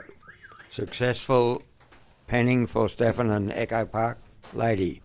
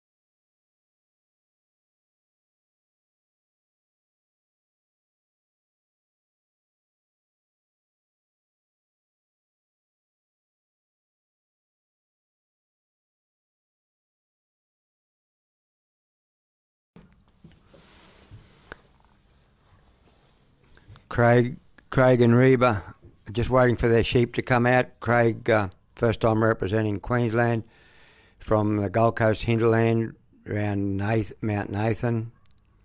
And Reba's about 8 or 9 year old bitch bred by Jack Dewan from Queensland.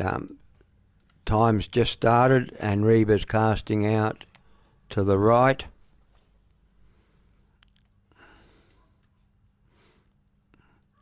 Reba's been quite successful in Queensland over the last couple of years.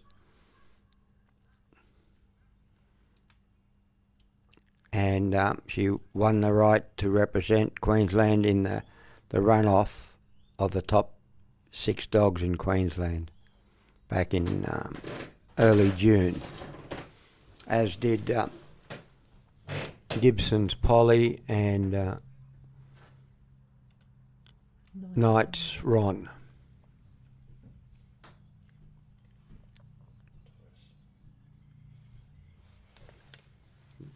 We're getting a little bit of colour. Oh yeah. Reba's got the sheep coming up quite nicely now.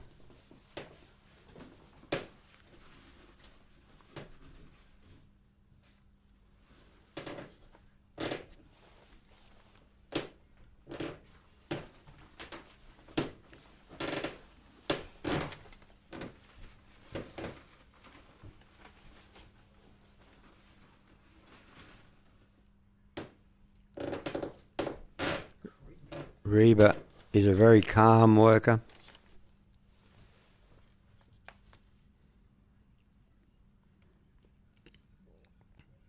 And so is Craig.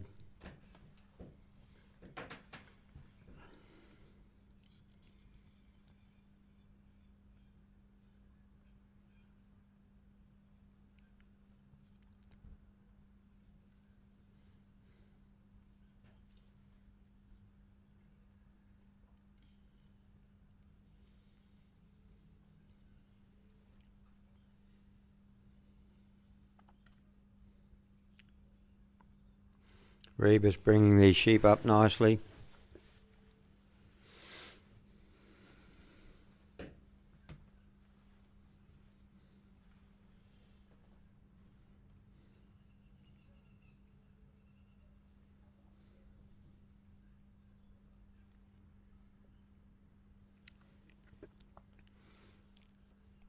They've been delivered, I think, or I think not.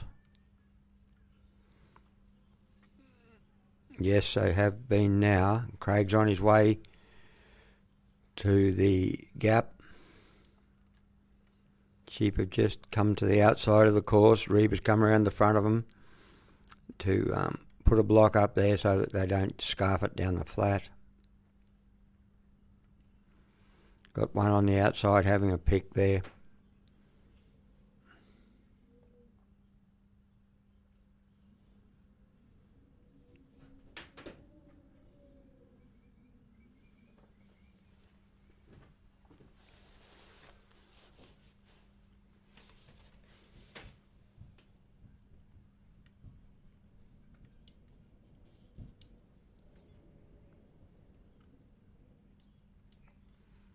Sheep are nicely on course for Craig and Reba. Coming down the centre of the course.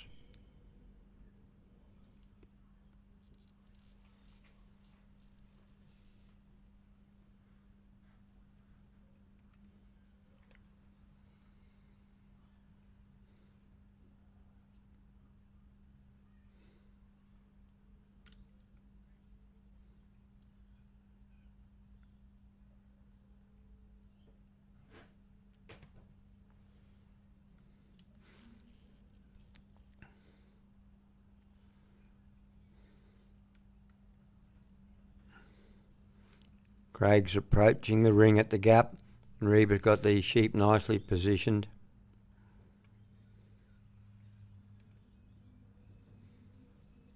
Craig's probably feeling a bit cold at the moment. I won't be thinking about that, but he will be when he comes off.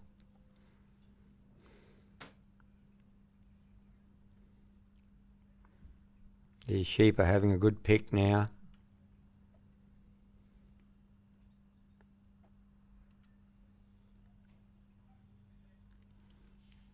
Craig and Reba are the second last competitors tonight. Gone through the gap there beautifully. Craig walks through the gap and they've got them walking nicely down towards the Maltese cross in this drive section.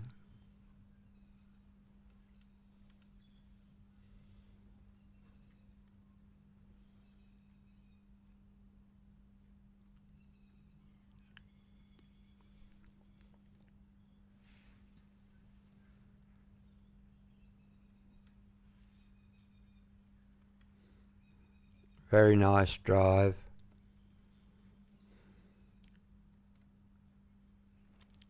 Sheep don't feel threatened by Reba. She's got them going along there nicely.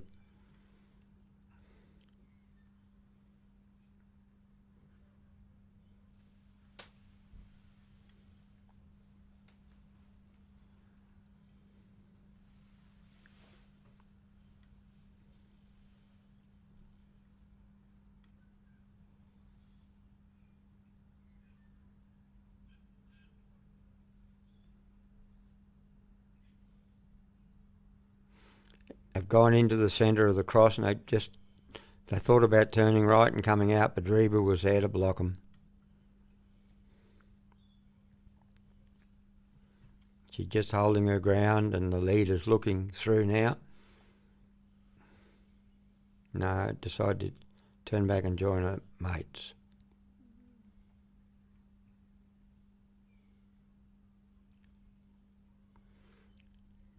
Reba's walked in ever so steadily and out they go.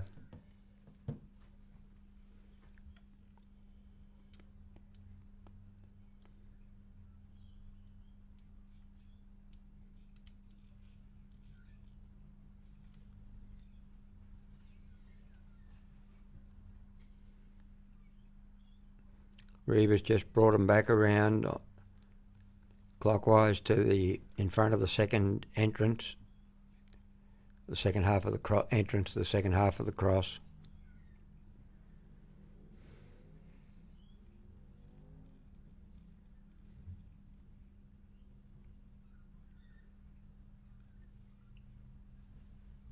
Good block. Craig just put a very good.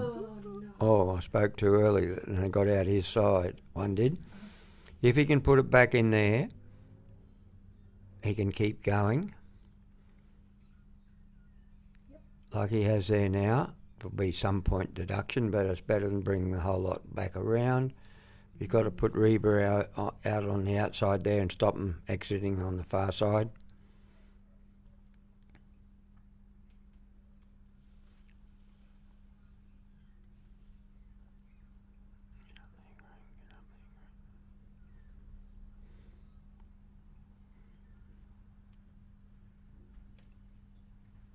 Briefly, they've just found a safe spot there in the centre of the cross, unfortunately. Reba's just going, she's walked in there nicely and away they go.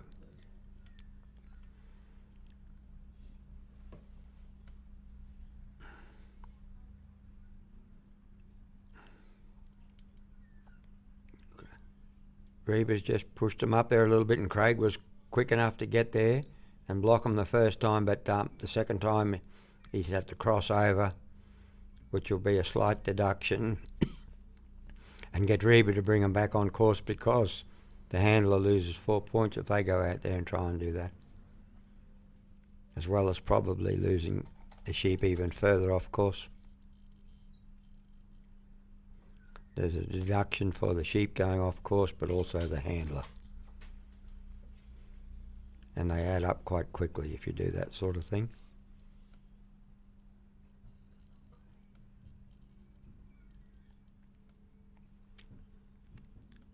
Got them up there now into the free working area.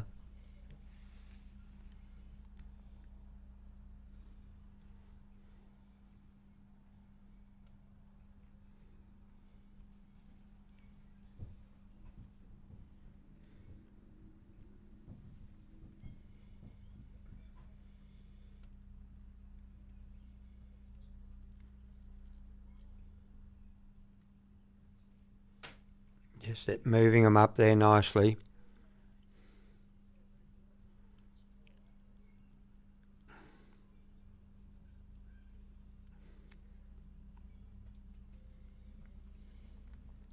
They're looking up. Oops, I just turned back and looked at Reba.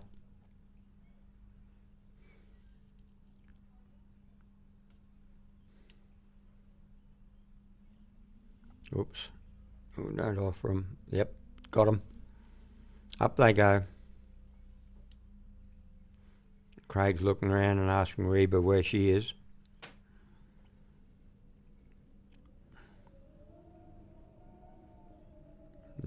Wind's picked up again momentarily.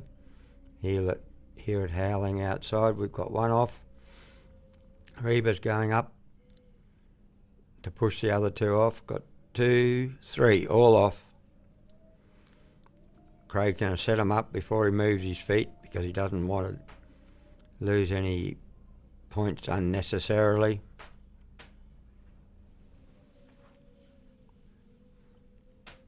Ideally, he'll get him back on course inside that outside marker before he moves, and that way he doesn't lose any points. He's pulled Reba around on the inside to straighten him up. Now back in the Australian carry, so he can't do his side. He's just got to walk along at a constant speed from when he stepped away from the bridge there until he gets in this ring or set at the pen.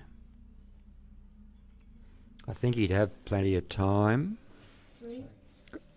Yeah, got 3 minutes, which is enough, but sometimes you'd like a little bit more, but if they're going to play up on you, you don't need much more, because the longer you're there, the bigger the loss is. But you've got plenty of time because they're trotting across there.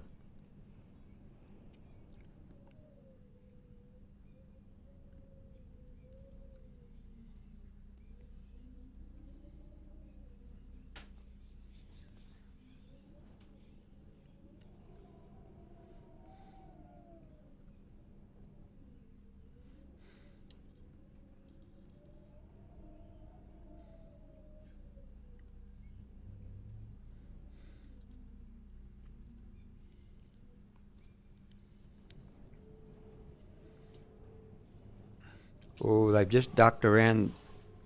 They've been happy to do that all day, just slip around between the handler and the end of the gate. But Reba's there to block them.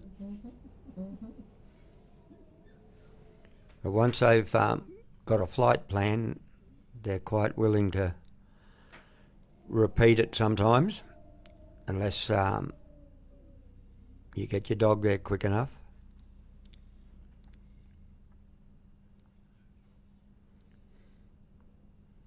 Craig's bringing them, or Reba really is bringing them back around outside of Craig.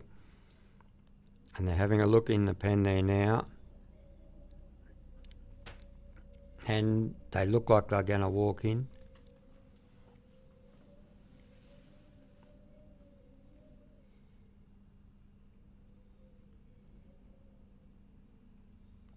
They're having a pick, they're just walking in quietly.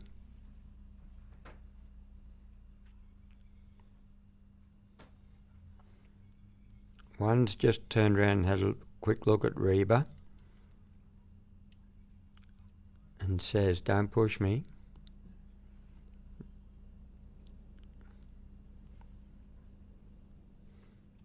She's sort of looking out, but hasn't gone out yet, and looked in now. Reba's moved in while she's looking away. Just a couple of feet, not too much. Gently, gently does it. Oops, just ducked around the outside. I didn't realise it was that far out there. Reba's there to block her. In they come.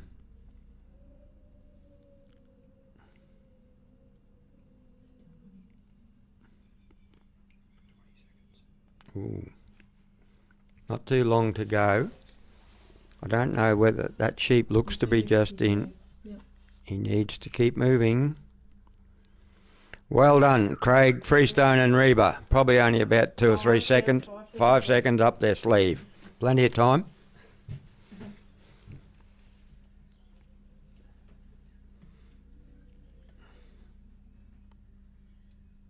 Some very nice work there from Craig and Reba. We will have that score shortly. And our last competitor,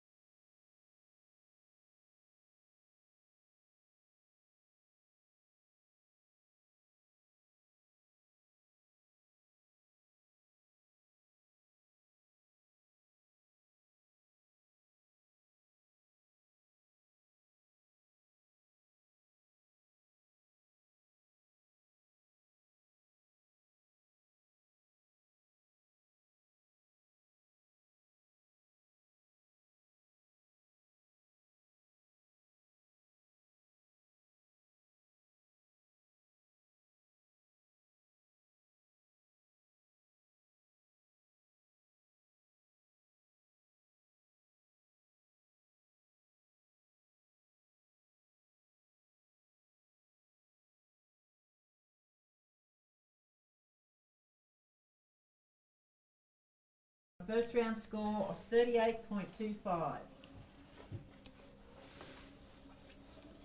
Paul Darmody and Anaway Dotty are on their way to the peg.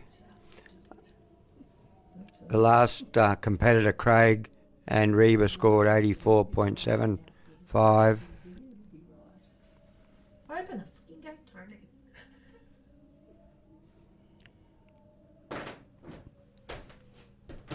Sorry, excuse the French. Hi, Shane. Hi Shane, how you going?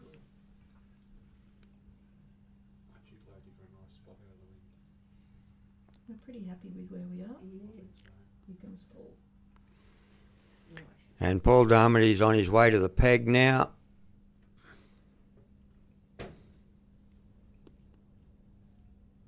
Judge has got the flag up.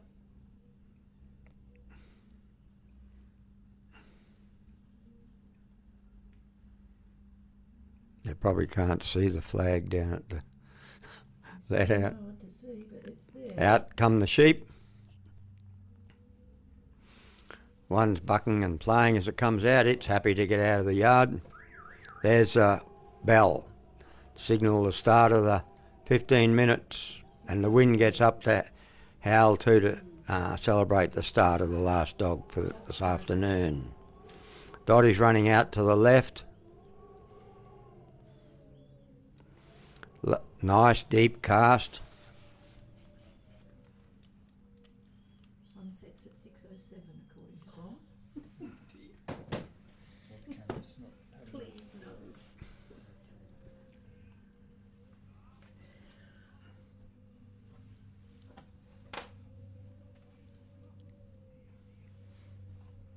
Sheep are moving off Dotty well at the moment. They're coming up the ground towards the casting peg.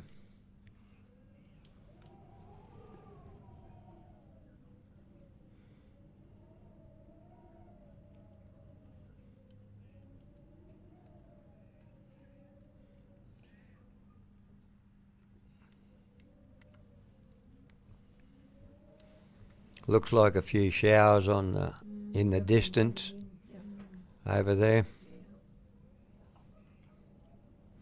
Just get here in time for me to run my dogs, I'd say.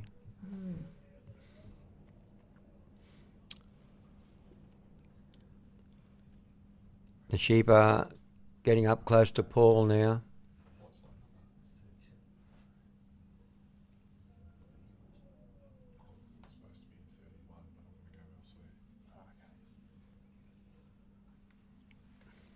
Sheep have been delivered.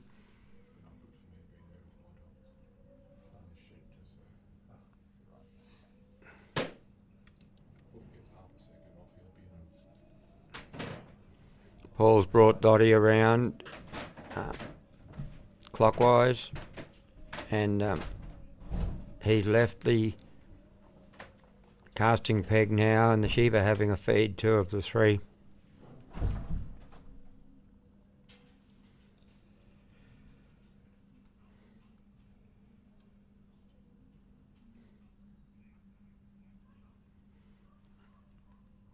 Dottie's working better than she did this morning, as have quite a few of the dogs that got the lowest scores this morning. They probably got sheep more to their liking this afternoon. So it's still a pretty even contest as to who will be representing Australia in the 4th position next weekend. I'll see if I can get the score totals at the completion of this round in a minute.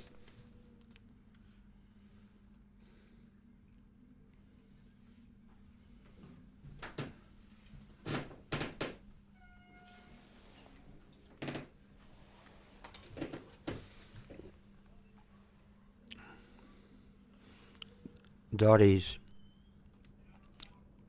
breaking out a little bit wide around there, but the sheep are pulled up. They're having a feed, so they're quite happy.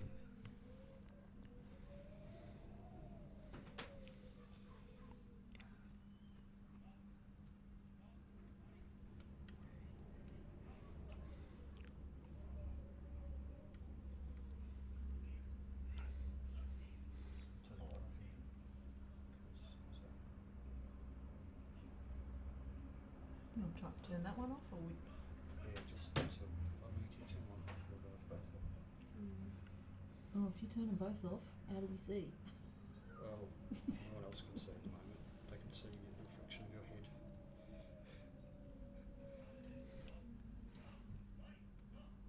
We'll turn it off, I suppose. The sheep are approaching the gap now. Paul's in the set there.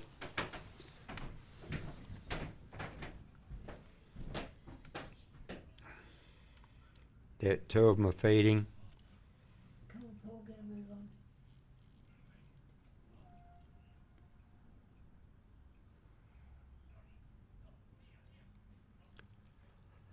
I think it's the official sunset time now, 6:07.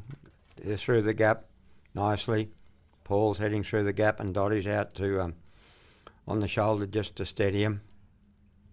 Show him that there's a dog there. They're going down the centre of the course. Pulled up for a pick.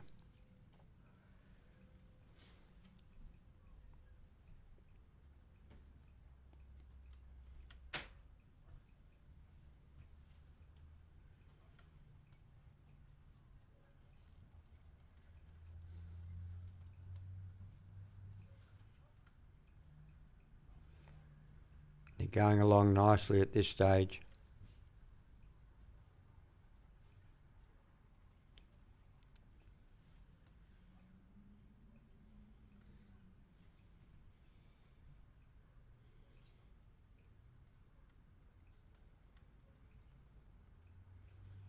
Just approaching the free working area. They've gone in. Paul's gone in now.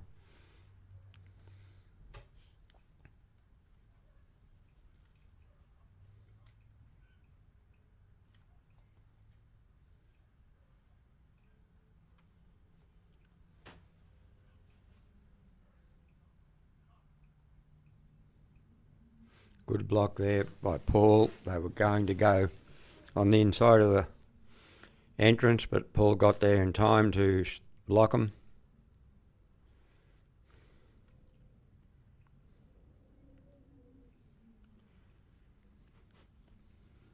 They've gone in now. They're on their way through. Paul's sent Dottie clockwise around to pull them up. And he's coming around to take up his position.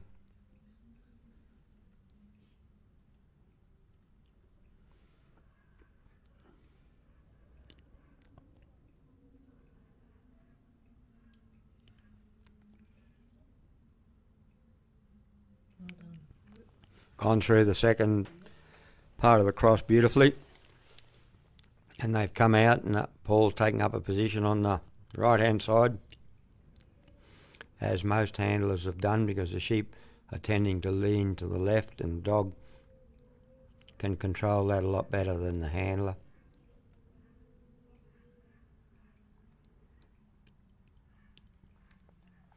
They're still grabbing a bite to eat whenever it's available, whenever they slow up, and they're only walking anyway. Just trotting briefly, head down again, on course, going along nicely.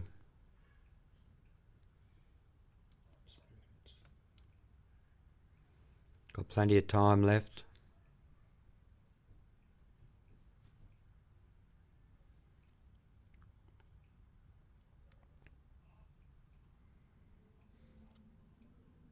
Into the free working area, and so's Paul. He's gone up on the right hand side and got Dottie working on the tail on the left.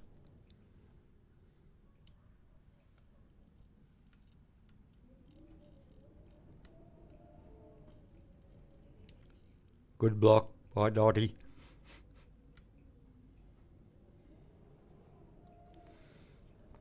Sheep tried to get up on the inside of the bridge but failed. Up they go. Hand over. 1, 2, 3. Paul's off on his way to the pen. Sent Dottie out around in a clockwise direction to bring him back on course.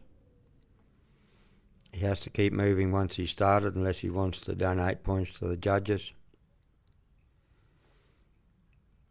And got him set up there nicely. Just drop Dottie back behind him to keep him moving. He doesn't want him to get too far behind. Dottie's coming clockwise just to make sure they don't come off course on the inside.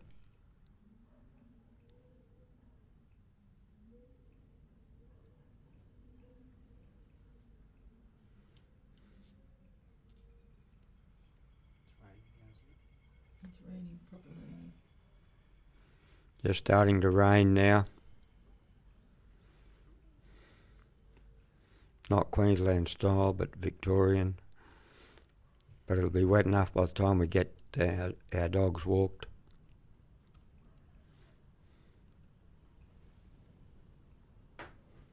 We've got 5 minutes. Plenty of time left so far, left at this stage for Paul and Dottie as they approach the pen now. Put Dottie out on the outside there to make sure they don't duck around the outside. He's brought her back to the inside now. Got them set up fairly nicely, but no. One's done what most of the sheep have done today. Duck up on the inside. Quarter to 6. No, We said quarter to 6, yeah. Yeah.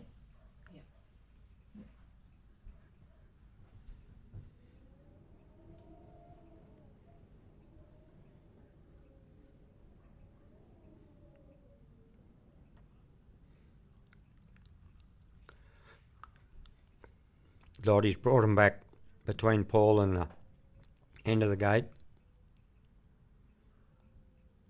And she's just going to work them in there now.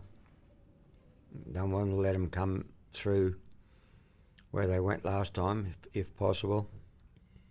Got them in a pretty good position. Looking from here.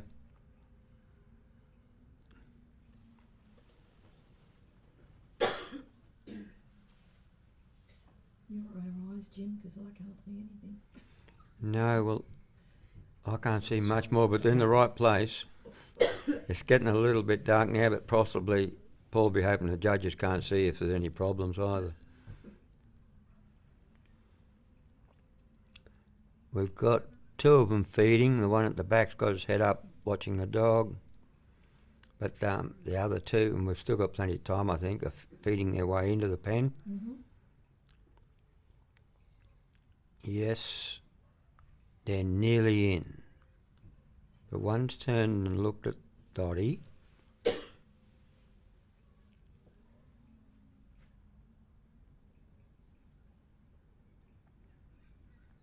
particular situation, he doesn't want to spring them out,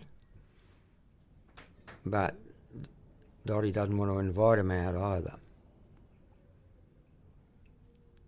So Dottie's just walked in there. One was looking out at on the hinge side, but got it in. But ooh, he's going to close the gate. Ooh, Dottie shot around. She thought they were going out around the outside. Well done to Paul Darmody and Dottie. Can you flip the lights back on now, please, sir? Yes.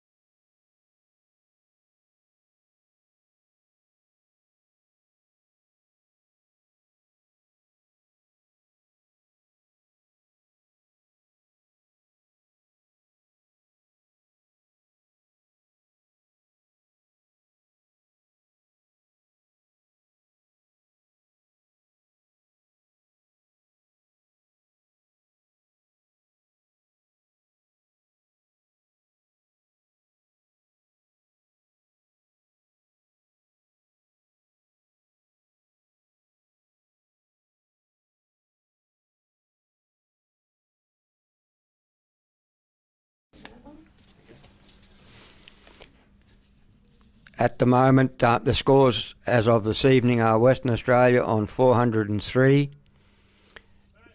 Victoria on 370.5, but New South Wales on 441.5. Tasmania on 363.75, South Australia 381.75, and Queensland on 410.5. So, as they stand at the moment, New South Wales in the lead on 441.5, Queensland second on 410.75, Western Australia third on 403, followed by South Australia on 381.75, Victoria on 370.5 and Tasmania on 363.5. The top four at the moment, I haven't got their scores, but they are Mick Hudson, Grant Cook, Jeff Gibson and Will Goggin. That's our top four, but we've got to do it all again tomorrow before we know the composition of the Australian team.